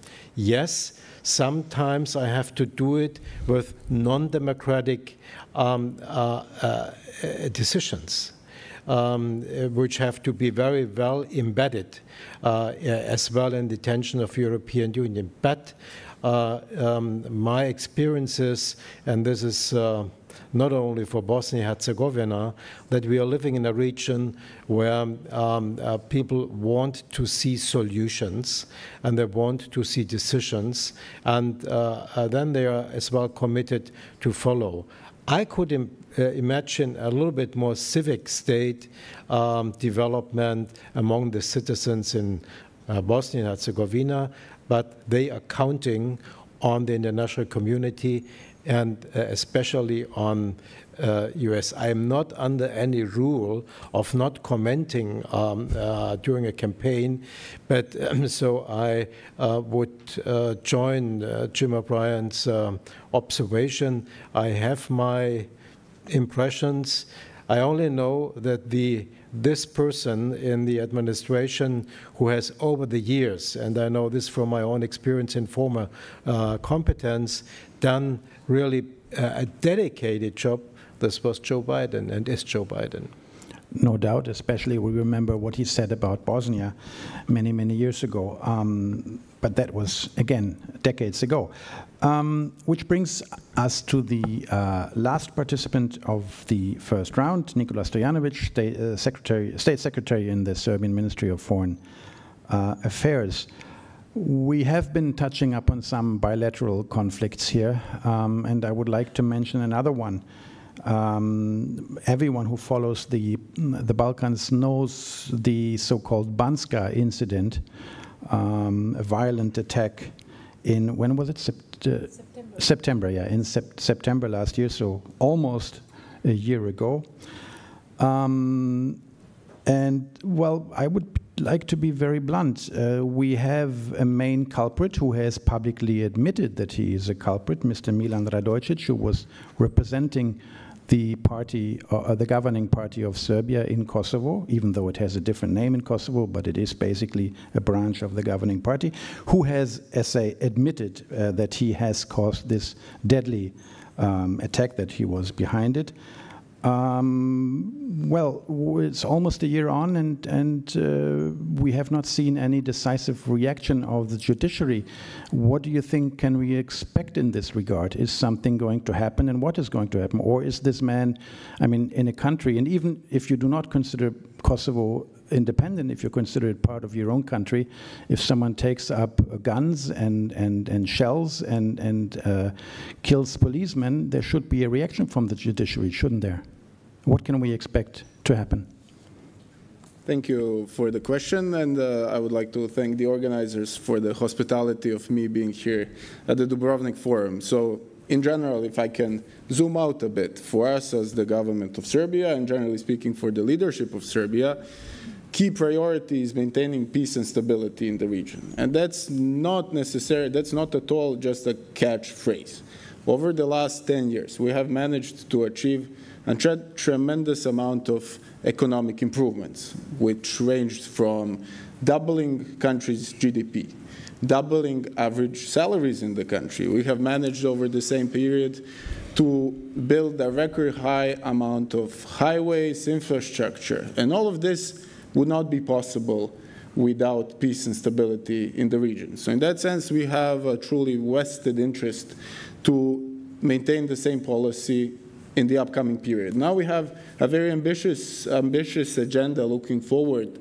So we are very much betting on the EU growth plan as a mechanism for us to really further solidify economic growth in the region, and logically connected, a spillover security effect in the region of having a more peaceful and stable region. So coming to your question, we as the government have immediately condemned actions and happenings in the north of Kosovo. We have, of course, at the same time indicated that the rights, human rights of the Serbian community in the north have been consistently broken, breached over an extended period of time that preceded Banska. We have, in a number of occasions, asked, why is there no prosecution of people who have been committing such crimes against Serbian community? But at the end of the day, the path forward is sticking to the dialogue, implementing what was previously agreed, and here I'm referring in particular to the community of Serbian municipalities, and working together jointly how to get all the economic benefits of EU integration processes. If I can say, for the government of Serbia, this is going to remain the priority in the upcoming years. We have a very ambitious agenda in that sense. By 2027, we will be hosting a specialized expo exhibition that is going to attract many visitors from all across the world. So any kind of instability in that sense is not going to help in any way. We have a very ambitious agenda to reach a GDP of 100 billion euros by 2027. We have ambitious agenda of investing 18 billion euros into our infrastructure. We are betting on artificial intelligence and biotechnologies as mechanisms to achieve these goals. So in that sense, we are a government that's looking forward. We are a government that has a vested interest in maintaining peace and stability, avoiding any kind of escalations. So in that sense, you can count on Serbia as an anchor of peace and stability in the region, and someone who is always going to be there to push this agenda. Thank you. Now, you have said, allow me to zoom out, and of course I allow you. I'm a moderator, not a dictator, but allow me to zoom in again. There is a citizen of your country. His name is Milan Radojcic. He has committed a grave crime, by your definition, in your own country, against your own citizens. What do you think? I know you cannot give orders to the judiciary, but when and how do you think should the judiciary react? Because so far, it really hasn't. If I could say, the judicial processes are separate, as you know, from the executive branch of government. We have, it's related to the EU integration process over the last 2 years, managed to finish a milestone judiciary reform process that has really made our judiciary completely independent from the executive branch of government. But the answer is that the judicial institutions have reacted, and as you know, immediately, let's say 1 month after, within the scope of 1 month after the event in Banska. So we should let the institutions really follow the procedures and judicial organs to really go on with their proceedings as they are doing right now. Thank you. Well, I'm sure everyone will observe closely what happens in this case. Now, I do have prepared questions for the second round, but I saw many of you, for example, the Foreign Minister of Kosovo, making notes. So instead of asking questions, if you have reactions on what has been said, this will make the round much more lively. So I have a question, but if you, Mrs. Minister, would like to react, then please go ahead. Okay, in the time frame that we have and that has gotten even stricter. So would you like to react, or should I ask my second question? Okay, so I'll ask my, then I'll ask my question. The president of Kosovo, the president of Serbia is on the record displaying his admiration for the Aliyev family in Azerbaijan, saying that what the Aliyevs did in Bergkarabakh is a great thing, and this shows strategic patience, and it shows how you have to react as a political leader. You have to write for the right moment, and then you have to strike. It's all on the record. You can easily double-check it, but you have for sure seen it. I'm wondering also, looking at what's happening in the US and maybe not sharing the optimism that some people have, is Kosovo ready to defend its independence with military means if it should have to?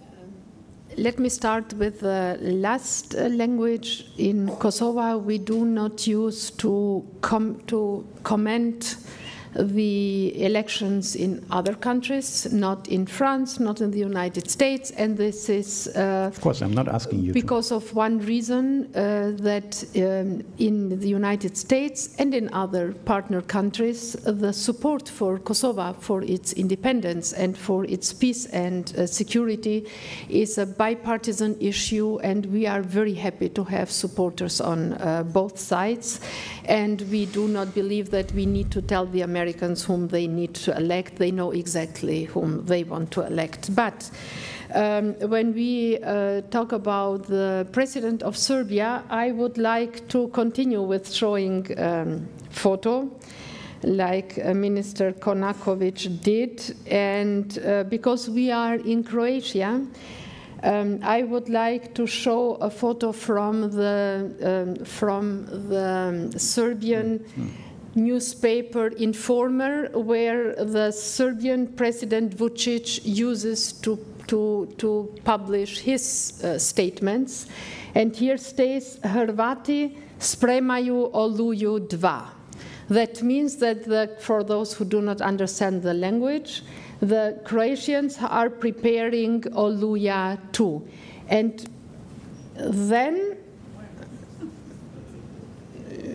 maybe today, while we are sitting here, and under that is Vučić, who complains that we are being threatened from all sides.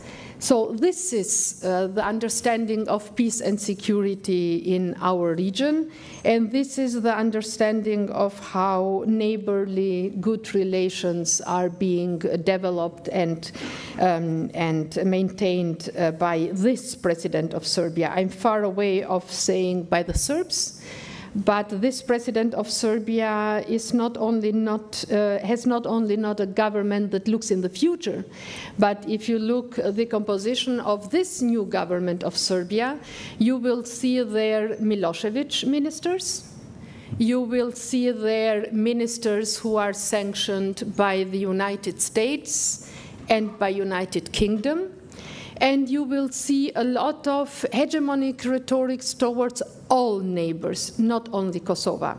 Because if this would be just a bilateral issue, then it would be maybe very much easier to solve. But it's not a bilateral issue.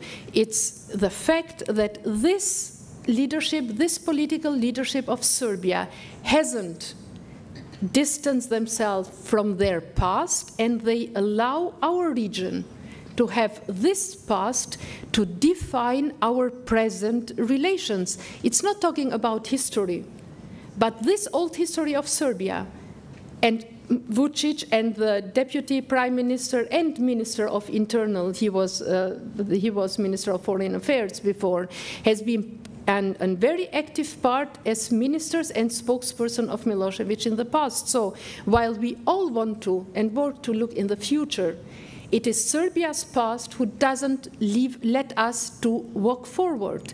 So, and that is why about Banjska and about having Radojčić not being sentenced anyhow, or even detained, I would more like to hear Mr. O'Brien or Mr. Lajčák, how they comment that. Because in Kosovo, we have said very clear what it is. It is an act of open aggression against the Republic of Kosovo. And our partners need at the end, and the United States have done that, the European Union not yet, have to start labeling what happened as it needed to be labeled. Thank you very much. We will leave it up to Mr. O'Brien and Mr. Lajčák whether they want to comment on it.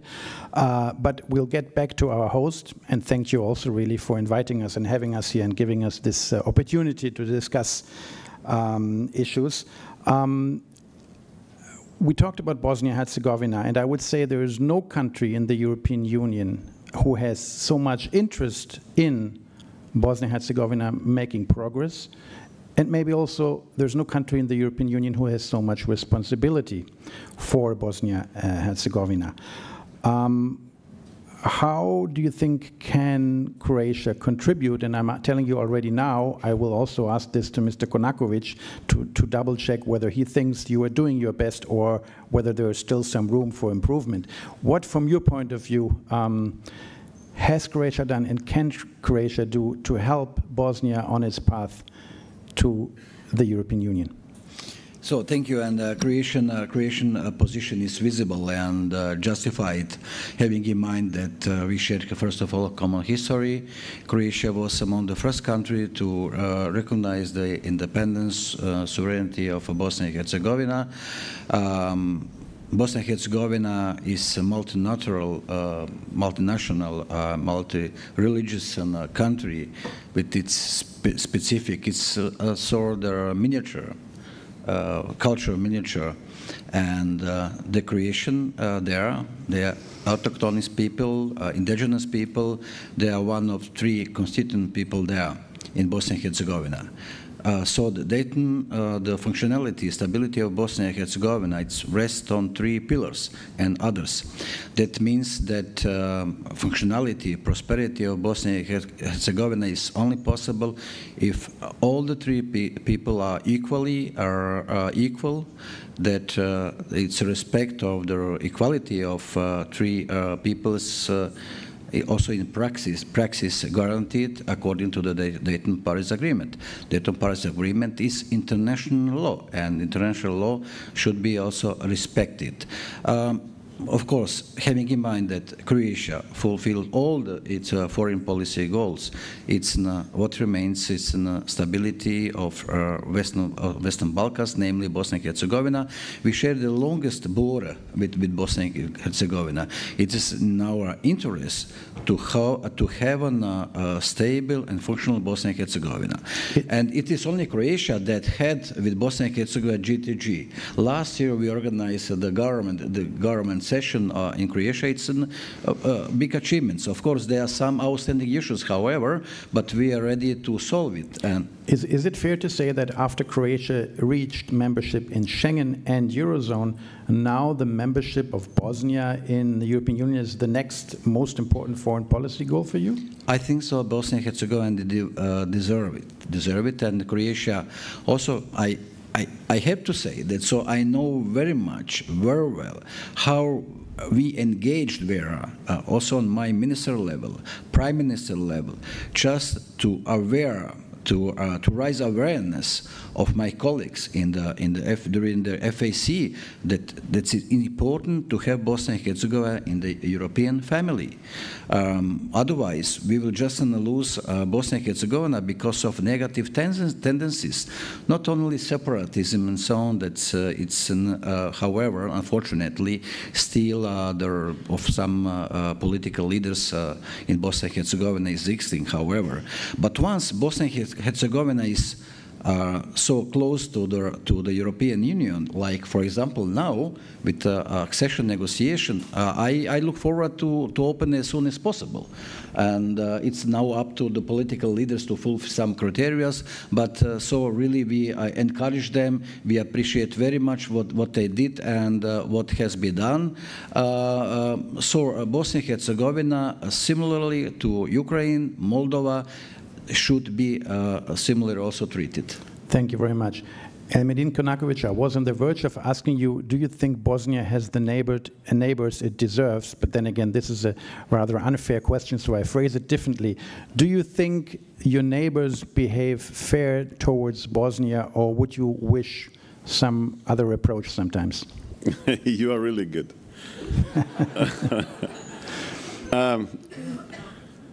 First of all, I will start with Croatia. I'm really proud because relations between Croatia and Bosnia are better after I'm on this position, and my cooperation with my colleague Gordan Grlić-Radman is really good.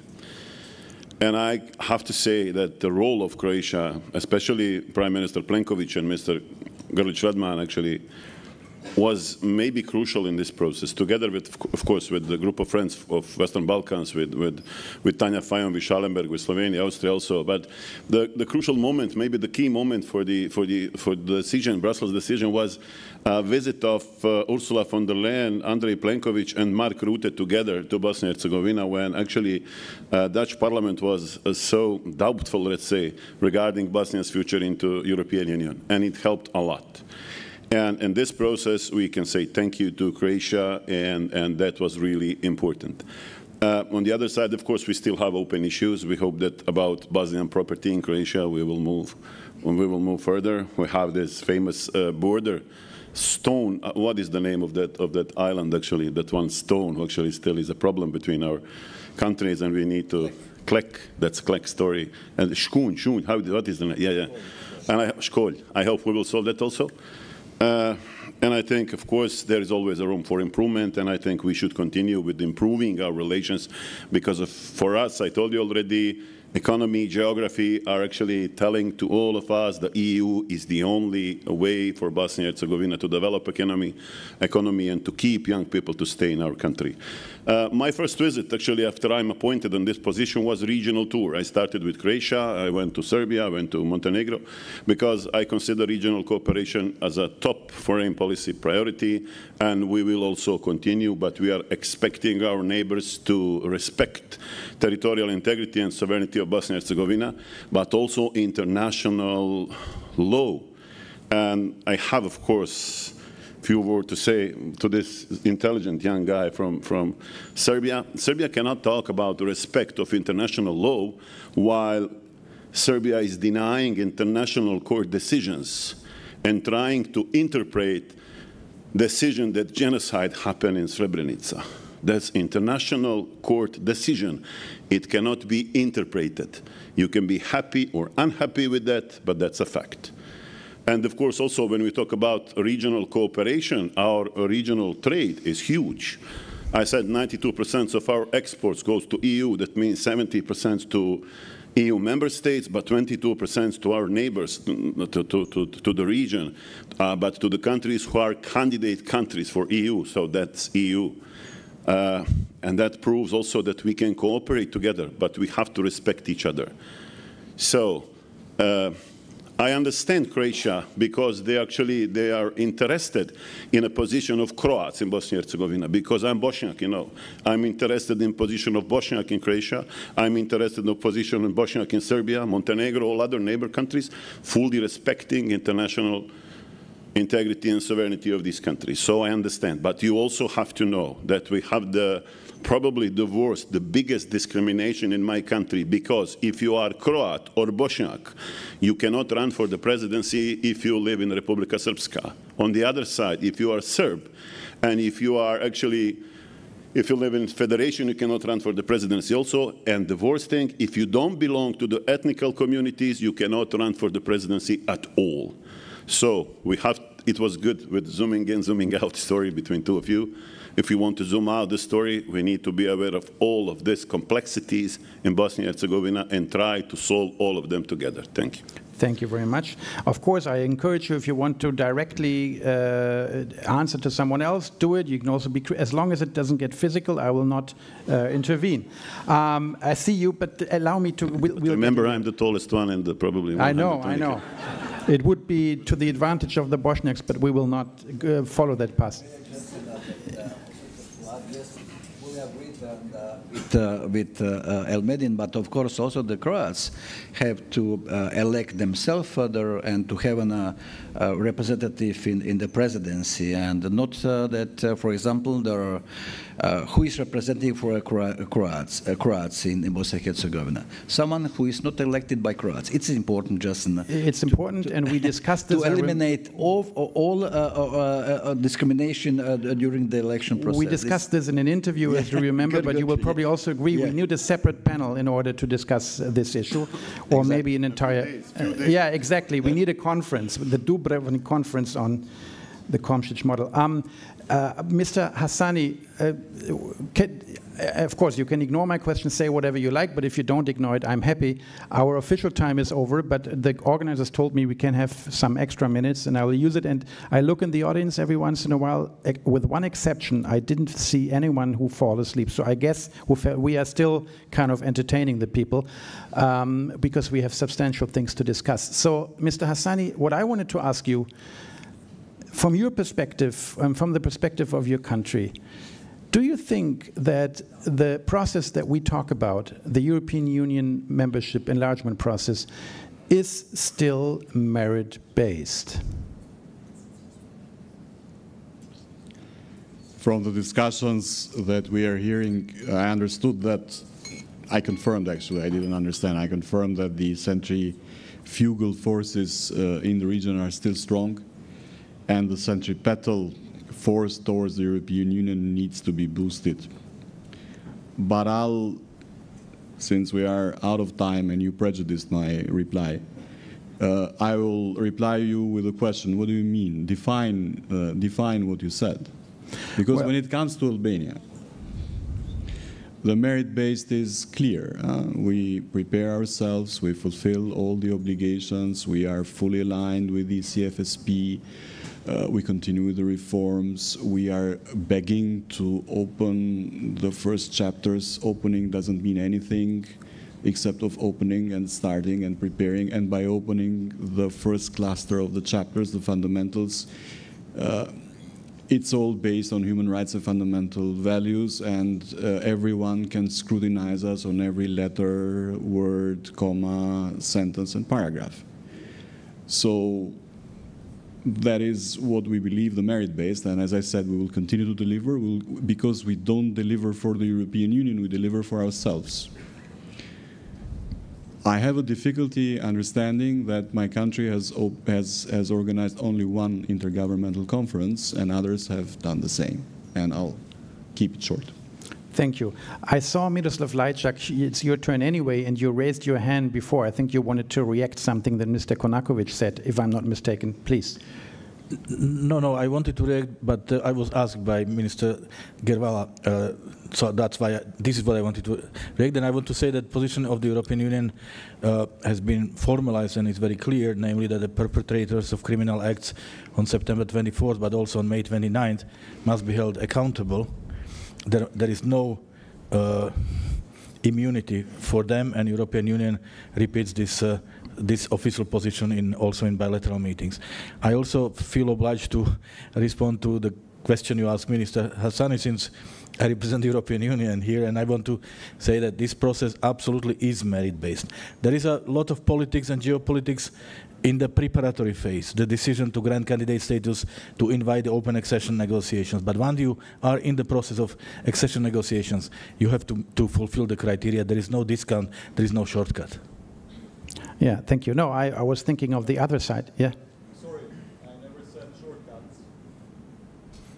Okay. And Miro, I think you are for the dialogue on Belgrade-Pristina, with all due respect. So I have to be clear on one thing, that we have no conditions on the conditions that are put to us, and let me be clear on it.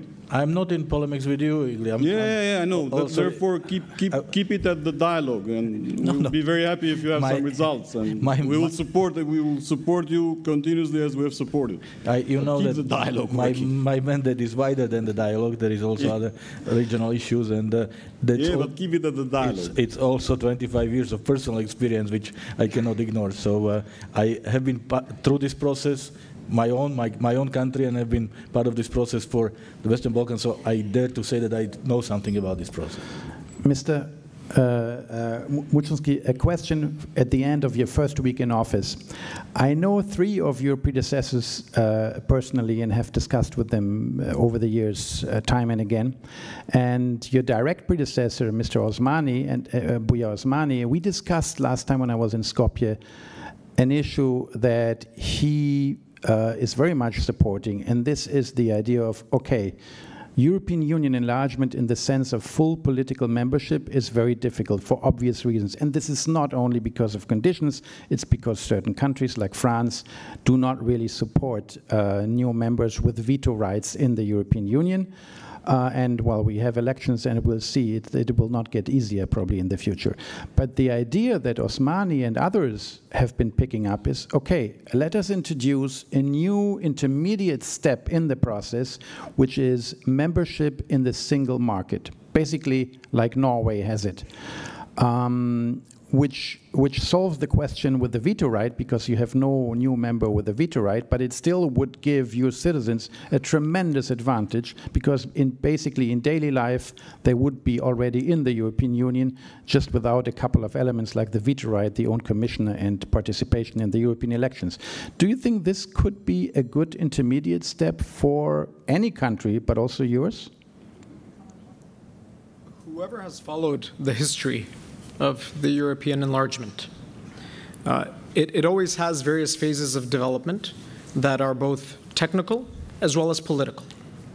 And we have seen various standards established during this process. For example, I have seen for my nation how the rule of unanimity in the political decision-making is key, while we also saw a few months ago how the rule of unanimity can turn into the room of coffee in the other room.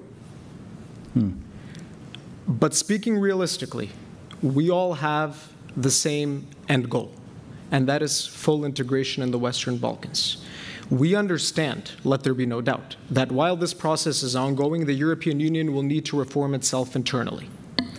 And without a doubt, however the EU foresees this process, including this concept of gradual integration, if it is the process that we will push forward, there will be no hesitancy from our side, as long as we know that the end goal is full membership. And I think that is the key issue that we have in front of us. We will not be willing to accept a process where the end goal is full membership, including all of the political rights as well as obligations that come out of full membership. And I think in that direction, the growth plan which was mentioned is a brilliant move. It's not an easy process. The reform agenda that our government hopes to adopt next week, I think we'll set a record of adopting it within the first 2 weeks of our mandate if we manage to do it. I'm hopeful. We're trying. We'll see if we can achieve this. Sets these types of standards. And there are reforms there that are so difficult, but that provide the path for these types of steps that you're talking about. So we would be willing to be part of such a process, even if the process develops while negotiations are ongoing. Hopefully negotiations can start as soon as possible, because as much as that's our interest, I believe that's also the interest of the member states, as long as we know that the final goal is full membership into the European Union. Thank you very much. Mr. O'Brien, I told you I would quote some of the things we discussed in 2007, and now I will do so, asking you about what you think about those statements today. You told me in 2007, for then Ambassador Albright, Bosnia was the issue that caused and explained many of America's difficulties in foreign policy in the 1990s. It reflected weakness and a crisis in American leadership. I believe the future of Kosovo depends on the will of the US government to push through a decision. Mind you, this was before the independence. The US wants a quick decision on this issue, and it wants to see Kosovo independent. It should have been taken into account when Yugoslavia fell apart, but it was not. Now, this is more than 15 years or something. My question is, can we do you think we can count on American leadership in the Western Balkans also in the years to come? Or would it be wise for Europe and the region to maybe consider that this leadership will be absent? I agree with the foreign minister that the U.S. has been a strong supporter of Kosovo and, frankly, of the entire region's movement toward Europe under Republican and Democratic administrations. And I anticipate that will continue. Our politics has always contained this string of isolationism or nativism or other things. That has never become the dominant thread of our politics, even if it is the dominant thread in news coverage. I think, you know, what we've begun to get at here as we head into the second round is picking at the issues that remain very difficult. And I just want to highlight a couple of themes as we go forward. In order to move forward, every state represented here needs to feel confidence from European leaders, to instill confidence in European leaders that they're willing to uphold the values and processes and kind of the informal practices of the European Union. Now, I'm just an observer in that process. It strikes me that it is very merit-based. It is also a matter of feeling that the culture is one that can accommodate the new members, so there's always a few types of decisions that are involved. I fear that often in the region we require too much interpretation by outsiders to figure out whether particular governments or leadership is ready to uphold the values or practices of the European Union. And so I think simplifying and driving home the points where there's clear agreement is very important.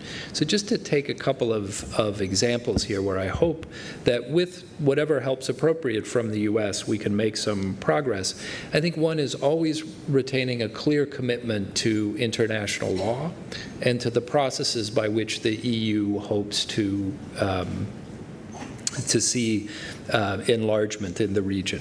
So we've had a few good examples here. I do think our hosts have shown a model way of answering what's a very difficult political issue in response to the statement from the Montenegrin parliament. And my hope is that going forward, discussions about these issues of previous human rights abuses and genocide and other things, you asked the question at the beginning, you know, shouldn't we leave it to the academics? I think no. This is the heart of politics. It's about the identity of our societies, and it should be discussed among politicians. But I'd hope it's discussed with respect for the victims and with an acknowledgement when crimes are committed.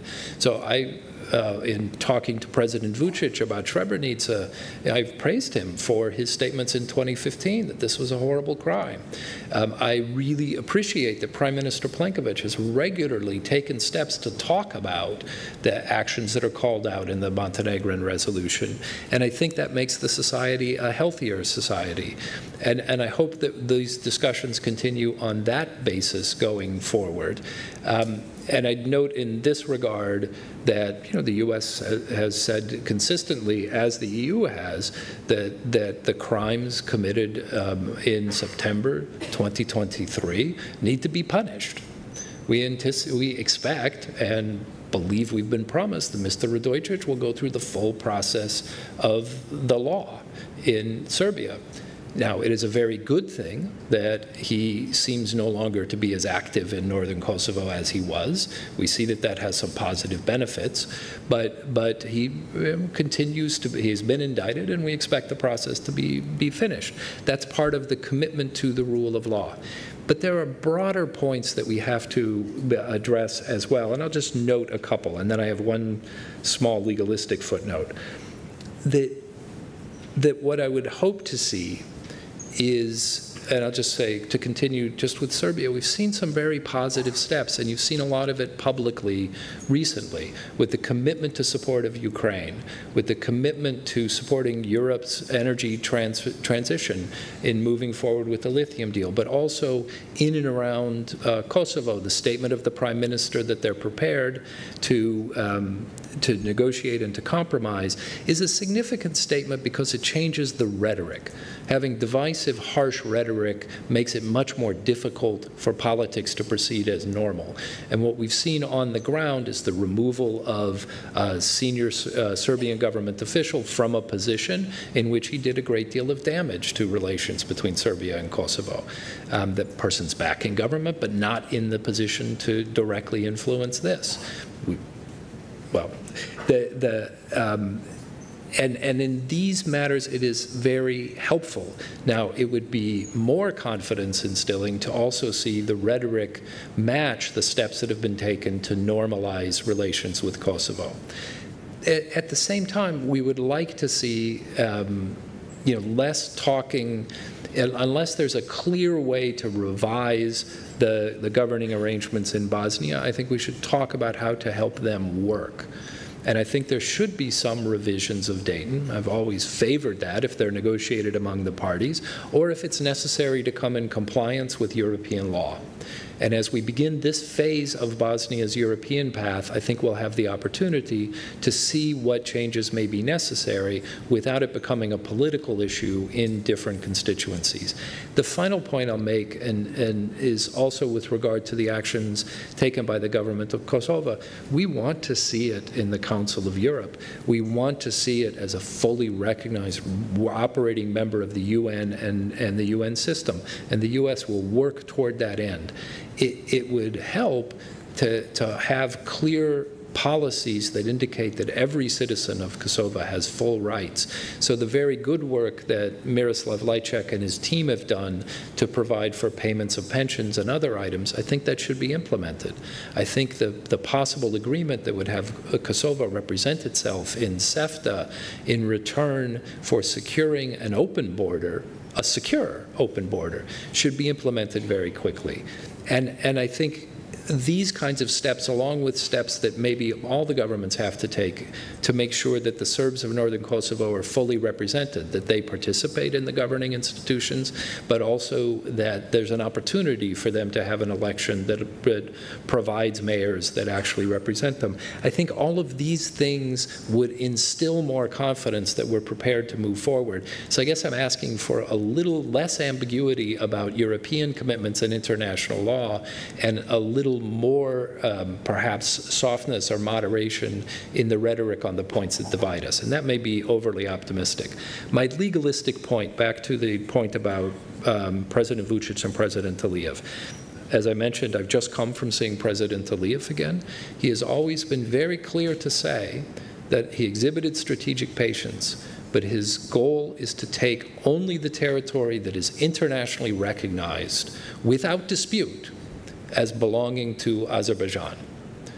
And so if that's the practice that's under reference, that's a very different reading of President Vučić's comments than perhaps you indicated. And we will see, but I think we should be clear that the reference point is one that would say no movement into Bosnia, no movement into northern Kosovo.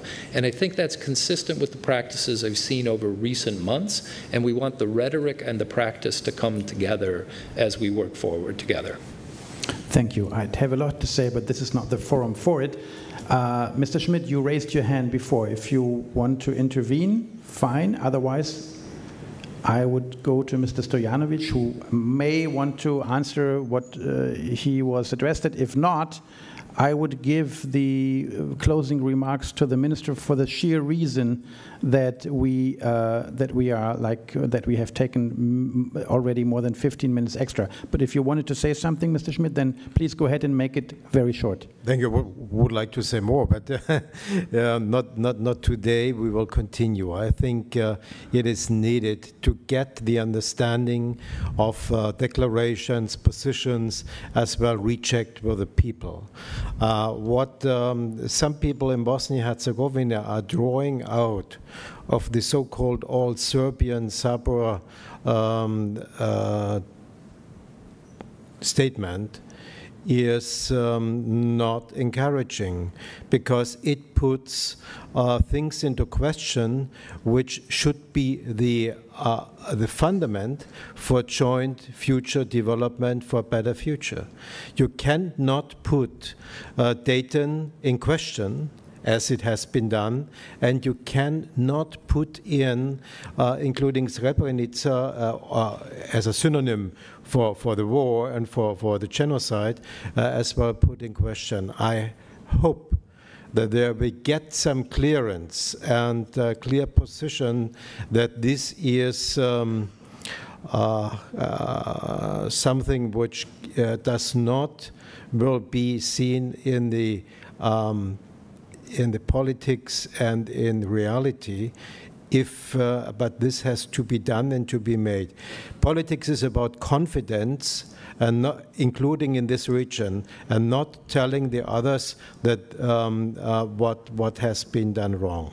Thank you very much. Mr. Stojanovic, would you like to reply? Because it would be unfair if you don't have the chance to answer. Thank you for this chance, and I will try to be as brief as possible and indicate that for us, the region indeed has a bright future. Just looking at the EU growth plan that is offered to every single economy of the region, the assessment is that if we integrate into the EU single market, we can raise our GDP by 6%. If we apply all the standards and rules of the European single market to the region, we are going to raise it by 10%. So in that sense, we as the government are very keen to push in this direction, to push the whole region in this direction. And it is precisely under President Vučić that we have managed, for instance, as an example, to achieve historic high quality of relations with Albania, excellent historic high relations with North Macedonia, and through initiatives such as Open Balkan to really push even further such reforms. So in that sense, I just want to conclude by saying having more dialogue, open communication, less one-sided destructive measures is a path forward to achieve these goals. It's in front of us. The European Union has offered it, and I think we as the region need to grasp this rather unique opportunity to achieve these economic goals. Thank you very much to everyone on the panel. Thank you for inviting us here to the Dubrovnik Forum. Would you like to have closing remarks? You are the host. Please go ahead. Thank you. Yeah, thank you so much. And as a host, I would like to be also host next year. And I'm so very happy, yeah, to gather to have here our colleagues from Western Balkans. So we are missing the Minister of Montenegro. He didn't appear. However, among us there is a former Foreign Minister, Mr. Ranko Krivokapić. Mr. Đurić, he apologized himself, but I'm going to meet him somewhere. And so my message is just the Western Balkan needs to heal old wounds, and instead of reopening them and or even adding the new ones, and by settling things in a way that will create a political stability, security, home and abroad, and just transformation should take place in a sustainable and irreversible manner. And our partners in Western Balkans should first of all to focus their EU reforms, especially rule of law, fundamental rights and outstanding issues, and of course good neighborly relations and in line with the common foreign security policy. I think so. This is the best investment for the long-term political stability in the region. And I look forward to meeting you next year again. Thank you so much.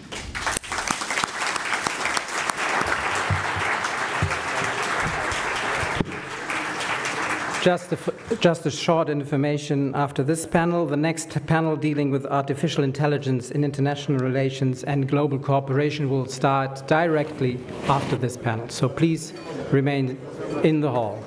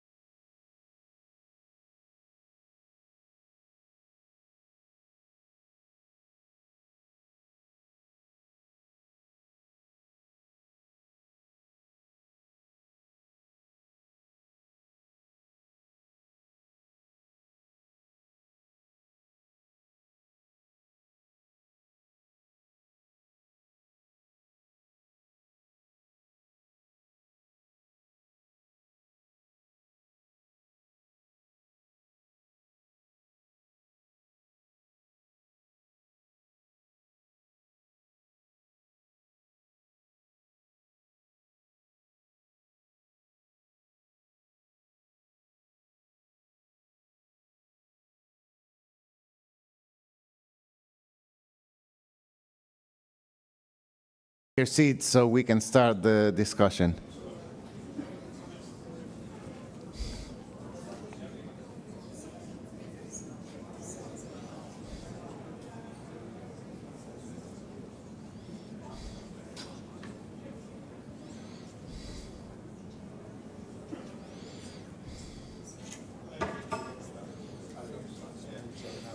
Okay, excellent, very good.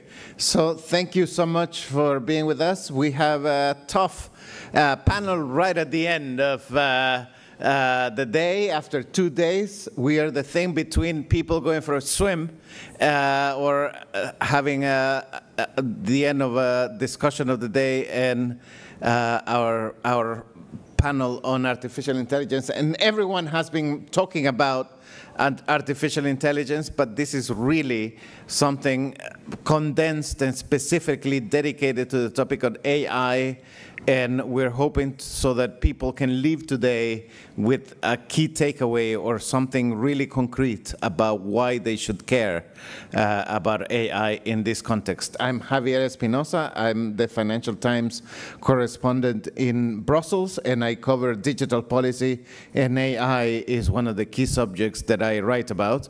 I'll let my panelists say who they are, and then we get right into the conversation. My name is Ettore Greco. I am Vice President of a think tank in Rome, International Affairs Institute. My name is Peter Sorensen. I am Ambassador at Large for Digital Diplomacy in the European Union External Action Service. My name is Ervin Jagatic, and I'm Product Director at Infobip, a communication platform company from Croatia. Aco Momčilović, Global AI Ethics Institute President, and IPMA Global Head of AI Special Interest Group. So, Aco, let's start with you, since you're the last one to introduce yourself, and give us a little bit of context. Just take us into the subject of artificial intelligence, and actually a very broad question about why we should care about we hear about AI all the time. It's a very big hype. Yeah, you're completely correct, and I would say that I think that it is such an important topic that basically the very esteemed group on the panel before was actually a warm-up group for this panel, right? It is that important, but unfortunately, I'm not completely sure that you're correct when you say that everybody is speaking about it, because I've seen a lot of people working in the governments, for the governments and politicians that are actually, I would say, not speaking enough about artificial intelligence because they have some other preoccupations like elections or something. So maybe how to bring, I was thinking how to bring this closer to them, right? Of course, I am aware that 90% of them exited the room and went with their jobs, but maybe to quote people who they are going also to understand and to relate to. So, first quote is, the nation that leads in AI will be the ruler of the world. So this is the quote from 2017, and probably many people here know. It is said by Russian President Vladimir Putin. Right, so he was aware already then of the importance of the topic. Fortunately, maybe they are not that advanced in the AI research. Otherwise, we would have probably different conversations here.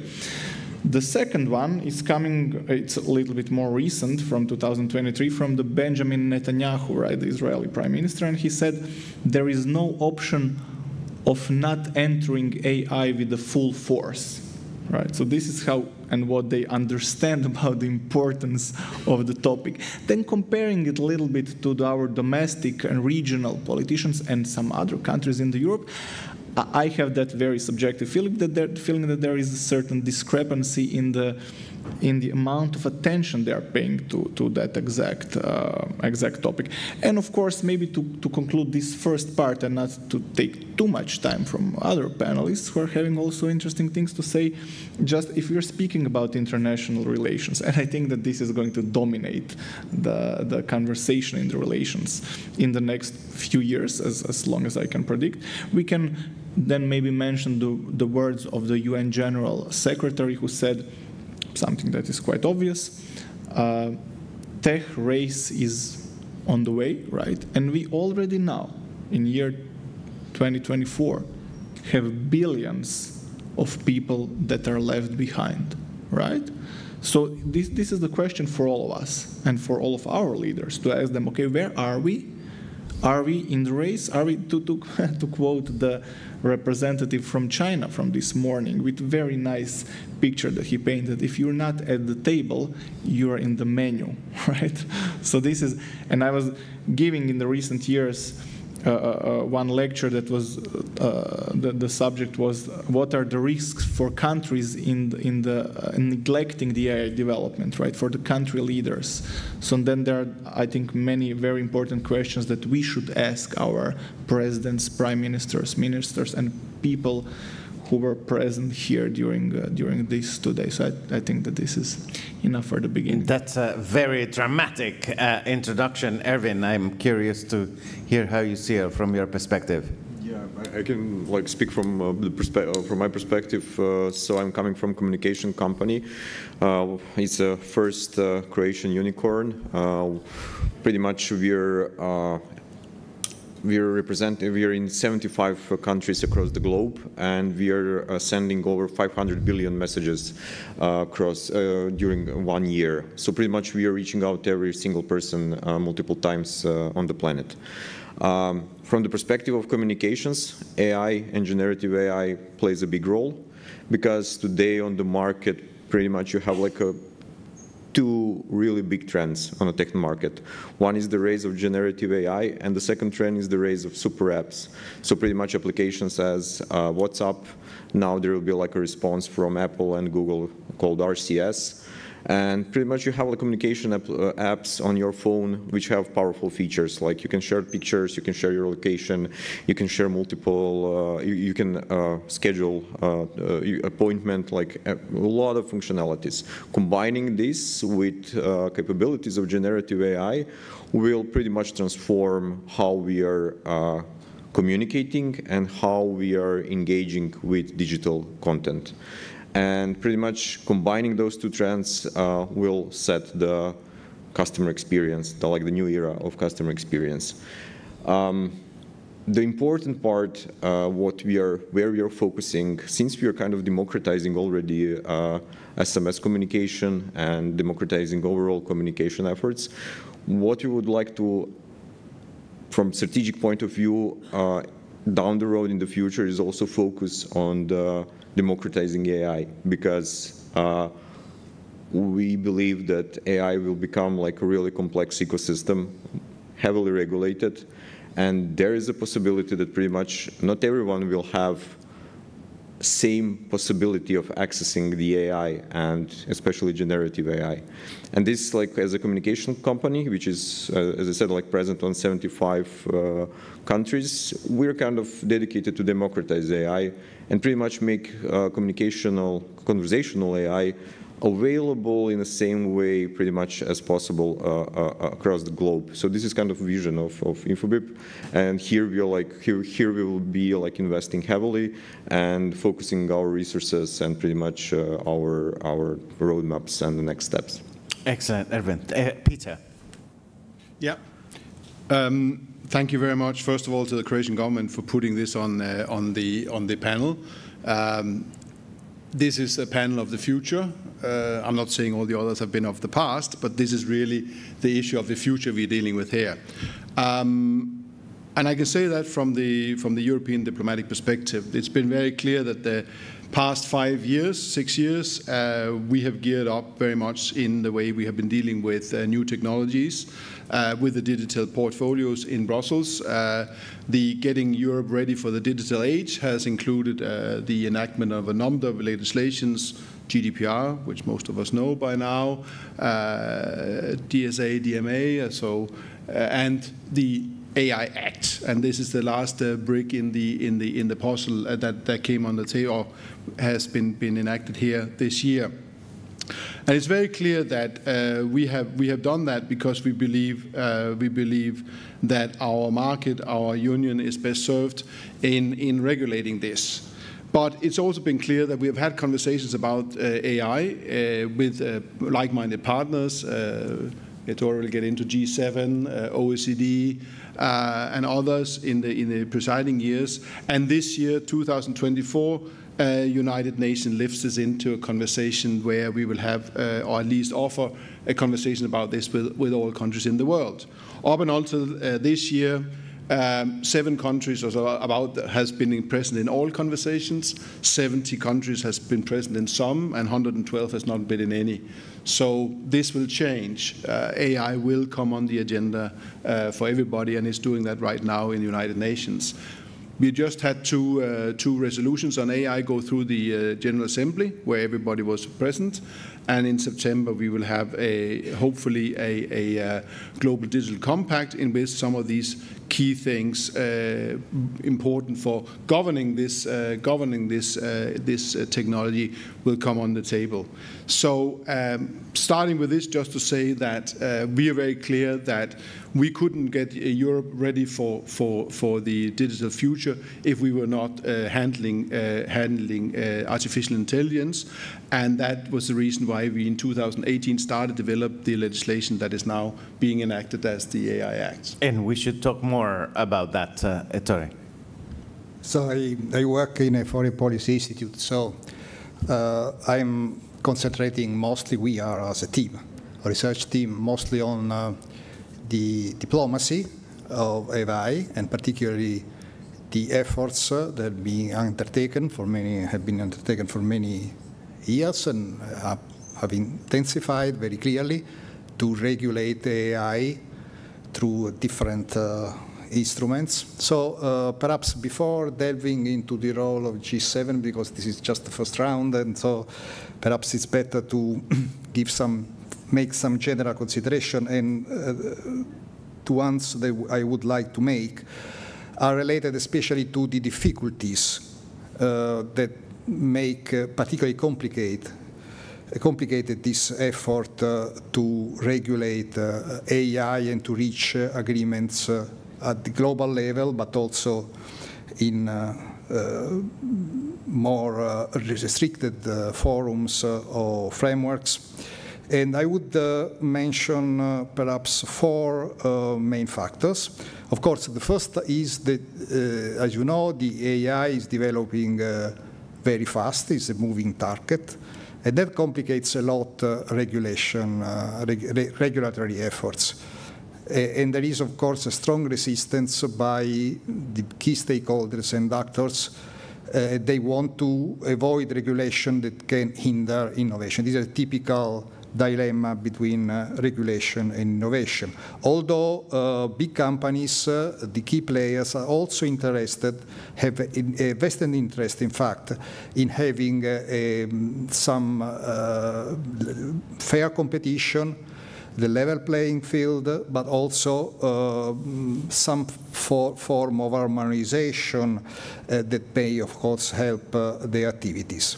A second factor has to do with the growing political tensions among big powers, especially technology rivalry between US and China.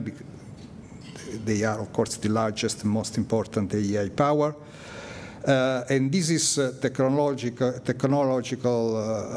rival is a key component of a wider strategic rivalry between the two countries. As a matter of fact, as you know, the US has enacted a series of measures to deny China's access to advanced AI technology, especially advanced chips. And computing powers is increasingly seen in the US as a crucial lever to contain China's AI developments. This is, of course, hardly compatible with convergent regulatory efforts between the two largest AI powers, which is, of course, an important factor. There are also other possibilities to reach agreement in other frameworks, but that's a factor to be considered. A third factor that I would consider is also a geopolitical nature. Can be, in a sense, also considering the discussion within the EU, an incentive to go forward with the regulation, but it's the heavy concentration of AI power in the hands of few countries, and few private companies or private giants. There is a widening global divide, with the global south risking being left behind, and of course so-called global fund. Many countries are complaining about that. This is a source of considerable friction. Can be also an incentive to reach agreements, of course, also in terms of regulation, but can be an irritant and a clear obstacle. The fourth aspect is that the three major powers, so EU, US, and China, have different approaches to AI regulation. This also applies to transatlantic differences. You know, the US and EU has established this TTC, Trade Technology Council. There have been big difficulties in that framework to have a common understanding of the issues. Some progress has been made.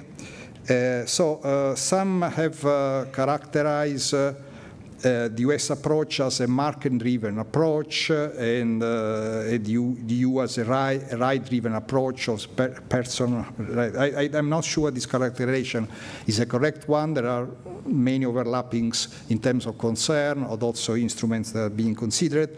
But no doubt, of course, there are marked differences, in particular with China approach, which is very much state-driven. So I would just start by mentioning these, if not stumbling block, very complicated factors that have to be considered when one assesses the prospect for conventional efforts in AI regulation. Then perhaps we can move actually to flesh out. Let's start from my far right, Ashkon, to talk about, flesh out a little bit of the issues that we've been discussing about. And how do you see the sort of like the international landscape? We talked about the EU, heavy regulation, top-down, maybe not getting us towards where we want to, if there's a lot of rules that perhaps are not in line with the rest of the world. Yeah, well, this is a multi-billion-dollar question. So we can approach it from maybe two sides or two examples. One, of course, is EU AI Act, right? And we were discussing it heavily. It became really boring to speak about it because it was like the usual things, okay? Like United States innovates, China historically was copying, and we were regulating. Now China is also innovating, and we are stuck in this like regulating part. And then it was, of course, the next question was, is it going to stifle the innovation or not? Then we have this sandbox option, and then we heard arguments which were, I would say, reasonable to say, no, we will probably not regulate it, and we are hoping that the Brussels effect actually will happen, right? So that everybody else will just say, okay, those guys in Europe are doing good thing, it is beneficial for all of us, and let's all agree to kind of to follow it, more or less. Something that we've seen in the GDPR part. So it remains to be seen. For me, we should not even discuss it anymore. It is enacted. For me, much interesting part connected to that is the execution, right? Because the devil lies in those details. What is going to happen when you really need to roll it out? We have this period of 24 to 36 months, which is already on the way. So maybe how can we be sure what's happening? And then I was a little bit checking and researching. We have AI office on the level of European Union, right? Which was established 1 year ago, approximately, a little bit more. Who is the leader of that office? Last time I checked in April, I don't know if somebody from European Union is here, they still didn't have the leader, the director of the office, right? So this is kind of maybe one benchmark to see if we are fast enough. Then the second thing is, what's going to be the budget? I think that the initial budget was planned, I think it grew a little bit, was 50 million euros. Is it enough? I don't know. How to compare it and with what? Maybe with UK. They had 100 million pounds, I think, budget for a relatively similar organization. So this is actually what we now need to check and to see, is it happening on the level of European Union, how they are behaving in connection to that, and then on our local level, what organizations are going to implement it, who are going to be those people. On EU level, the plan was to take 20% of all of the existing employees and hire 80% of the new employees with a relatively specific skill set. Hopefully, right? Is it going to be replicated on the national level? I don't know.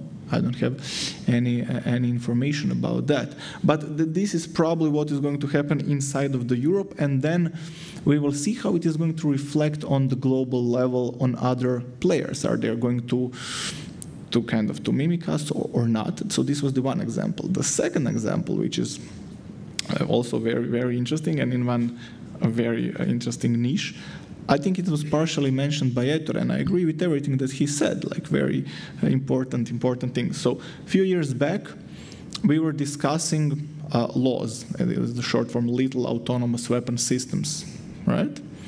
So then people, the leaders were thinking, okay, this is something that has significant ethical questions attached. Can we all agree to ban the development of little autonomous weapon systems? So there was like one act that was proposed that was signed by many countries. Who did not sign it? Well, it will probably not surprise you that the United States and the China didn't sign it. So those mentioned centers of expertise and the knowledge and the power of artificial intelligence technology, they said, no. We would like to keep exploring this possibility, right? So this is actually going to become one very interesting interplay from what I see in the international level. And now in this year, we are hearing people speaking about very nuanced, interesting things about different countries and the territories and stuff like that, which is happening for years and very, very slow. And I think that we are going to have a completely different discussion in a few years. And I was speaking with the organizers maybe to focus the next forums here maybe more into the AI domain. Yes, I'm pretty sure throughout the years, what is now the last panel will become the first panel and somewhere in between. The only panel. The only panel. Yeah, excellent. Erwin, I'm curious to hear from your perspective. Yeah, from point of regulations, I think it will be like one of the toughest tasks from the perspective of European Union, because it's kind of super challenging to regulate something and not to jeopardize the advancement and the new things. So to not slow, but also to keep it safe and keep it regulated. And that's kind of that's a super hard thing to do, especially in these times when the advancements are super fast, but also keeping it under the hat of safety, trustworthiness, and everything that pretty much we want to AI to be. And this is like also not just in European Union. I think this is also something what's United States also putting the efforts.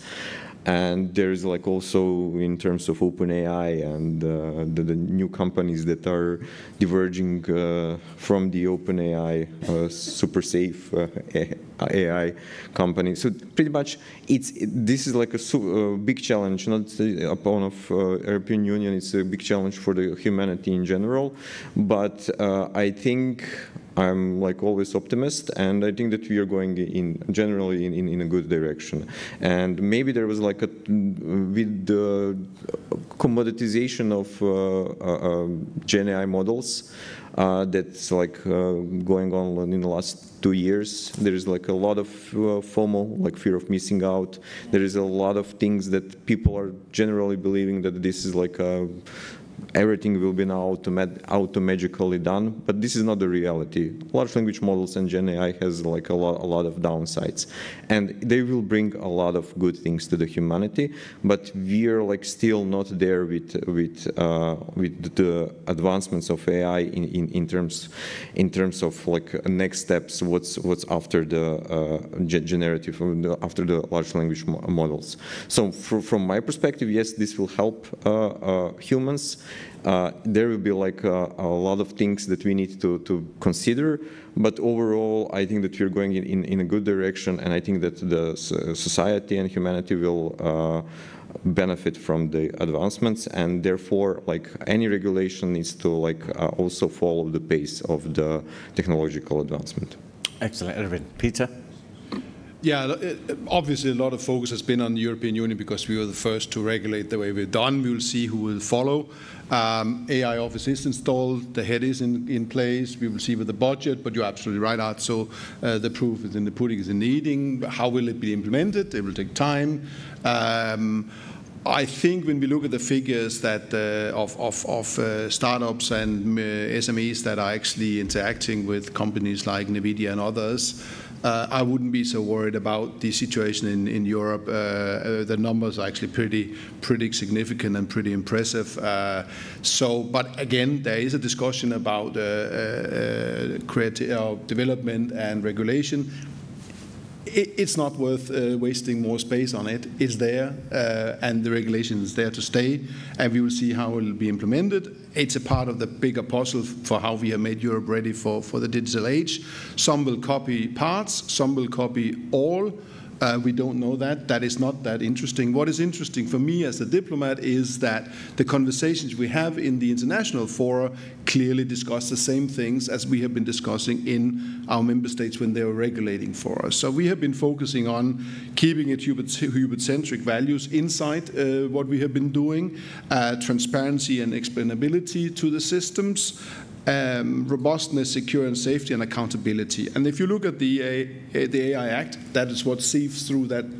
And that's the same conversation we have in G7. It's the same conversation we have in OECD. And it's exactly the same conversation we have in United Nations now. However, what is furthermore important is what we have in United Nations, because we have all 195 there, we have the issue about access. We have the issue about making sure that nobody is left behind. These sort of things. And I think the next couple of years, that will be the interesting conversation. And that was why I was stressing the Global Digital Compact, where all 195, and not only 7 or 70, will be participating. All 195 countries will be there. And we already see now in the preparation of the documents for September that there is a huge interest from all around the world. Of course, it differs if you are sitting with compute power enough in your country to do a large language model. Your focus is one thing, safety, like what we have been doing. If you sit and you do not have the compute power, your interest is how do I secure that my country has this compute power? And that's why I think the coming years now will be these partnerships that we will build up. We are already laying down cables. We are working together on cloud, but the compute power is the key thing. Computing power is the key thing. Ettore. So I would reiterate, of course, that despite the, dire straits, I tried to mention at the beginning. Very good to mention dire straits to keep in line with the program. Just, very good. In the last few years, we have witnessed a real proliferation of initiatives to promote AI governance. In parallel, that need to be stressed to regulatory measures taken at the national level, because practically all big countries have also enacted national legislation or measures.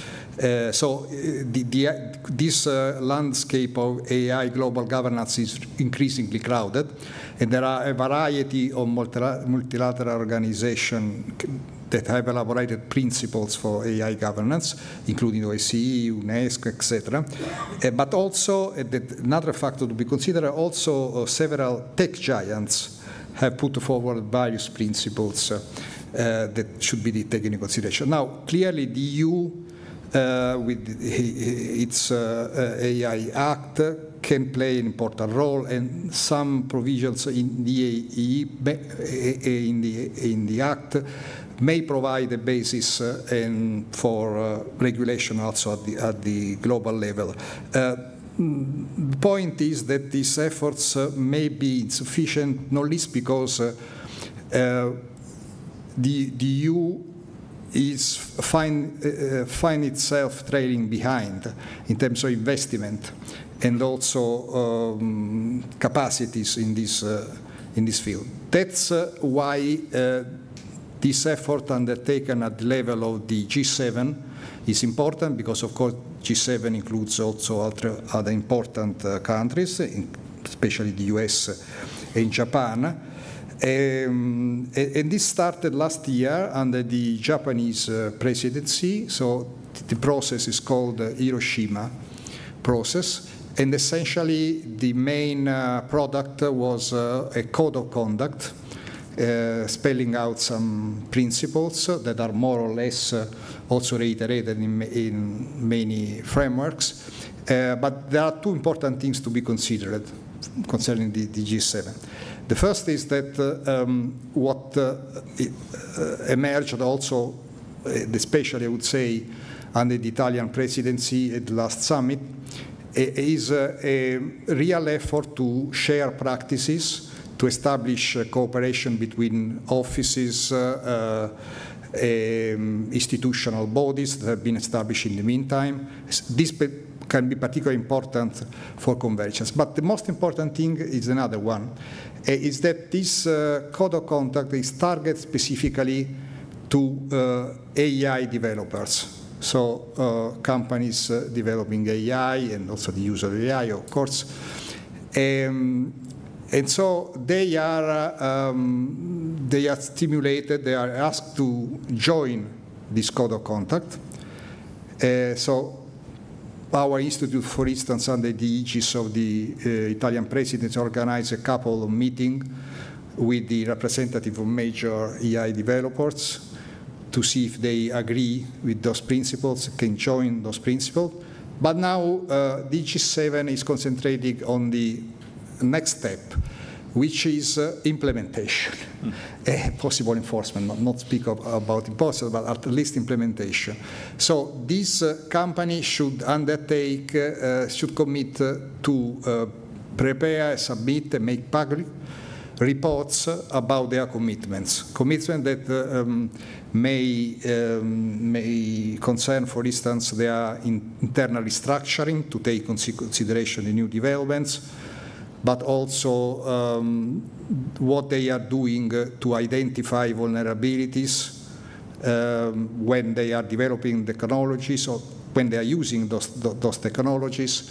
So the idea is by probably the beginning of next year to have this implementation, this monitoring mechanism in place so that once the companies join this code of conduct, there could be also some sort, as effective as possible, that's the hope, to monitor and control their commitment. And this is being done essentially by the OECD. Is the OECD the technical body capable, because you know G7 lacks permanent staff, is not an executive, doesn't have the executive power, so the OECD is providing the technical means and the all technical preparatory work to reach this goal, based also on the very long-lasting and important partnership between the two forums, the OECD and the G7. So that's the objective on which the Italian presidency has worked, and this is important work, I think, but most probably the result, we will see the result at the beginning of next year. Interesting. Asko, I want to ask you, we're talking a lot about how the importance of AI, and you've given it a lot of thought, deep thoughts about Croatia in particular, but the world. It's a bit pointless, isn't it, to talk about AI? The EU is just going to lag behind. The US and China have won the race on AI, and we should just all go to the beach now. Yeah, well, I think that maybe for the diplomats now, it is still time to shine, right? They will have their chance, and I will explain it maybe at the end, but if we take under the assumption that they are any good, right? So it will be now time for them to prove it. So Peter mentioned one thing is the computational power, right? And a lot of things obviously are depending on it. So how can we paint the picture of our prospects in that part? So if you're looking at the top 50 companies, right, and those who are connected with the artificial intelligence, we have number 3 is NVIDIA. number 8 is the TSMC, right, from Taiwan. Luckily, Europe has ASML, right? It's currently on the 21st place, 400 billion, TSMC 800 billion, right? So it's a very good card. It's our only card currently. So the race is not completely lost. And this is the matter of international politics. So when the Biden gives the executive order, ASML from the Holland will not send the latest technology to the Chinese to build the new Gen 3 nanometers chips, right? But still, can we as a Europe become the manufacturer of those chips? This is very questionable. Same for us as for the China, regardless of the amount of money that they are investing. So the stakes are very high. Yeah, exactly. Yeah. So the stakes are very high. How high?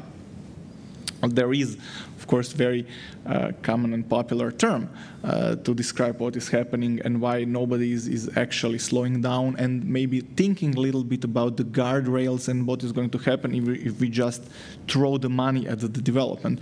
It's called the first mover advantage, right? And it kind of reflected. We've seen it in the area of military application. So, coming back to the quote from 2017, everybody is afraid that if they're going to come the second in the race, they're going to lose it because the first one is going to have advantage that is that big. That could be like even in months, but if you get to that level of development and do you think that's impact, a real risk, or usually a second mover is also a good mover, yeah. But in the race of AI, you think winner will take all, basically? Well, I think that it might happen here. From what I've seen is that now the companies that are second in line are having significant difficulties of catching up with the first companies, right? And that is I think valid from the information that I have also on the country level. So then you take that as a perspective of the European Union, but also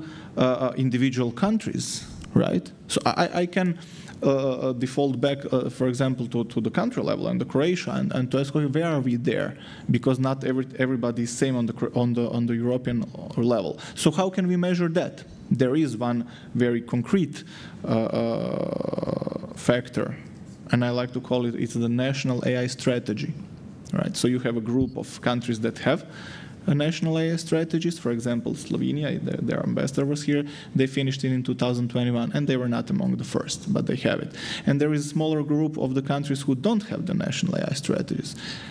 Where do you think that the Croatia is? It's a rhetorical question, of course. You ask yourself where your country is, right? And this is the only one, the first out of many documents and steps that you need to have and to achieve in order to get at that table and to be part of that race. So, and again, I think that this is why exactly a lot of that job is on the diplomats, on the politicians, on our country leaders, which unfortunately, I think in many cases, and you have the proof here in the empty spaces, they're not aware of what is happening, and they're not aware of the speed in which this is happening, right? Because if they're going to solve in 10 or 20 years the think about this part of land or that part of land, the Jasenovac or Srebrenica, right? In their terms, things are going to change significantly. Erwin, do you think that the EU should be more ambitious then, and to the point of what Axel is saying? Well, EU has is moving in a good direction. Ambitious, definitely yes. Highlighting what Peter said, I just need to resonate this, the kind of making AI available to everyone, because social differences, like the kind of where the story could end up, like in huge social differences. So group of people who will be able to consume AI and the benefits of AI like advancement of computing, gathering the information, and the group of people, societies which will not have these advantages. And pretty much social differences will, in that scenario, will be vast. And how we can easily end up in this situation is because hardware, so pretty much semiconductors and the silicon is really scarce good, And what Atso said, like there is only one company, it's TSMC today, who is producing hardware for large language models, and this brings like a huge scarcity on the market, and computational needs like are progressing exponentially. So pretty much we are producing on global level, we are producing linearly, but demand is surging exponentially. And this gap in between will increase the prices of how much hardware costs, how much compute does cost. And the predictions are that we will have like a new currency, which will be called like a compute.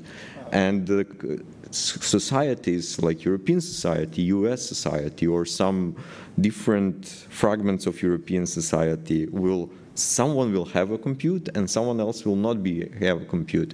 And there is like a really, really dark future for the people who will not be able to access the compute. That's the summary. Just to add to something that...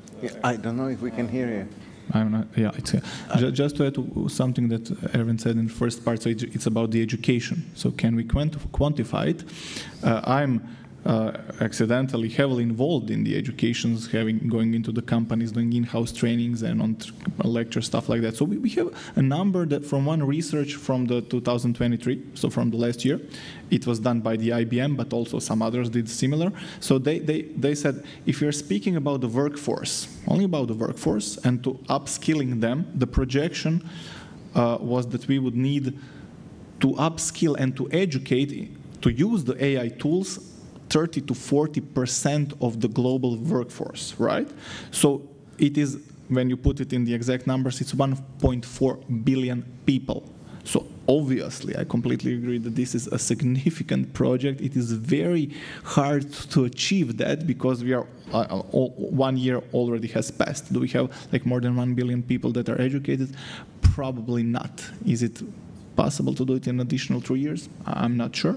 Very dramatic. Yeah. Peter, I sit in Brussels like you do, so we are enjoying the clouds of Brussels every day, very, very actively. Not the computer clouds, but the clouds. The actual analog clouds every day. But talking about the scale and the billions of people and whoever owns the technology owns the future, tell me a little bit about your thoughts. And I know in the preparation to this panel, we talked about the economic model and getting it right. AI Act. I remember I came to Brussels with the Financial Times 5 years ago. It was a sleepy, sort of dusty piece of regulation that it was kind of okay to talk about. Then ChatGPT came. Yep. It was quickly adopted, and then everybody suddenly woke up. Yet, you know, is that it? Is that the future? Is ChatGPT the Google of the next 2 decades? And why bother about getting into the economic dynamics of it? It's all lost. Yeah, it's probably wrong to ask the diplomat about the economic model behind it, but I'll give it a shot and then we'll give it over to those who really know. But it's clear yet, I mean, first of all, we are in early days of this. I mean, it's very, very early days. It was in November 2022 that the world realized what has been worked on in real earnest since 2015, or the breakthrough in 2018 and so on. So, and you're right, our AI Act started before we realized what the generative AI actually could. So we had to finesse it, and that we did quickly.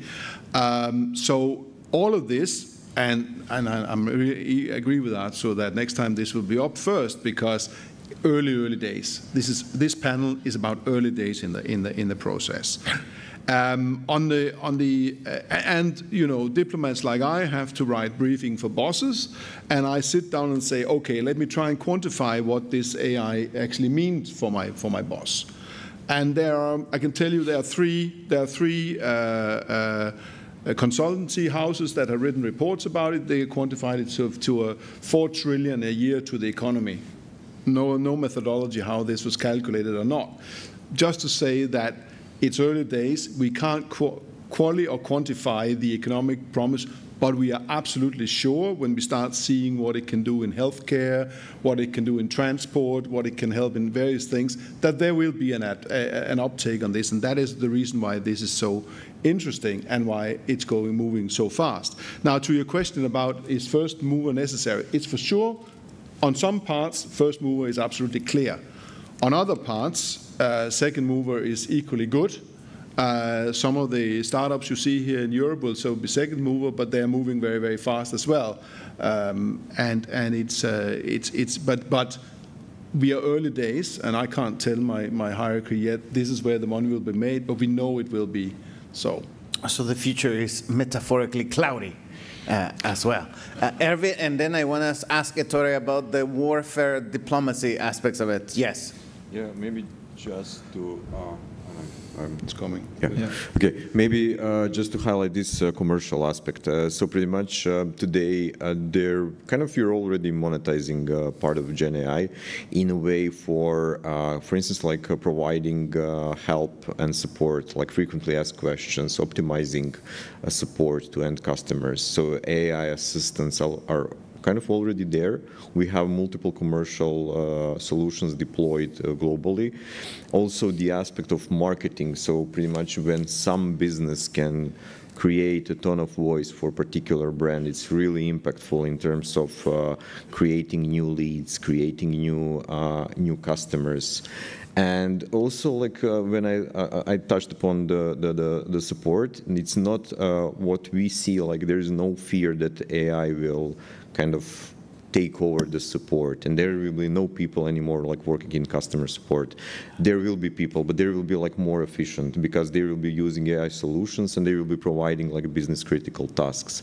Also in government sector, there is we have like also a couple of solutions in Brazil where pretty much city provides the relevant information to the citizens and to the tourists. This is also something what we're developing here locally in Croatia for some cities, but there is like a lot of applications that could be like commercialized as in today, but also it's important to highlight that the GPT model is now currently commercially most advanced, but also other models are rising, and also orchestrating different models will also play a huge game in terms of commercialization.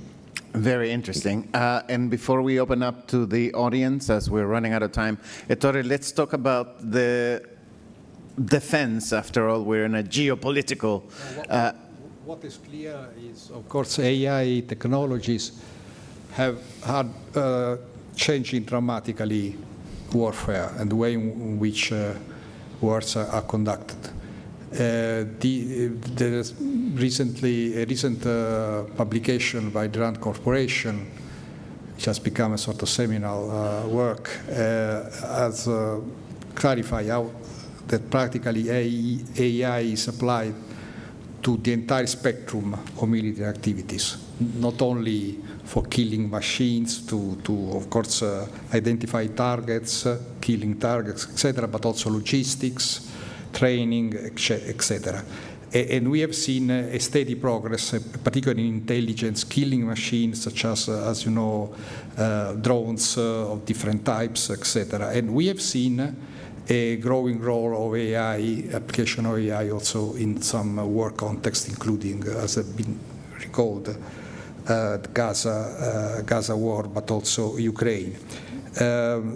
You should consider, of course, the AI technology may be extremely important to, for instance, collect, interpret in a synergic way data coming from different sources in a much more effective way than other instruments of the past.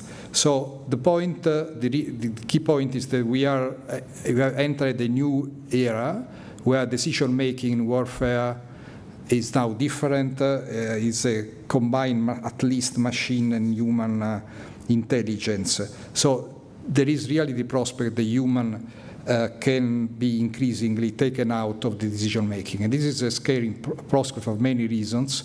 First, because, of course, there is the risk of violating fundamental human rights and international law principles, but also because these accelerate the decision making, and this is risky because then can cause inadvertent or involuntary decision or action that can then trigger escalation and also retaliation that are very dangerous. So in this situation, of course, there are different schools of thought. The US in particular is insisting on have voluntary declaration. There has been many declarations also by big powers that they intend to keep a human role in decision making. This is particularly important, of course, when we speak of, about nuclear weapons, of course, but there are others, Austria, for instance, that also organized an important meeting recently. They are in favor of banning completely the so-called lethal autonomous weapons that can incorporate or not AI technologies. There is a discussion in a special working group and also in the Conference of Disarmament at UN. Some principles have been approved, so it's long. But the point is that at the moment there is no real proposals to open negotiation on that, and also there is no consensus about the framework within which this negotiation can take place. So most probably we will continue to see voluntary declaration by big powers and others on one hand, and the hope is that in particular with this application already, it has become particularly important that risk reduction mechanisms, so-called risk reduction mechanisms, are created between big powers, particularly China, US, because this is of course, a very broad issue, but applies in particular to the use of AI technologies in warfare. So I'm speaking, of course, of new hotlines or military, continuous military to military compact. This is, of course, a wider problem that, as we know, the tensions between China and US in particular are very worrying, and this risk reduction mechanism could be particularly important. But the hope is that at a certain point, some decisions, some common declaration can be taken at the level of the P5, the 5 permanent members of the Security Council. There is a forum, a context going on with much difficulty, so that's the hope. Excellent. Thank you very much. Peter. Yeah, I can testify that I was the ambassador in actually in the conference discussing this, and so we sat for 4 years in the context of the disarmament, and that is exactly where things stands. And I just wanted to echo that the security aspects of not only artificial intelligence but also other technologies is clearly something we need to. We talked about the role of the diplomats. That is high on our agenda. It will be high on agendas the years to come, exactly for this issue that was pointed out. Lovely, excellent. Let's, for the last minutes that we have, open the floor to questions from the audience, if we do have them. And I guess they need to wait for the microphone? If we have them. If we have questions. Who would like to ask? Excellent. We have a question right at the front row. A good student of AI policy and diplomacy. And if not, maybe we'll just, if we don't have a microphone, let's just shout. And tell us your question. We can hear. Okay, thank you. I'm curious, how much of AI application do you have in your everyday life, everyday work, speaking about diplomacy? So a lot about this about regulation. I'm curious about how do you apply it, and how often do you apply it? I'm sorry to ask you to ask the question again, but now with the microphone. Okay, and say who you are, please. Nikola Stojanovic, I'm a State Secretary in the MFA of Serbia. I'm curious, how much do you apply artificial intelligence in your daily work and daily life? Preparing for meetings, drafting points, even more. How much is AI included in the whole process? Peter. I think it's me, huh? And does it feel like cheating? Well, let me put it this way. Right now there isn't a lot, because the hallucinations from the machinery is simply making it, it's not reliable enough for the commercially available products. However, there's no doubt it will be, because eventually we and others will train our own models. We are right now internal in-house for the European Union looking at what we can do, and to what extent that it opens up a lot of questions of security. There's ethical questions about how do you train it, because the machine isn't better than the material you trained it on. But it's clear you don't need to have a lot of imagination to know, as a desk officer on a certain portfolio, if you can have the last 20 years dispatches to your use, and you say, what have we said about X issue to this minister or to this country the last 20 years, you're very, very well equipped. And there is no doubt in my mind, but I just can't say how we will do it. I know there are some of our member states that are further ahead who already are using it. Not everybody is super happy to share yet, because still we need to see. But I have no doubt within a frame of 5 years, we will see well-developed systems that have been trained to do exactly that in the diplomacy. But right now we are not using it so much ourselves. And also because there is the issue of, if you are writing your dispatches, you put it out in a public domain, how much of it will be used for retraining, how much will go back into the system. So therefore we're pretty cautious. But I'm sure we will end up seeing systems, closed systems, trained by ourselves, contained, and we can use them in a foreseeable future. Absolutely, and that is a very big point that I've been reporting about in Brussels, which is the fear of feeding the machine that then feeds other systems. Big risk. Yeah, I think that in Croatia we have one excellent project that was done by Croatian ambassador in Sweden, which is kind of combining the databases and creating the books that are giving you all the data between any two countries in the world. So then he's giving you the information that you need as a diplomat, as an ambassador, to do your job backed with information. And it is having also the AI layer. So this kind of paints the picture, what are the possibilities. On the other hand, going a little bit outside of the diplomacy, but I cannot mention, because I was asked the company, but I can say that it's one of the 5 biggest Croatian companies, right, with very tough board. One of the board members told me on one of the Google events that we attended, he told me, look, I cannot share it publicly, but just for you to know, I created the company strategy with the ChatGPT, presented it to the other companies of the other members of the board, and said, okay, this is like really good. And then he told them that it is created with ChatGPT, and they were like, okay, so this is like interestingly serious document. So the possibilities are very good. Nice. Erwin? Yeah, I just wanted to reflect on the topic of hallucinations, which is today. But can you tell us how you use AI in your daily life? Yeah, I use it on multiple levels. So for instance, like if I need to do like some kind of research around some topic, I can recommend everyone like an app called Perplexity, which is kind of combination with Google and with GPT. And the good thing is Perplexity. Google plus ChatGPT equals in a Perplexity. nutshell. In a nutshell, yes. But you can like really advance in terms of research, because usually when we are researching some kind of topic and we are doing it in an old school way, just Googling a lot of different sites. So basically how we are doing it, we are like scrolling and reading multiple articles, then building some kind of mental map and drafting out the takeaways. But with Perplexity, it's kind of putting AI layer upon of multiple sources, and pretty much drafts out the whole resume of the topic that you are interested in. And pretty much, if I'm researching some topic, I will get the results in a matter of seconds. Usually, that would take me like 30 minutes, 1 hour of my time. And the good thing is that I have like sources which are the data that is provided with this in this summary. And but this is like I can do that with Google.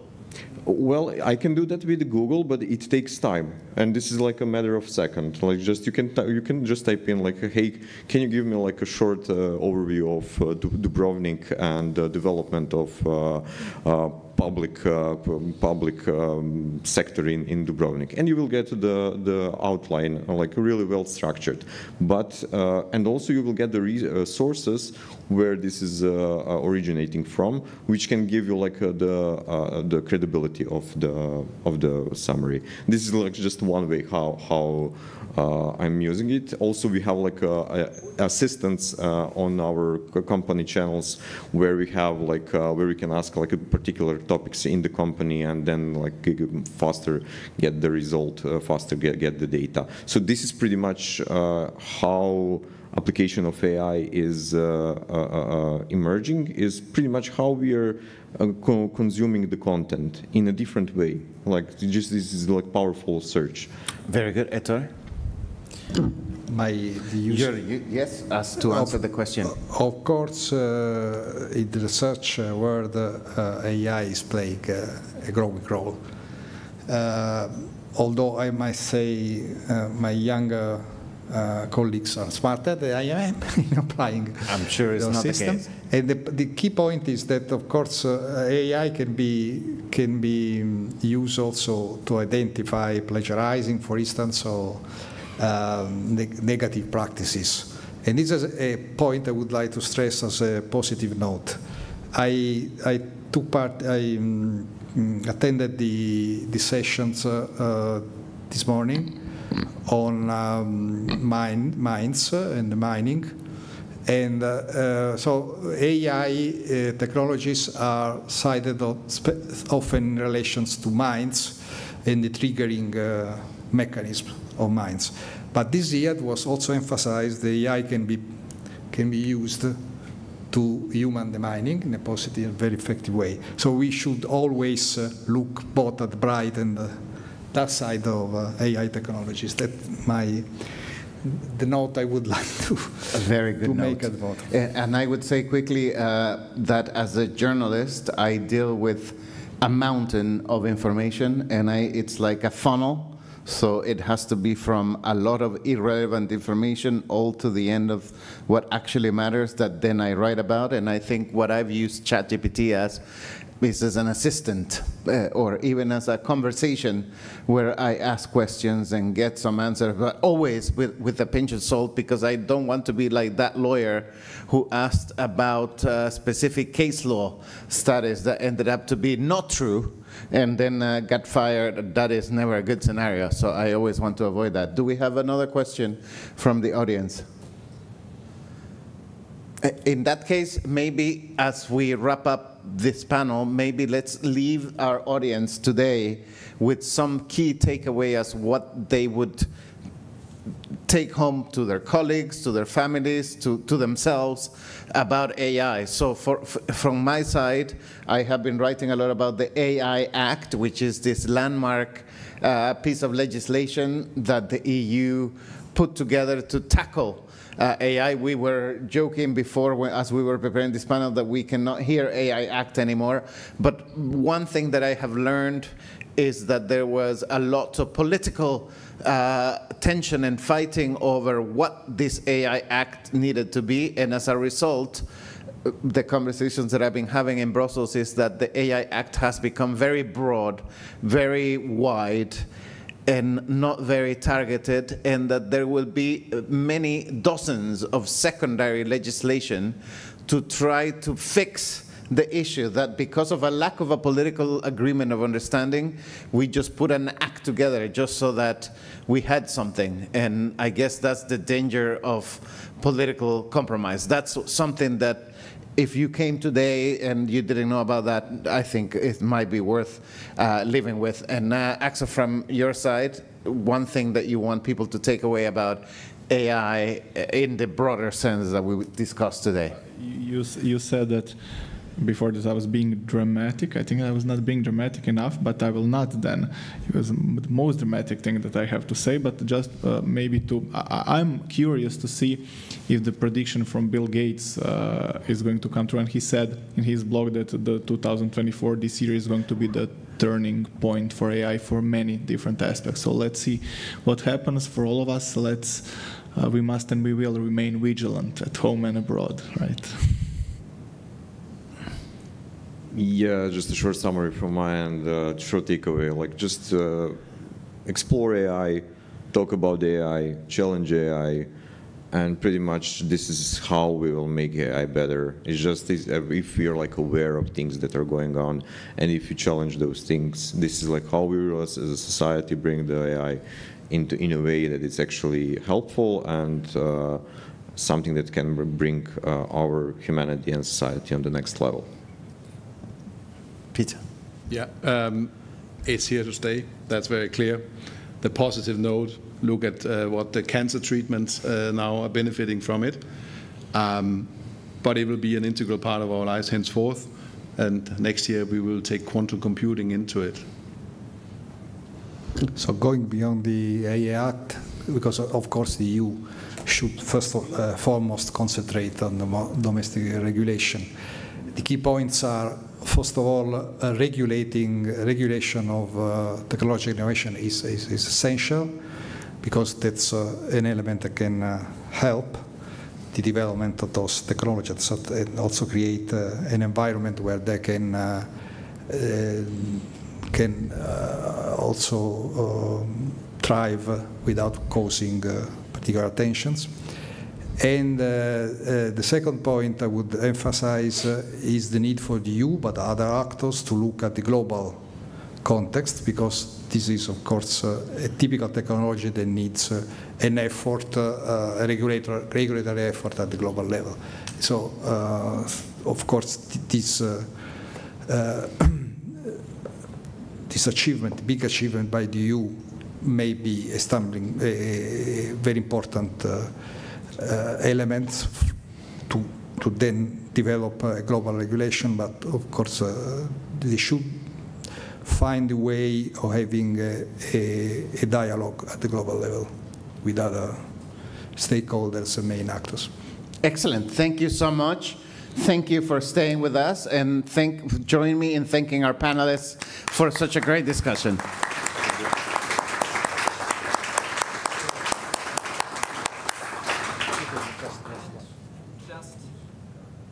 We cooperate. And just a few words on behalf of the Croatian Ministry of Foreign and European Affairs, which is organizing the Dubrovnik Forum. I also thank the moderator, the panelists, and all of you for coming to Dubrovnik. We thank you that you participated in this forum, the Dubrovnik Forum 2024, and we would like to see you all together with us next year here, June or July, and I promise that we also will integrate AI even more than we have done it this time. Thank you.